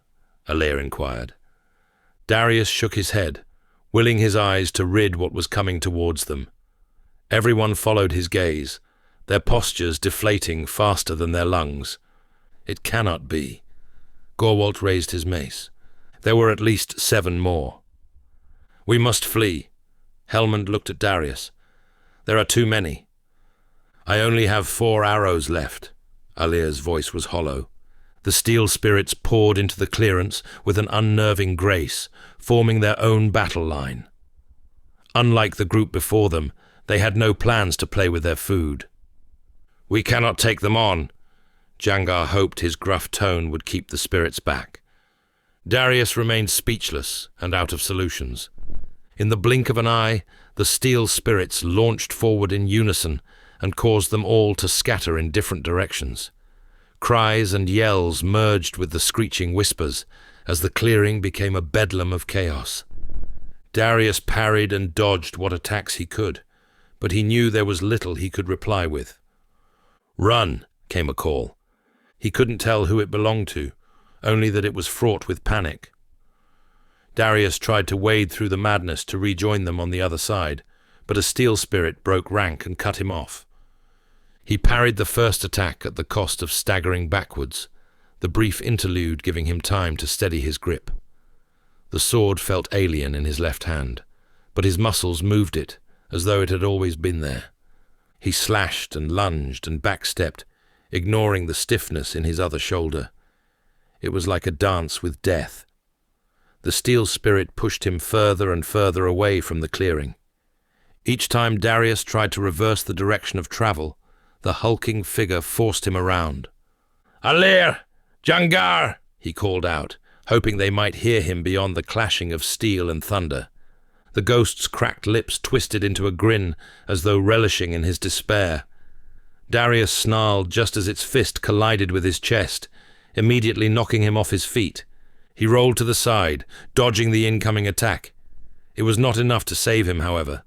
The sword cut through his leather armor, leaving a slight laceration on his ribs. Pain erupted in his torso, but it wasn't the kind that made him want to give up. Adrenaline coursed through him, pumping hot blood into his limbs and giving him newfound strength. He rolled onto his feet, blocking the next attack with more success. Sweat poured from his forehead, but he did not waver. He kept pushing, losing balance once or twice, but never his resolve. Darius glanced over his shoulder, spotting a winding gap running through a thicket of trees. He flickered between the steel spirit and the path that lay behind, thinking. To continue the fight in his current state was to risk eternal slumber. Its power was too otherworldly, too much of a challenge for an injured swordsman. Darius glanced over its bony shoulders for a viable route back, spotting none. Only swords, spirits, and the promise of death lined it. His companions were nowhere to be found. He assumed they must have been forced deeper into the forest like him. "Damn you!" Darius spat. He spun around and paced down a muddy slope with what little vigor remained. The trees blurred into a faceless brown until the ever-shrinking steel spirit was completely out of sight. His thoughts were with his companions, but he knew they were out of reach. He could only hope that their paths crossed again, and soon. It's me again. Don't worry. I promise this will be the last public service announcement. If you've enjoyed the story so far and are completely digging the series as a whole, this is just a friendly reminder that you can grab the prequel over at my website, which is available in both ebook and audiobook. So yes, you'll be immediately gifted those upon signing up to my rather whimsical daily newsletter. But anyway, enough of me. Back to the story. Chapter 17. The rain subsided, but the thunder did not. Mud caked Darius's boots, which lacked proper teeth to grip the slippery earth. He eventually re-emerged in the clearing hours after leaving it. It was deadly quiet, with only scattered leaves and 1,000 footprints crisscrossing the sludge. The steel spirits were gone, and with no obvious tracks belonging to a particular direction. So too was his cohort. "Jangar, Alir!" Darius called out, his voice disturbing a flock of birds in the distance.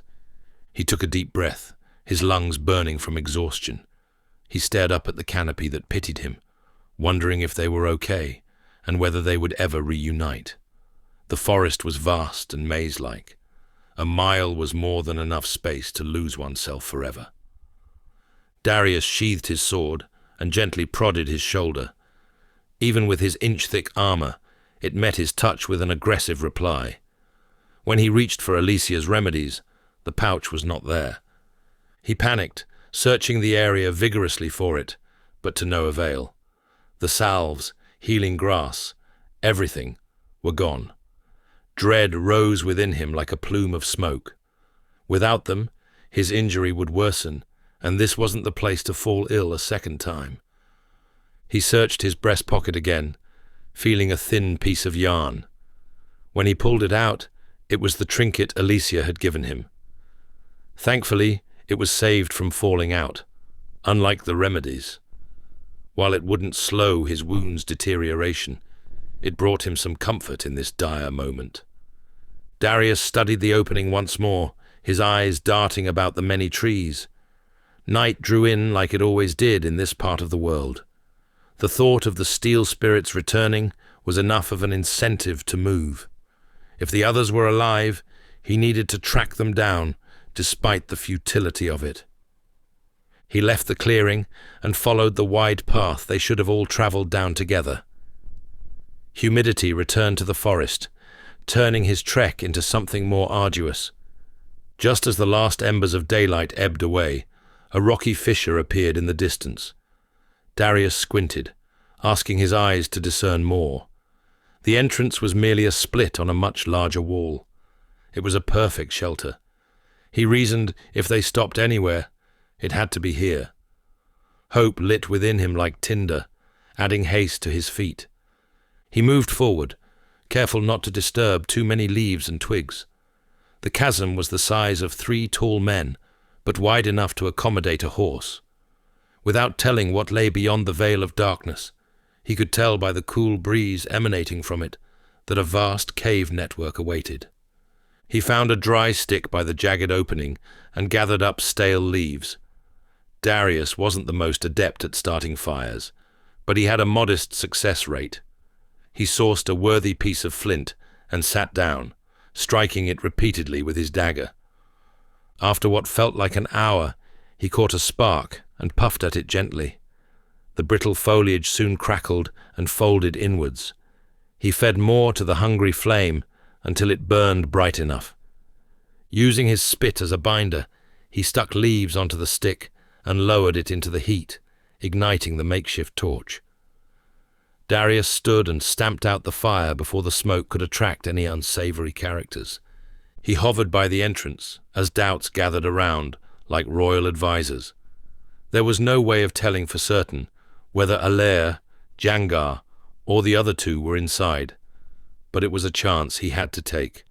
For all he knew, they too may have separated. He waited for his eyes to adjust to the lack of light before entering the chasm. When he did, the cool air took on a sharper edge. Like an ocean, the deeper he traveled, the colder it became. With a watchful gaze, he studied the cracks and pebbles that stepped out from the shadows. His nerves were on fire, even when his body wasn't.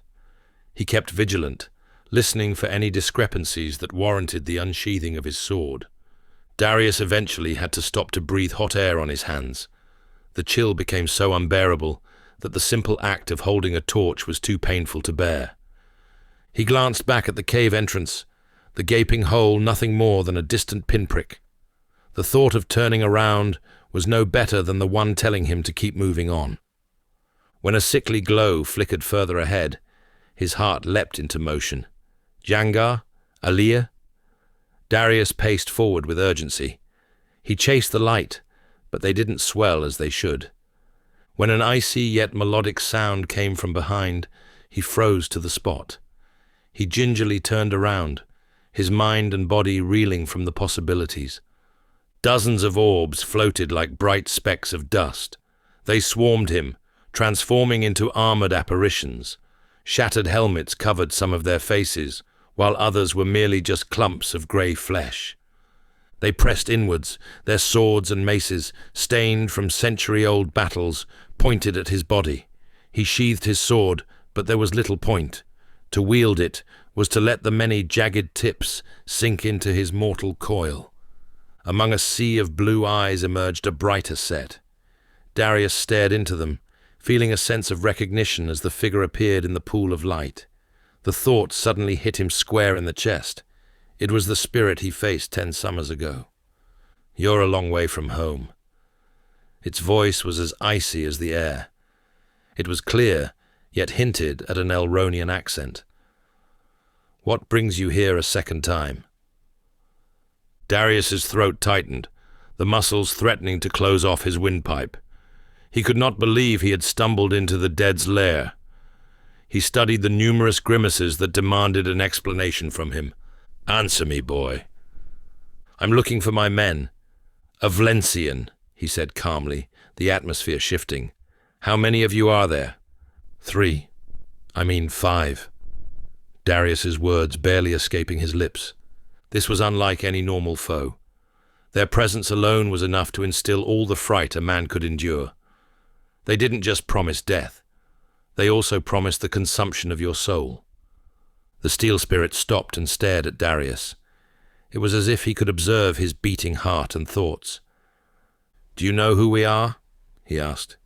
"Steel spirits." "No, we are warriors of Elron, betrayed by the king your people laud as a hero, Valentius Raques. Darius's gut sunk to his rear. Any hope of a clean death was now gone." "What happened?" he inquired, wanting to at least take some truths to the grave. The steel spirit chuckled, but it was unlike any living laugh, for it lacked warmth and spirit. Once his bones ceased aching like old floorboards, he groaned. He broke the agreement with Elron only weeks after the great battle, of trade and enduring peace. Darius struggled to grasp what he was saying. It was at odds with everything he knew. It was said that Elron was the one that turned their backs on House Raques, not the other way around. Valentius was a cunning man. His desire to conquer the north was too strong, too all-consuming. He wanted the kingdom for himself. Vrakor's corpse was still warm when he had us slain and buried in this very forest. A profound sense of shame fell upon Darius. If his surname was a coat, he would have gladly discarded it. Concerns over his mortality gave way to fears of a different kind, ones involving the fate of Estos if Dilian gained the crown. What false histories would be written then? A sudden burst of bravery shone through. "You must let me go." The ghost warriors parted for the steel spirit. Following his bright blue eyes were arcs of lightning that danced across his armor and scabbard. Darius watched as loose clumps of hair clung to his sunken cheeks like tufts of decayed grass. The entity was just how he remembered him, tall, fierce, and ungodly. He shuddered to think of what he was like on the battlefield when he was alive, if this was how he was in death. "You'll never leave this place, Vlencian," he warned, unsheathing his legendary blade. "And when will your souls rest?" "Once we've spilt Raques' blood." Darius felt the color drain from his face. His body became heavy, his head dizzy. The other spirits created room for his departure to the next realm. Just as he pulled his sword back, Darius blurted out, "Then you have what you wish for." The steel spirit halted. "I am Darius Raques, son of King Robic Raques. I am also the living blood relative of Valentius." His voice grew limp towards the end. The spirit's face twisted in anguish, his eyes narrowing into blinding pinpricks. With his free hand, he gripped Darius's throat and lifted him into the air. "You lie!" "I'm not." Without warning, he released Darius and took his right hand, slicing a clean line through it.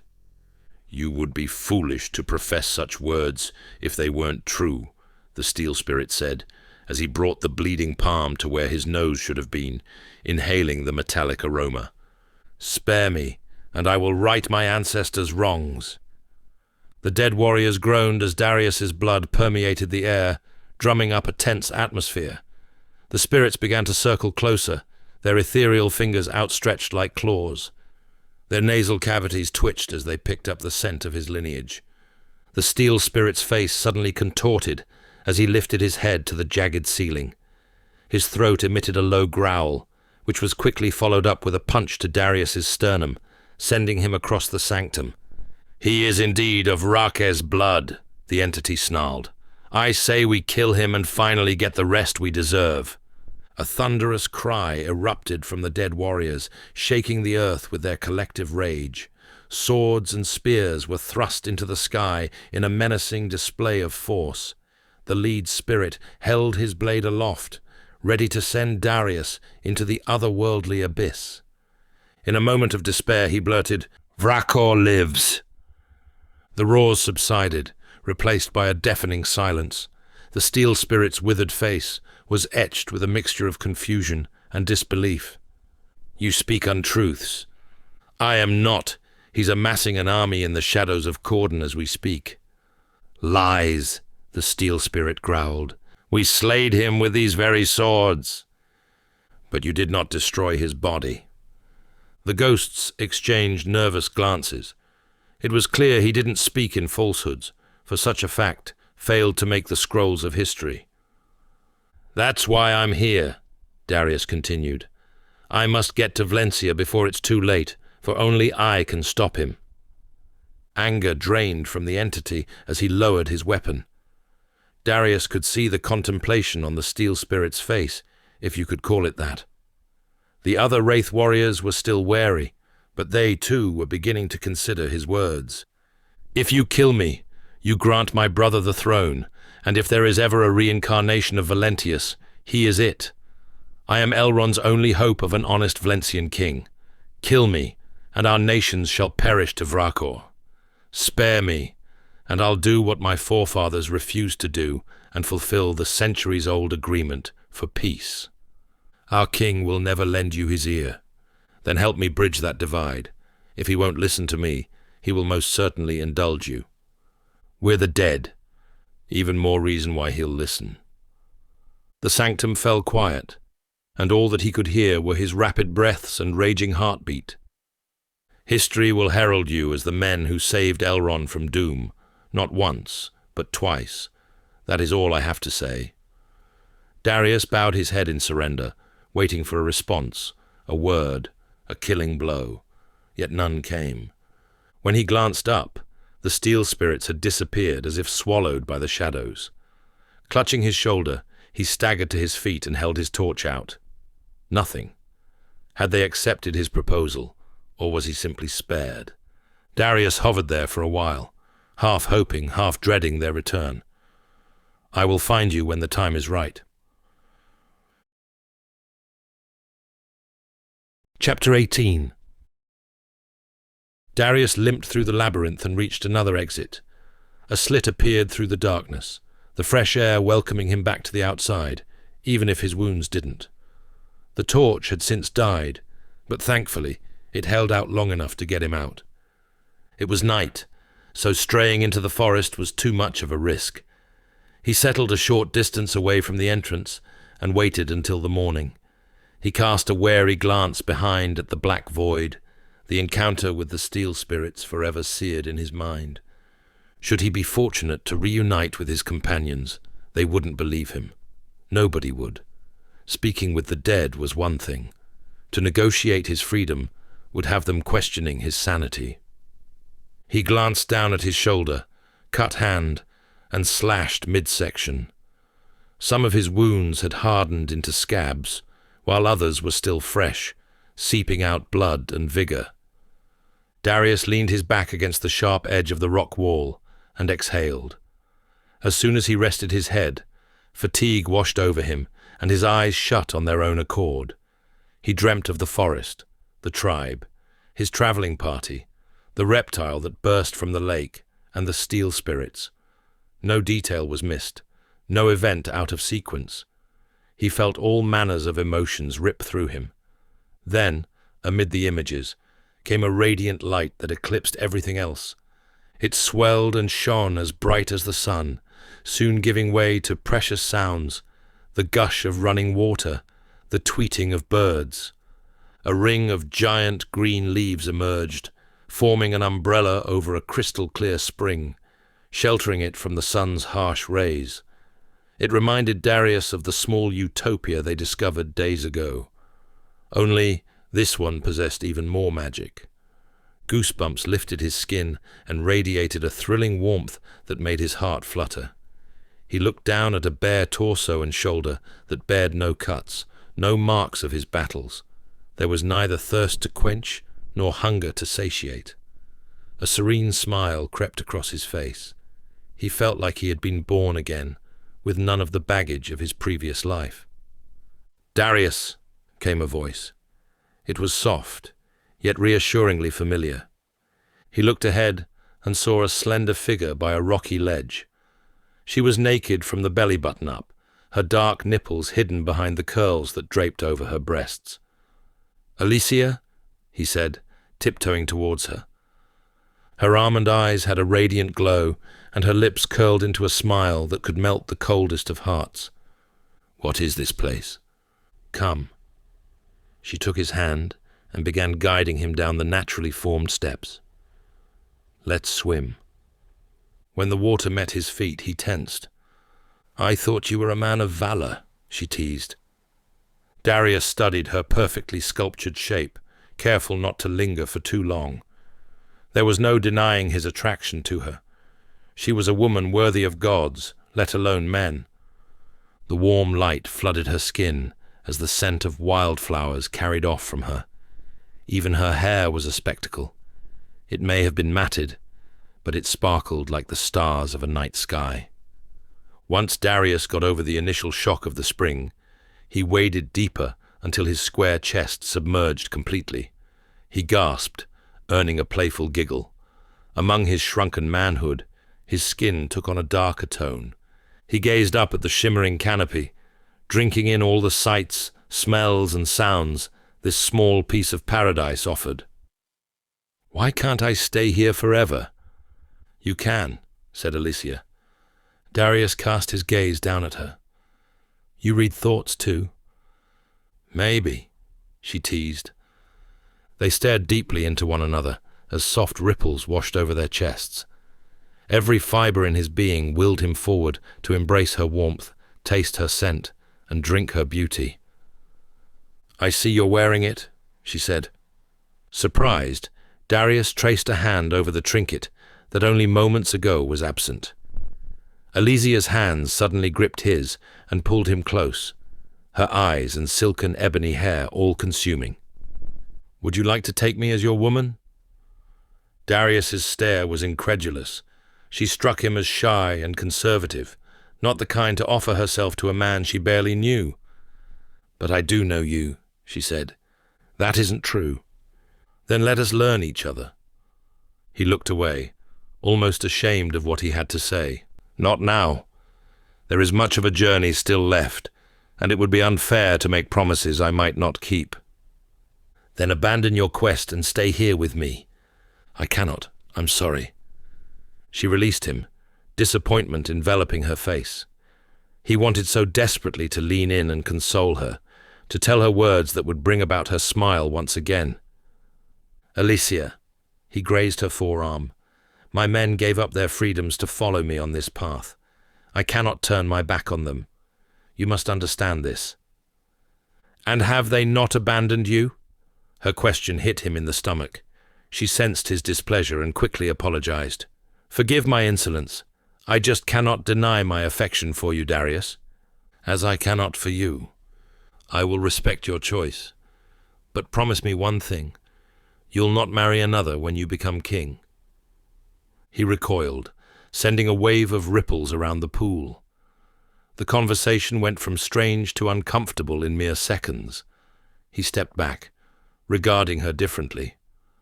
"Come on. I know who you are, Darius." Her voice took on a deeper, unrecognizable tone, a growl almost. "You are Prince Rakes and threaten my rule." A heaviness expanded in his core as he shook his head in denial, continuing to backpedal in the water. Alicia stayed motionless, wearing a smile that no longer carried warmth.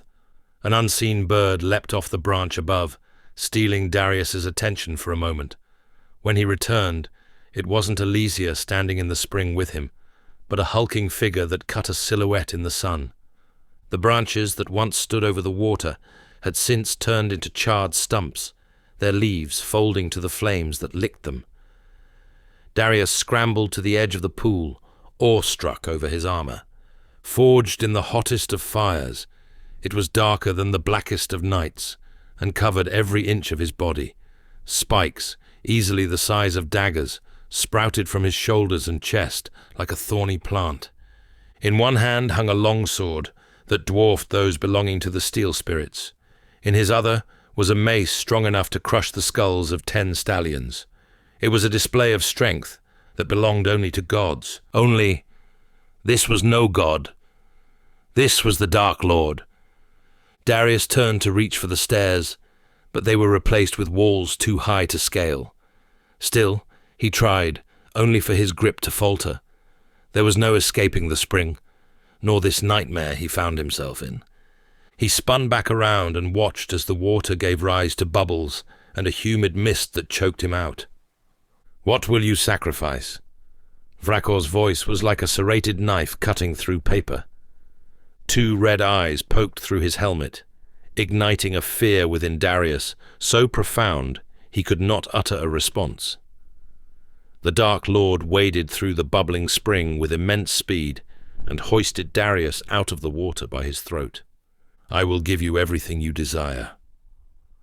His breath stunk of sulfur and fire that had burned for centuries. "All you must do is pledge your allegiance to me." Darius clawed at the strangling arm, the pressure bringing about strong dizziness. He could feel his pulse thrashing against his ears like that of a tribal drum. The more he struggled, the tighter the grip became until his voice was nothing more than a squeal. "Serve me, or perish with everything you hold dear," hissed Vrakor. The ultimatum replayed in his head as the light of the spring evaporated, and he awakened from the nightmare in a series of strangled gasps.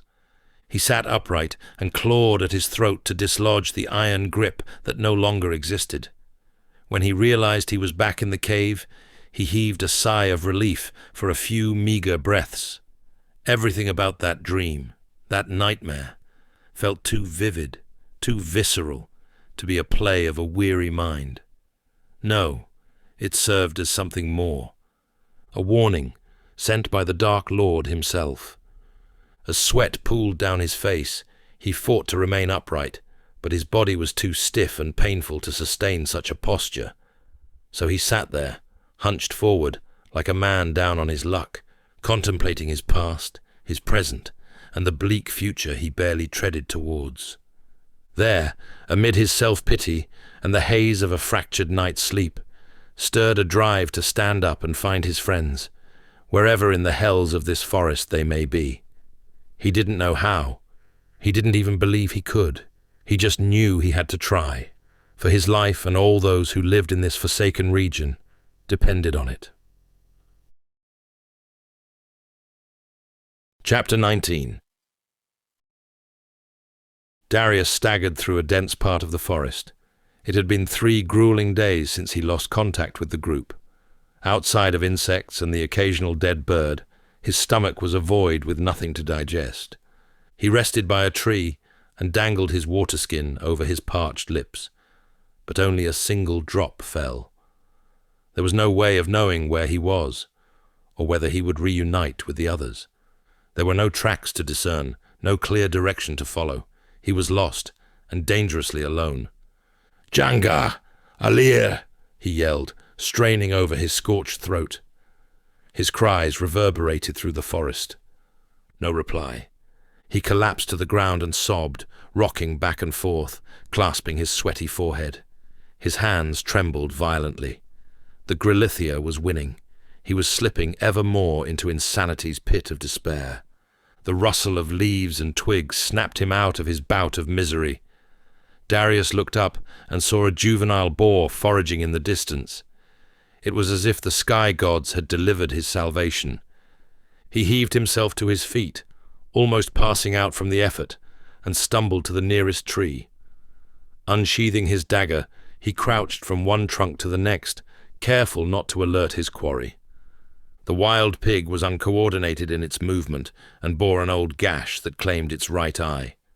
Darius's body tensed with adrenaline and excitement, his heart hammering at a nauseating speed. If he was successful in killing the animal, there would be enough meat to last him days. All he could see was reuniting with Alir and Jangar and exiting this forsaken forest. Darius readied his dagger. As it came within striking range, he leapt from behind the tree and lunged towards it. The first cut was clean, but the boar squealed and charged at him. Its frenzied attacks were at odds with its injury, as blood poured down its face.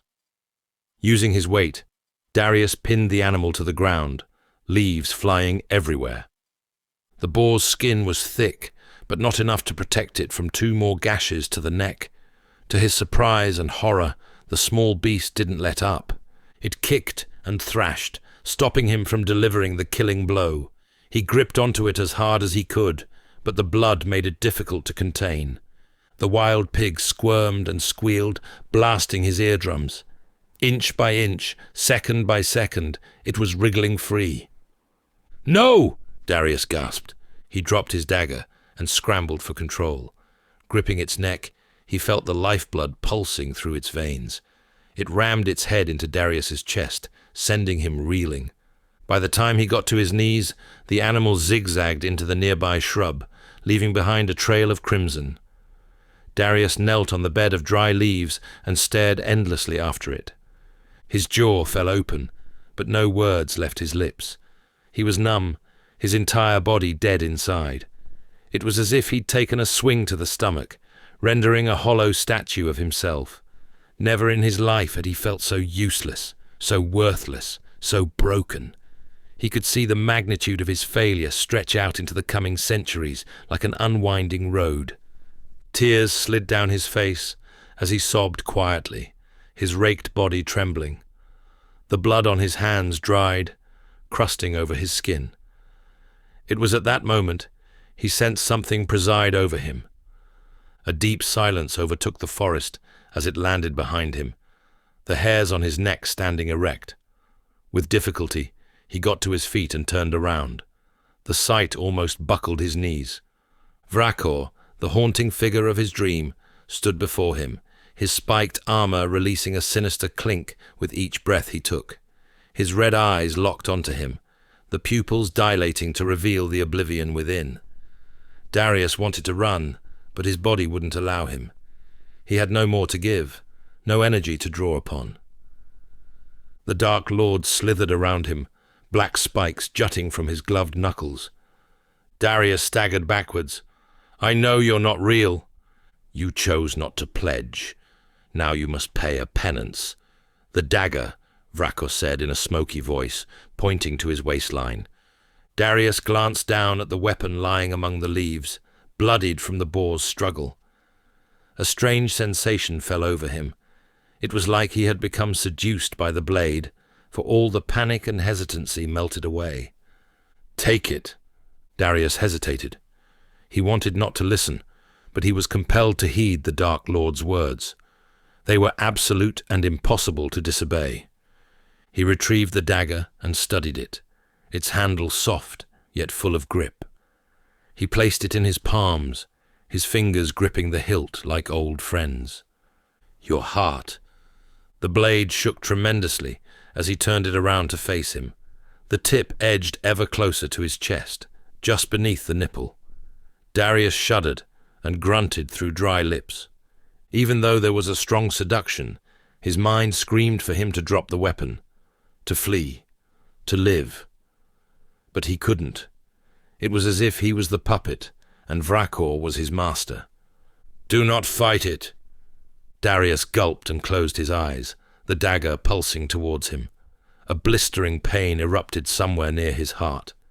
He opened his mouth, but no scream or cry poured out. As the agony intensified, a survival instinct kicked in, and he stopped the blade from plunging any further. When he looked, Vrakor was gone. In his place stood a dark impression of trees and leaves. "Darius!" He thought he heard a distant voice. "Darius!" It came again. This time it sounded like a leer. He slowly turned around, the dagger protruding from beside his sternum. Alir and Jangar appeared. They swam in and out of focus, panic etched on their faces. A warm fogginess swirled, rocking Darius back and forth like a tree against violent winds. He collapsed to the ground, smiling. Chapter 20. Darius awoke to the cool air as the crescent moon shone like a beacon in the sky. There was nothing obstructing it. No trees, no canopies, not anything. Just uninterrupted stars that shimmered far away. He laid on his back, wondering where he was, and how he got there. His mind was a field of mist, his memory fogged over. The last thing he remembered was Vrakor, then Aller and Jangar, before collapsing. He tried to sit up, but his stiff body forbade him. Craning his neck to the side, a fire radiated a healthy distance from the shoreline, illuminating the area. 3 men sat by it, gnawing away on something. Food. When the stench of the lake hit Darius, he doubled over and coughed, his eyes watering. "Told you it's enough to wake the dead," Jangar said, a smile tugging on his hard features. The 3 men ceased eating and rushed over to Darius.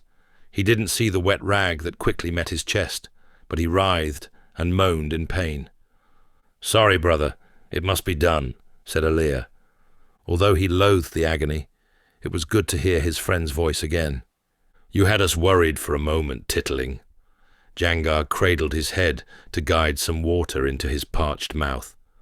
Darius clutched the water skin and emptied it of its contents in a matter of seconds. His stomach expanded and made all kinds of sounds. "Easy now. You'll do yourself in if you guzzle too fast." Hellman hovered over Aller, his face laced with a frankness that left Darius guessing what was wrong. Were his wounds dire? Would he die? He looked around before asking in a frail voice, "Where's Gorwald?" Everyone fell silent. It was clear something grave had happened. "He didn't make it," Hellman murmured, his chin resting on his chest. "The ghosts outnumbered us." "There was nothing we could do," Jangar added. Darius clenched his jaw, his chest tightening. Gorwald had been a pleasant fellow in the short time he knew him, quick to mediate and find common ground among the group, which was critical if they were to survive the Grillithia. Now he was gone. "This forest has cost you dearly," Darius said. "I'm sorry for your loss." Hellman exhaled sharply. "Don't be. He would not tolerate us pitying his death." But his gaze lingered on the ground, and the firelight reflected something wet in his eyes before he turned away. "You're lucky," Aller added. "Your ribcage halted the blade from sinking any further." "What were you thinking doing that to yourself?" Jangar huffed. "Good job we found you when we did." Darius coughed, prompting the others to comfort him. "I can't remember what happened. I was losing my mind." "You lost it a long time ago, Tittling. We followed your tracks each day, but you always evaded us," Aller said. Darius digested every word spoken. It brought warmth that no other gesture could lend him on this cool night. "Thank you for coming back," he croaked, his eyes welling up. "I had lost all hope of ever being found." Aller squeezed his good shoulder. "The Grillithia is over now." The weight of his words settled upon Darius like a heavy blanket. The trial had stolen almost everything from him, his health, his mind, and nearly his life. It brought him to his knees in ways no other ordeal had, not even his unjust exile. A tear trickled down his cheek. He was too weak to wipe it. "I don't want to piss on anyone's parade, but we still aren't out of this mess just yet," Jangar grunted. "Where are we?" Darius strained his eyes beyond the fire's glow.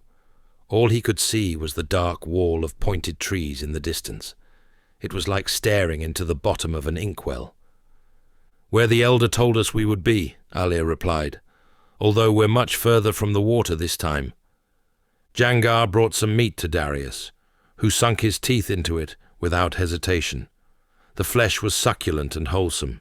He didn't care what it was or how it ended up in his mouth. "Boar," Aller withdrew the wet rag. "The sky gods gifted it to us not long after finding you. It wasn't missing an eye, by any chance?" Jangar and Aller shared a bewildered look. Darius gulped down the last morsels and rested his head before closing his eyes. He feared that if he left them closed, he would lose himself in the realm of nightmares once more. "Get some rest, brother. You'll need it for tomorrow. We'll wake you when daylight breaks." Darius nodded as a wave of drowsiness rolled over him. He could feel his apprehension melting away as sleep once again lulled him into its waiting arms. He did not remember drifting off, nor any dreams he had. Morning came and a gentle shake roused him. It was Alir.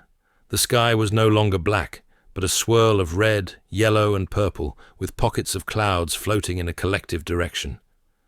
"You needed that, didn't you?" "I would have enjoyed more," Darius groaned. His friend helped sit him up, though it was difficult. It took a moment for the fog to clear from his head, but when it did, he inhaled the glade's muted presence. The lake was just as calm as it was when they first staggered out of the tree line. However many days ago it was now. His eyes hovered over the water with great suspicion, knowing full well what monstrosities lurked beneath its serene surface. Janga and Hellmund were slow to rise, their glum faces hypnotized by the ebbing fire. The world spun, but eventually settled by the time Alir helped him to his feet. They were ready to leave this forsaken place, and would hopefully never see it again. Jangar stamped out what embers remained, sending ash and loose debris into the gentle breeze. He and Alir carried Darius and began the long journey across the glade. "Could you not have done this whilst I was asleep?" Hellmund was the only one not to laugh, for losing Gorwald and his brother had clearly taken its toll. Darius felt compelled to say something, to offer words of comfort, but couldn't find ones worthy enough. They continued on a straight path as the morning sun fanned out in patches across the glade, the vibrant colours lending him strength to keep one foot in front of the other. "Do you think they'll come back for us?" Alir quizzed. "If they do, I bloody hope it's soon," Janga moaned. "I've never been much of a walker." "We can tell." The big man shot a glare at Alir. "This is muscle, not fat. Whatever makes you happy." Darius's gaze settled on a dark object some distance away. It was small, but gradually grew like a flock of approaching birds. Janga and Alir continued to go at each other, unaware of the spectacle unfolding ahead of them. Hellmund stopped and raised his hand. "What is it?" Alir asked. "Shh." He held a finger to his lips. He took a few steps forward, squinting into the distance. The object grew into distinct shapes and colours. "It seems you have your wish," Hellmund exhaled. "The cavalry has arrived." Darius wavered on his feet, his mind torn between relief and worry. Just as he was leaving one battle, he was about to be escorted to another. Chapter 21. They were led through the hamlet with an urgency unlike before, their boots echoing off the damp surfaces. The guardsmen didn't care how hurt or weary they were. If anything, they appeared offended by their survival of the Grillithia. Darius walked unassisted, his torso racked with pain as he placed one foot in front of the other. Droves of villagers poured out of their tents with lanterns, their faces painted with horror. It was as if they were watching ghosts being escorted through their town. "I cannot believe it," one said. "The Spirit Mother spared them," gasped another. A few brave souls pushed their way to the front, only for the guardsmen to force them back. Darius and his company staggered through the village as more people flanked them.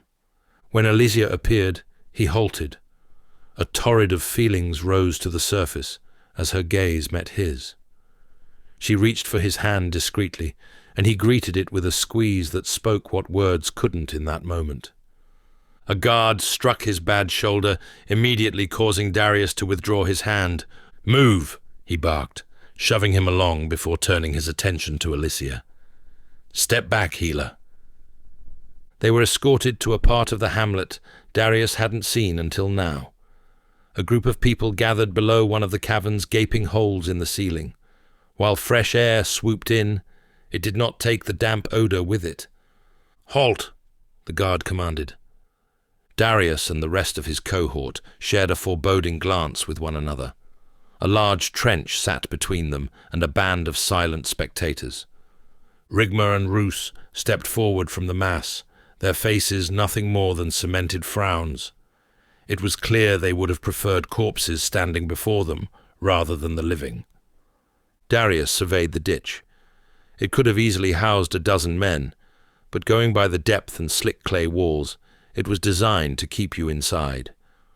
When he came upon dark splotches of dried blood, the realization suddenly dawned on him. This was the pit. Bile rose in his gorge, his mind and spirit reeling. He was far from ready for this duel. "It's so good to see you all breathing." Rigma's face glowed from the guards' bright torches. He stared directly at Darius. "You have made my task infinitely easier. I feared you would die before I could have my fun with you, but your gods have taken kindly to my prayer." The clansfolk gathered around in sheepish silence. Alicia pushed her way to the front, her face awash with worry. "Can this not wait one more day?" Darius shifted his weight onto his right leg. "We are tired, hungry, and in need of rest.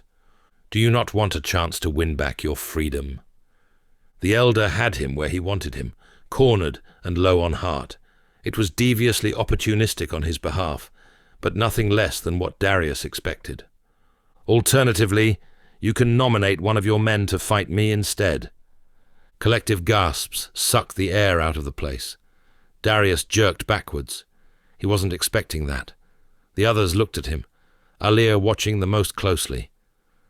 "While you deliberate, tell me," Rigma continued, a grin stretching from ear to ear. "What happened to the other two? I heard you had a run-in with the resident crocodile. A terrible shame. I should have warned you about him.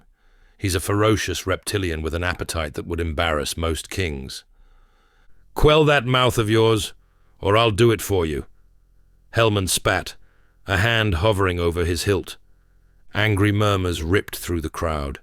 For many villagers, this was the first time they had witnessed such rebuke against their leader. Rigma's white robe settled over him as his gaze found Darius once more. "Will you put this man forward?"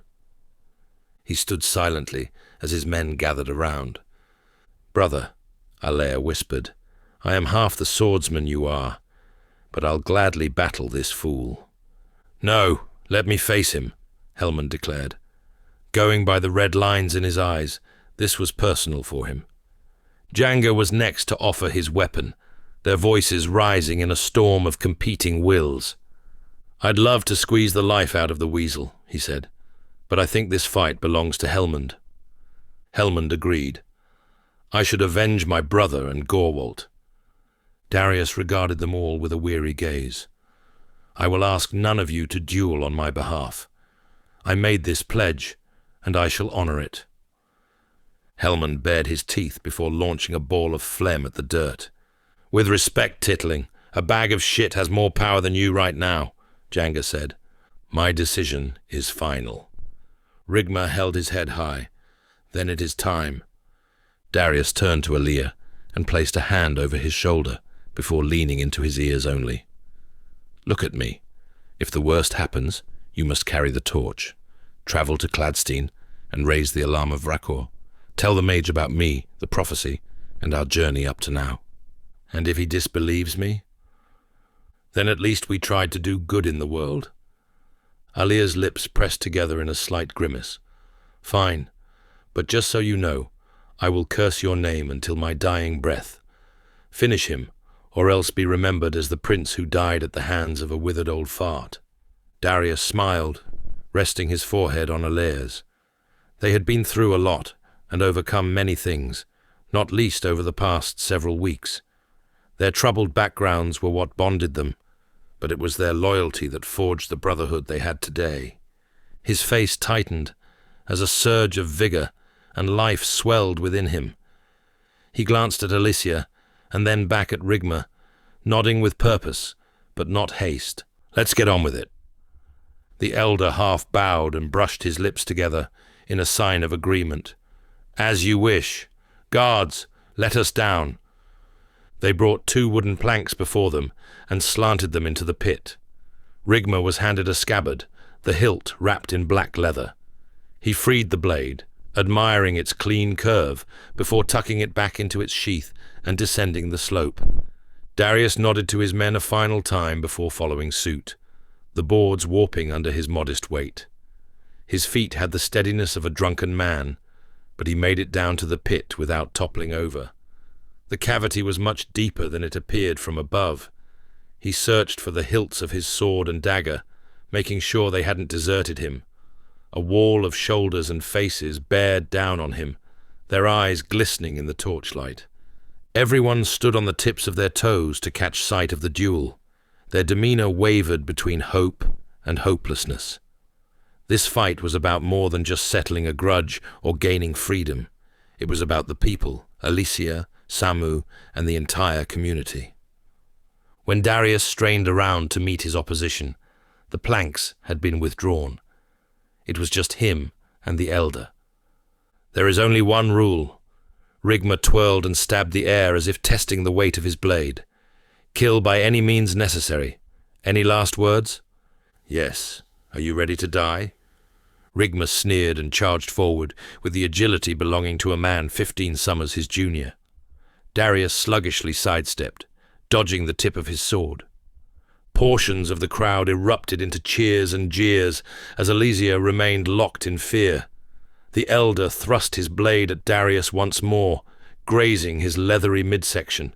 He staggered back, pain screaming from various parts of his body.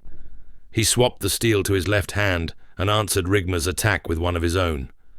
His mind painted images of him bursting forward, slashing and blocking with minimal effort. Instead, every movement felt like it took a day to complete. His sword sweeps were slow and costly, allowing Rigma to counter many of his attacks. The old man smiled brightly. Encouraged by this, he swung his blade in a sweeping motion, forcing Darius to lift his own weapon in order to block the attack. It was a good strike, and he felt the burn travel up his forearm and into his aching chest and shoulders. The crowd grew increasingly animated and uncertain of the outcome. Rigma grimaced and struck again. Darius moved out of the way, throwing him off balance. Had he not been reeling from his injuries, he would have capitalized on the opportunity. Rigma regained his footing and swung his sword wildly back around. Their swords clashed, sending metallic shavings into the air. Darius bared his teeth, his pupils locking with Rigma's. "Do you regret challenging me now?" "Why? When I have the Spirit Mother on my side?" Darius mocked. The old man's eyes glazed over, his smile fading into a menacing frown. Darius roared and kicked his kneecap, staggering him backwards. He swung for Rigma's head, but the older man batted it away. Darius struck again, crying as pain ravaged him. This time, he dislodged the elder's sword. The steel clanged against the earth, sending a plume of dirt into the air that landed on their clothes. Both men panted hard and watched each other for any sudden moves. Instead of reaching for his weapon, Rigma kicked dust in Darius's face and tackled him to the ground. A searing agony suddenly shot through his wounded shoulder. He arched his neck to find the aged man biting down on him like a crazed animal. Darius writhed as Rigma's teeth sank deeper into his exposed wound. He attempted to push him off, but the unspeakable pain had him pinned down. Without warning, the elder rolled off him, his face wide with glee. He picked up his sword and stood over Darius, who lay on the ground, gasping for air. His shoulder throbbed with agony, and his chest heaved as he tried to catch his breath. Rigma readied his steel with a triumphant grin. As he arched it down on Darius, he drew his dagger in time, but the parry sent it flying to the other side of the pit. "You should have nominated one of your men to take your place. You doubted my ability," Rigma panted, raising the weapon above his bald head again. "Now I will send you to your gods with great pleasure." Darius stared up at the hushed audience, many of whom covered their eyes and mouths in anticipation of the inevitable. Alir, Janga, and Hellmund stood among them, all wearing a solemn mask of defeat. Time seemed to stand still. His focus shifted to Alicia, who was positioned at the edge of the pit. She blinked back tears as her jaw and hands trembled as if she had a fever. They each traded subliminal thoughts as noises faded into a muffled whisper. Memories of their brief encounter poured forth, hitting him like a winter's gale. All the questions that ached to be asked, all the talks he wanted to have. A metallic thunk landed nearby. "Darius!" Hellman shouted. A short sword lay beside him. He glanced down, his mind having trouble grasping the small mercy. Rigma's downward arch halted as he regarded the object, his eyes full of panic. Darius clawed the dagger, and with a roar, sliced his Achilles tendon in one swift movement. Rigma wailed, his face twisting in agony as he crashed into the dirt. Darius staggered to his feet, falling several times in the process. A gasp of astonishment whipped through the crowd like a spear of lightning. Roos and the guards drew closer to the edge, their eyes wider than shields, their skin paler than a pint of goat's milk. "Finish the weasel!" Janga roared. Darius turned to Rigma, who lay in a pool of crimson, clutching his ankle. The elder looked at him, raising his quivering hands in surrender. "I yield!" Darius limped forward and kicked away his sword. "You do not need to do this. I will restore your freedoms and have my men escort you wherever you must go. You've never begged in life. Don't start now in death." "I am not begging. I'm merely making an offer. Guards!" Rigma glanced beyond the pit, but they did nothing. Unlike him, they understood the rules of the tiny arena. A fight is only over when one of the combatants dies. Roos was the only one who displayed a genuine desire to help. But how much of that was motivated by self-interest? He would stand to lose the most from the elder's demise. "Spare yourself some dignity." Darius readied the blade. "Pride and reputation are illusions, ideas inflated by those with egos," Rigma hissed. "When you die, the virtues you embodied pass away too. Nothing evades the void, not even the most legendary of legacies." "Are those your last words?" He sneered. "Enjoy this victory, for you won't have many more." Darius plunged the dagger into his chest, all the way to the hilt. The elder's eyes bulged, his mouth hacking and coughing. Killing was never something Darius liked, but he took joy from this one.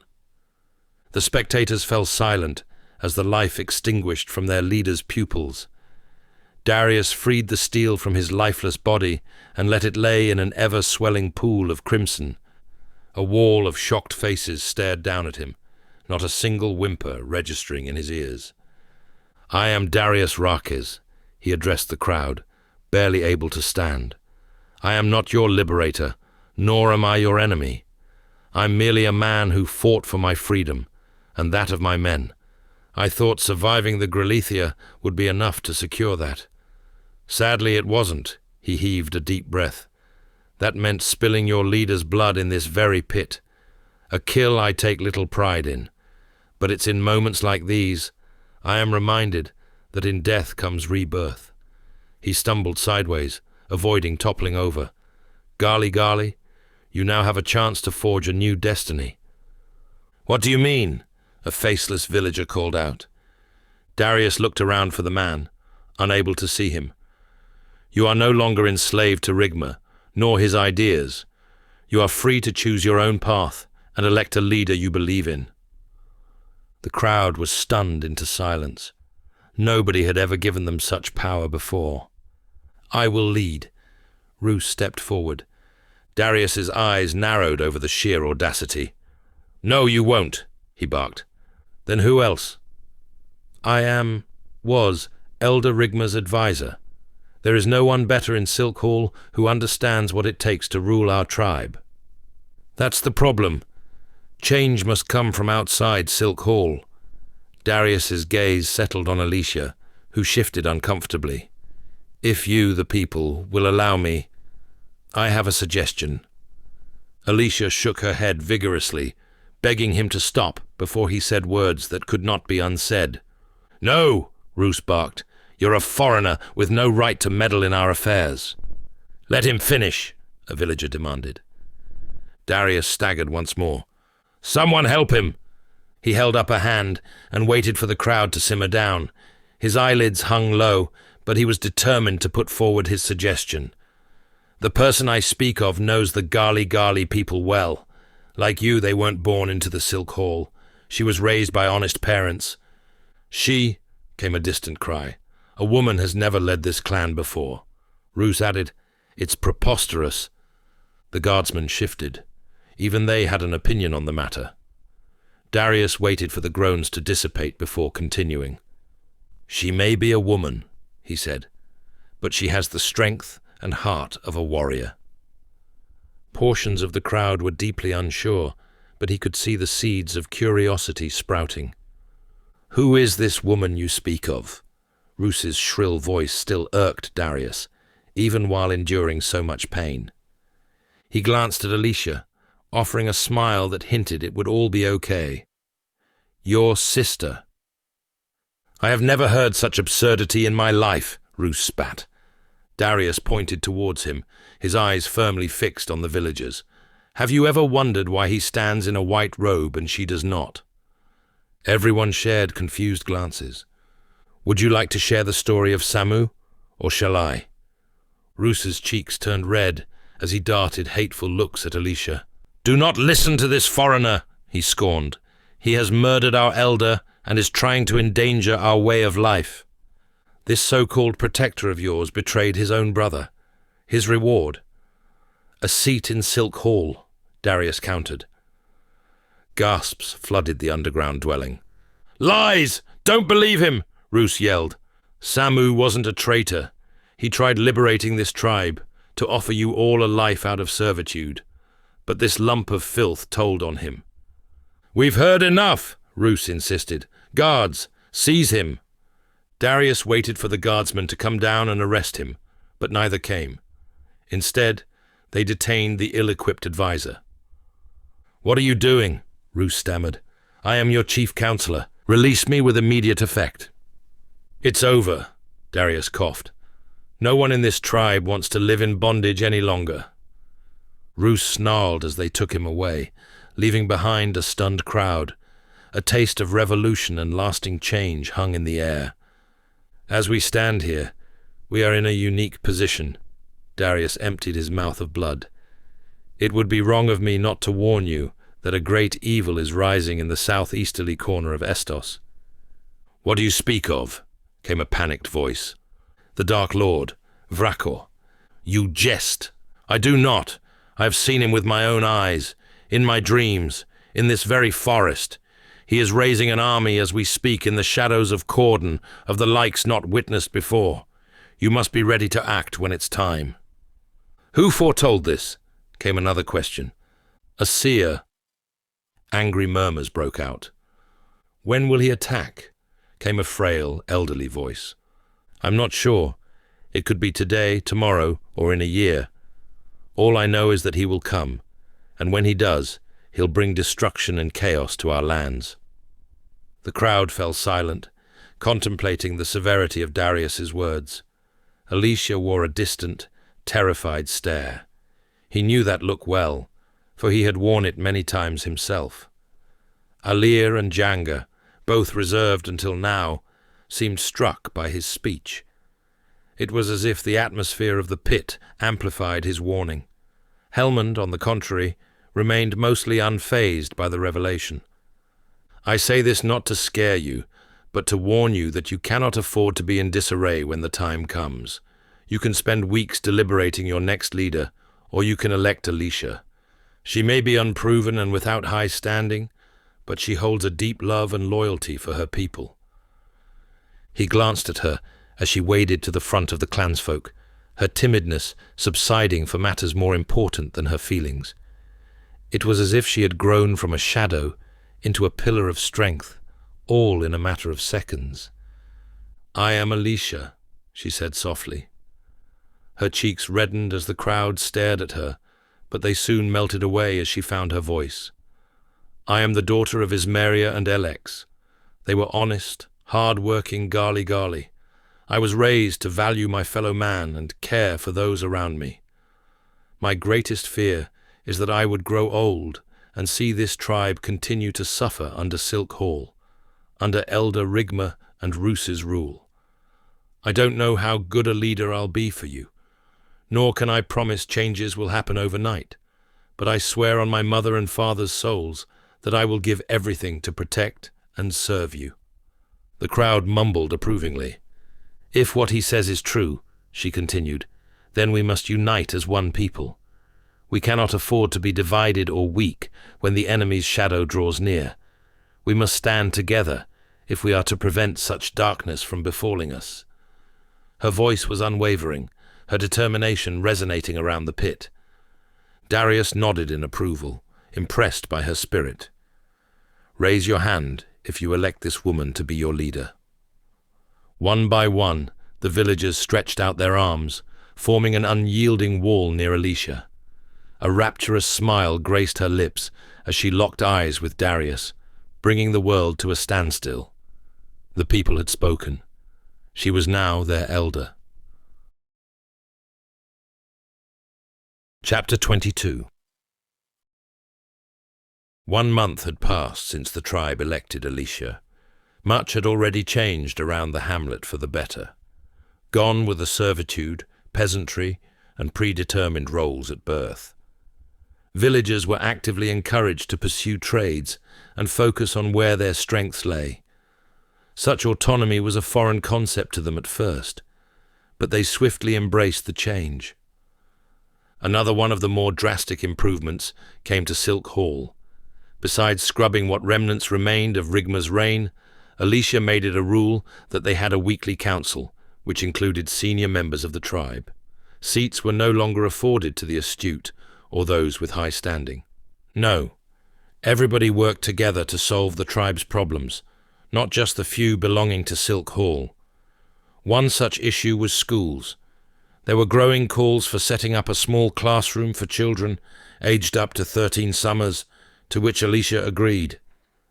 Education and open minds were the driving forces for lasting change. This was imperative for the tribe if they were to realize her ambitions of leaving the forest and their underground dwelling behind. But these were challenges for tomorrow, as there were enough to deal with today. Either way, the future appeared bright for the Gali Gali clan, even if the threat of Vrako still loomed in their thoughts. Darius awoke in the soft furs of a tent. He hadn't slept so well, or so deeply, in a long time. The air permeated with herbs and other floral scents. He lay quietly, thinking about the past 4 weeks. He could feel the newly formed scars covering his chest, shoulder, and palm. Though his wounds had mostly healed, a subtle throb remained in some areas, to remind him of how lucky he had been. He cast a glance to the corner, where a pile of bandages leaned against the basin he used to bathe. Next to it was a mirror with a crack running diagonally across it, which reflected a distorted image of him from the stomach up. A villager had thankfully scissored his hair back to a short and manageable length. He couldn't go on any longer looking like a feral animal. He encouraged Alir, Janga, and Hellman to get theirs cut, but they settled on a mere trim. Darius sighed and slowly sat up.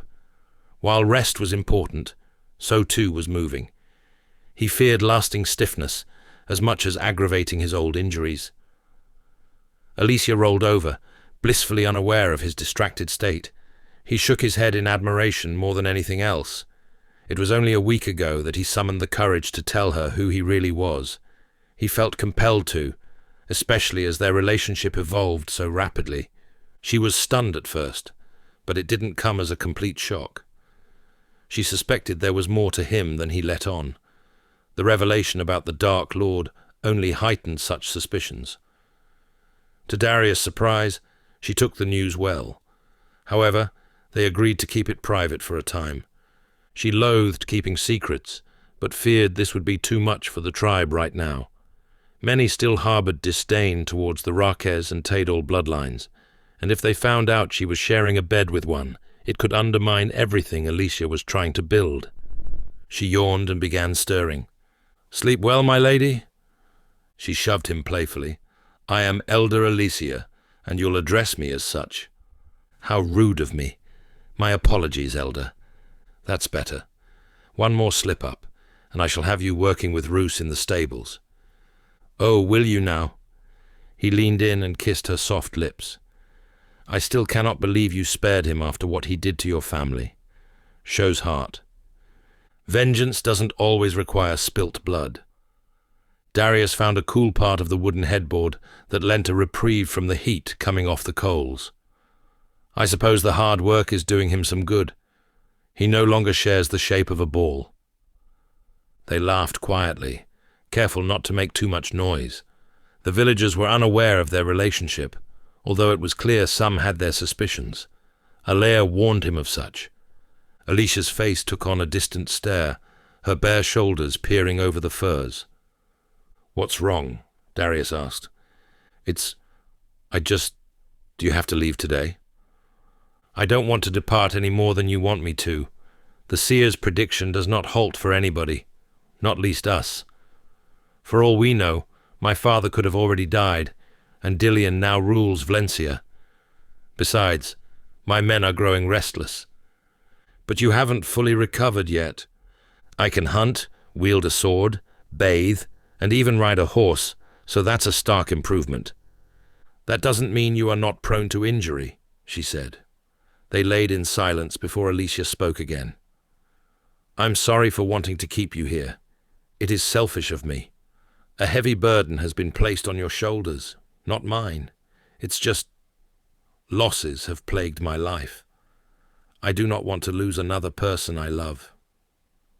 Her talk stunned Darius.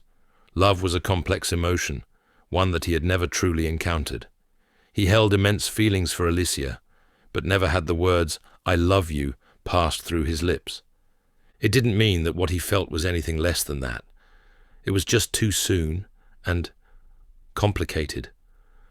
Knowing they may never see each other again once he departs only compounded the confliction further. The journey to Vlencia was a one-way road. Either he succeeded or he failed and died. There was no middle outcome. Darius held Alicia close, her soft cheek nestled against his chest. He listened to the steady rhythm of her breathing as they lay there in contemplative silence. "I will miss this," she whispered. "As will I." He laid down, and they embraced in a passionate kiss, their tongues dancing, begging the other to dance a while longer. When Darius peeled away, he took in the many distant silhouettes that walked past their tent. "The Spirit Mother has told me we'll meet again," she said. "But not for some time. That's more than what my gods tell me, so I'll take it." Alicia smiled and climbed out of bed, her body soft and enticing. She dressed in a robe, which was made from humble materials by some of the village women. It had sleeves that draped 2/3 of her arms and carried a hood that cushioned her shoulder blades. She specifically asked for it not to be white or bright, as she believed it acted like a visual divider between her and the people. There was much to be admired about her leadership and how swiftly she took to the role. "Where are you going?" Darius inquired. "To gather supplies and guards to escort you," she replied. "If the path is kind, it will take 4 days to reach the Vlencian border." Darius's heart quickened by the prospect. He had imagined this moment countless times, but now that it was approaching, his body became flooded with anticipation and nerves. "When they are ready, I'll find you." "Okay," he nodded. With that, she left the tent flap, her silhouette disappearing. Darius pulled in a deep breath, taking just as long to release it. He got out of bed and changed into his leather armor. Alicia got it repaired and cleaned, but much to her displeasure, it still held an old scent. While his shoulder hadn't fully allayed the stiffness, his other injuries had since lost their sensitive edge. She gifted him a sword belt, which was a welcome addition to his attire. She even had the local blacksmith sharpen his swords. Thanks to Darius and his men, her people were discovering and fast learning new trades, thus kick-starting their own economy. Darius paused for a moment before sneaking out of the tent. He spotted Janga, Alea, and Hellmund in the distance, feasting on something by the communal fire. He waded through the passing villagers, pausing only to give a nod to a few of the children who had a habit of running up to him. Janga chuckled, sitting strongly on the log. "You're quickly becoming a local hero, Titling. Wash your mouth out. I do not want young minds learning your crass tongue." Darius frowned, stealing a piece of fruit from his hand. "Why not? I know it's you that has them calling me strange names. It is only fair they learn yours." "I'm afraid you've lost me," Darius sniggered. "Oh, the name Lardy eludes you now, does it?" Hellmund and Alea laughed, shaking their heads as they bit into their harvest. "I think it suits you well. Maybe the children are onto something." Jenga grunted his displeasure. "Are we set for departure?" Alea asked. Darius sunk his teeth into the fruit, a torrent of sweet liquid trickling down his throat. "Yes. Alicia is gathering supplies and men to escort us as we speak. With some luck, we should reach Vlencia in 4 days, give or take." "And then what?" "We travel to Cladstein. The mage may be our only hope." Hellmund appeared bemused. "What is it?" "I simply do not have a high opinion of wizards, that's all." "But you defend seers." "They are different." "How so?" "They do not uphold moralist views, nor do they disfigure and banish those who possess a unique magic." "He's got a point," Jenga added. "Without the mage of Cladstein, the power remains with Dillion," Darius said. "Too many will pledge their fealty to him, if they haven't already." "It's true," Alea chimed in from across the fire pit. "Few dare to challenge the sorcerer. His kind may have disappeared into obscurity, but they still possess loud and influential voices, even as far as Elron. Estos is one of the few regions that forbid magic users, but it also knows it cannot contain them." "Then why haven't they left?" Jenga asked. "Wizards aren't nomadic. Besides, why should they be forced to leave their homes? Men are mortals, and an inferior race. They will outlive us all." Alea's reply seemed to have the big man thinking. Hellmund shook his head, turning to Darius. "What makes you think they'll take your side?" "I like to believe they cannot ignore the threat in Cordon. Vrakor is as much a danger to Estos as he is to them. To defeat the Dark Lord, men and wizards must unite once again. The mage won't gain such an alliance with Dillion." "How certain are you of that?" "I may not know my brother as well as I thought I did, but going by his lust for power, he will not want to share it with anyone." "And what about Elron?" "What about them? If you regain the throne, how do you plan to get them on side?" Darius sighed dejectedly.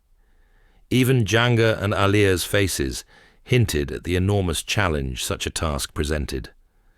"The road ahead presents challenges I am yet to find solutions for," he said, getting lost in the flames. "One step at a time." Very reassuring. Darius shot a fiery gaze at Hellmund, maintaining it without a single blink. "If reassurance is what you're here for, then you will sadly be disappointed." Hellmund smiled and nodded, his eyes firmly locked. His lips twitched, but nothing came of it. Darius broke from their heated standoff when a mass of people and horses approached. It was Alicia and a band of guards. Darius stood to greet them. "Good to see you, milady." Jenga's bow was unbecoming of him. "It's elder to you." She smiled. "Forgive me. I'm a slow learner." "I'll remember that," Alea quipped. She fought hard not to hover too long on Darius, and instead addressed them all. "There is a horse for each of you. They are gifts from our tribe for everything you have done. We do not have many, so treat them well, and they shall return in kind." "Thank you, Alicia." Alea nodded, always the gracious one. "And supplies?" Darius inquired. "While basic, the rations should last you 5 days," she said. "Enough to see you through to Vlencia." "Good, good." He studied her for longer than he should have. Jenga cleared his throat, spotting their obvious unwillingness to part. "Something in my waters tells me Alea, Hellmund and I ought to pack up our things." Darius and Alicia's cheeks flushed red. Jenga led the 3 of them away to gather their belongings. Alicia also ordered her men to give her and Darius a moment, to which they obliged, taking the horses. They kept a fair distance apart, mindful of passers-by. "I am grateful for all you have done," Darius said, "as I am you." She glanced around, then suddenly leaned in and pulled the trinket from beneath his collar, caressing it. A smile broke across her face as warm memories rose to the surface. "Samu will be proud of what you've become." Tears welled in her eyes. "Never stop wearing this." "I won't." Their foreheads came together as he wrapped his arm around her waist, pulling her closer. She flinched at the contact, but he held her firm. They breathed heavily, both yearning for more, but knowing it was too risky to do so. She planted a kiss on his cheek and whispered, "Come back to me. I'll be waiting. In this life or the next, I swear it." Janga, Alir, and Helmand re-emerged from their shared tent, each carrying a satchel made from tattered leather. "Ready yet, Tittling?" Darius sighed, finally releasing Alicia. "Your mouth!" "What can I say? Old habits and all that." Darius turned around to face the men he would tread through hell with, a sense of foreboding settling over him. Unlike the forest, he knew exactly what dangers lay ahead. Weapons would collide, hearts would be broken, and old scores would be settled. The path wasn't for the faint-hearted, it was for kings. He gripped the hilt of his sword, ready to take on the fight that would decide not only his fate, but that of the entire region. "Mount up. We ride to Vlencia."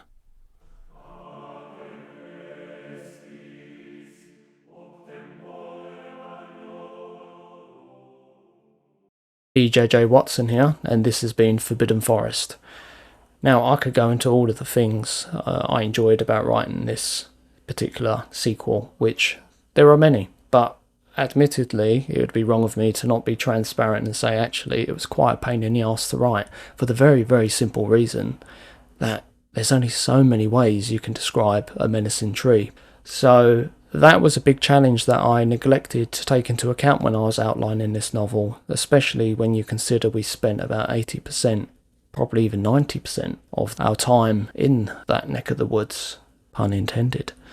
So that was definitely a challenge, and it was a challenge that forced me to rely upon not just the experiences in the forest, but the inhabitants. You know, we got to, well, Darius, shall we say, and Janga and Alir. They, not just that, Darius had to escape death not once, but a few times actually.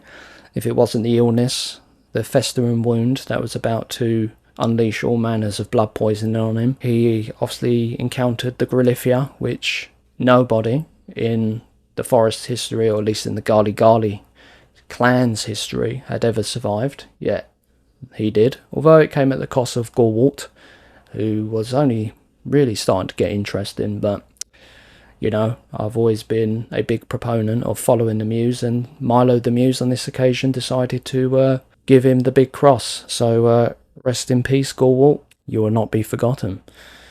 But obviously this was a instalment where we saw and encountered many things, and we met new characters. So we obviously met Gorwalt very briefly, Helmand, his poor brother Humpher, who met an equally grisly death by the crocodile. We also met Alicia for the first time, who struck up quite the bond with Darius, and vice versa.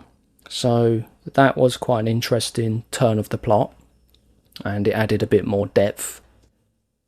Darius almost perished to one of his hallucinations with Vrakor, which obviously did a convincing enough job to get him to plunge a dagger into him, but luckily not too deep. So we saw that. That was quite interesting. What else did we encounter? There's quite a lot. Oh, yeah, of course. Rigma was overthrown, which I'm not too unhappy about, because he was quite an annoying little wretched fool. But they exist everywhere. The difference is, in fiction, I'm able to kill them off. So we had Rigma, and now the new leader of the clan, Alicia, who the people have voted in. So quite a lot happened. Quite a lot happened in this book, and obviously there's plenty more that I haven't discussed. The whole idea of this segment at the end of every video, Watson's rambling as I call it, is to just quite frankly ramble.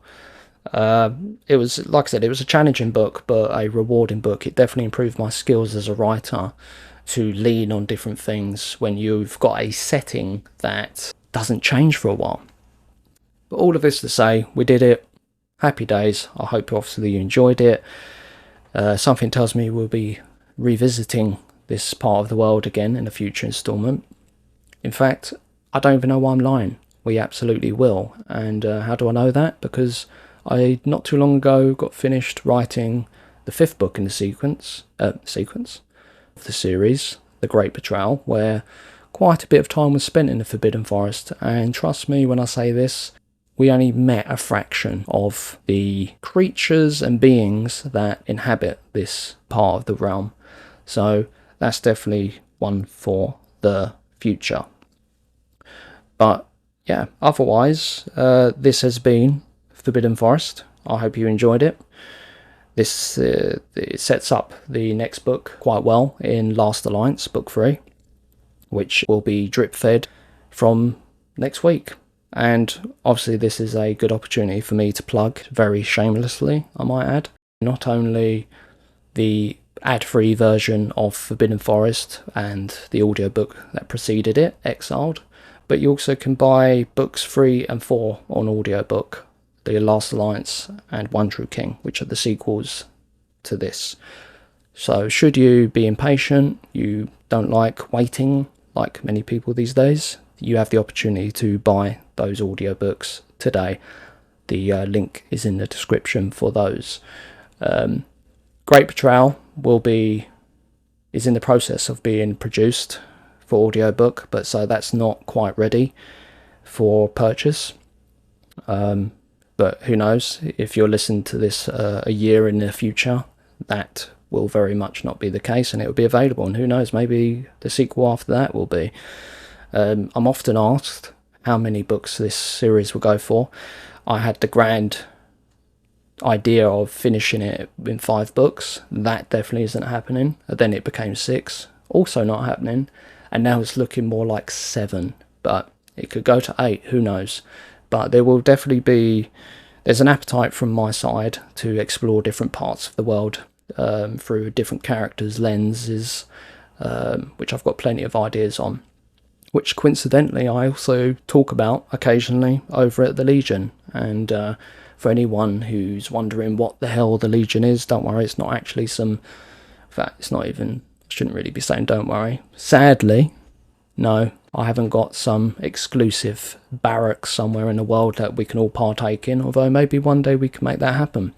But no, the Legion is quite frankly a very cool and subversive way of saying my newsletter. It's Watson's Ramblings, but on steroids. I talk about anything and everything that goes. And one of the things I do talk about is the updates in the world of my work and my fiction. So any big updates or plans or progress will be explored there. So it might very well conclude on 7 books. It could be more, who knows? But the people who are among the Legion will always know first. So if you're interested in that, there's also a link in the description to join the Legion. But again, it's a daily newsletter. You'll be getting emails every day, and I can't promise you won't convulse on some of them, and I can't promise you're not going to laugh or cry on some of them, because there's every chance you will. And as an added carrot, you'll also get the prequel to the series in both ebook and audiobook as a welcome gift or an initiation gift. I say an initiation gift because you'll probably find out. You'll find out on email 1. It is quite the initiation, and again, quite different from any other welcome email you'll get joining most other fiction author newsletters. But yes, that's it. Anyway, enough rambling. We're going on for now nearly, 10 minutes? I don't know. Who's keeping time? But yeah, this has been Forbidden Forest, and this as always has been your host, D.J.J. Watson. Like and subscribe, and leave a comment with any bits that you've enjoyed about Forbidden Forest and this audiobook. Or maybe you just want to take the piss out of my voice. That's totally fine. I read and reply to all of them, and if you're especially trollish, you might even feature on an email of mine. So, yeah, give it your best shot. Alright guys, lords and ladies, this has been D.J.J. Watson.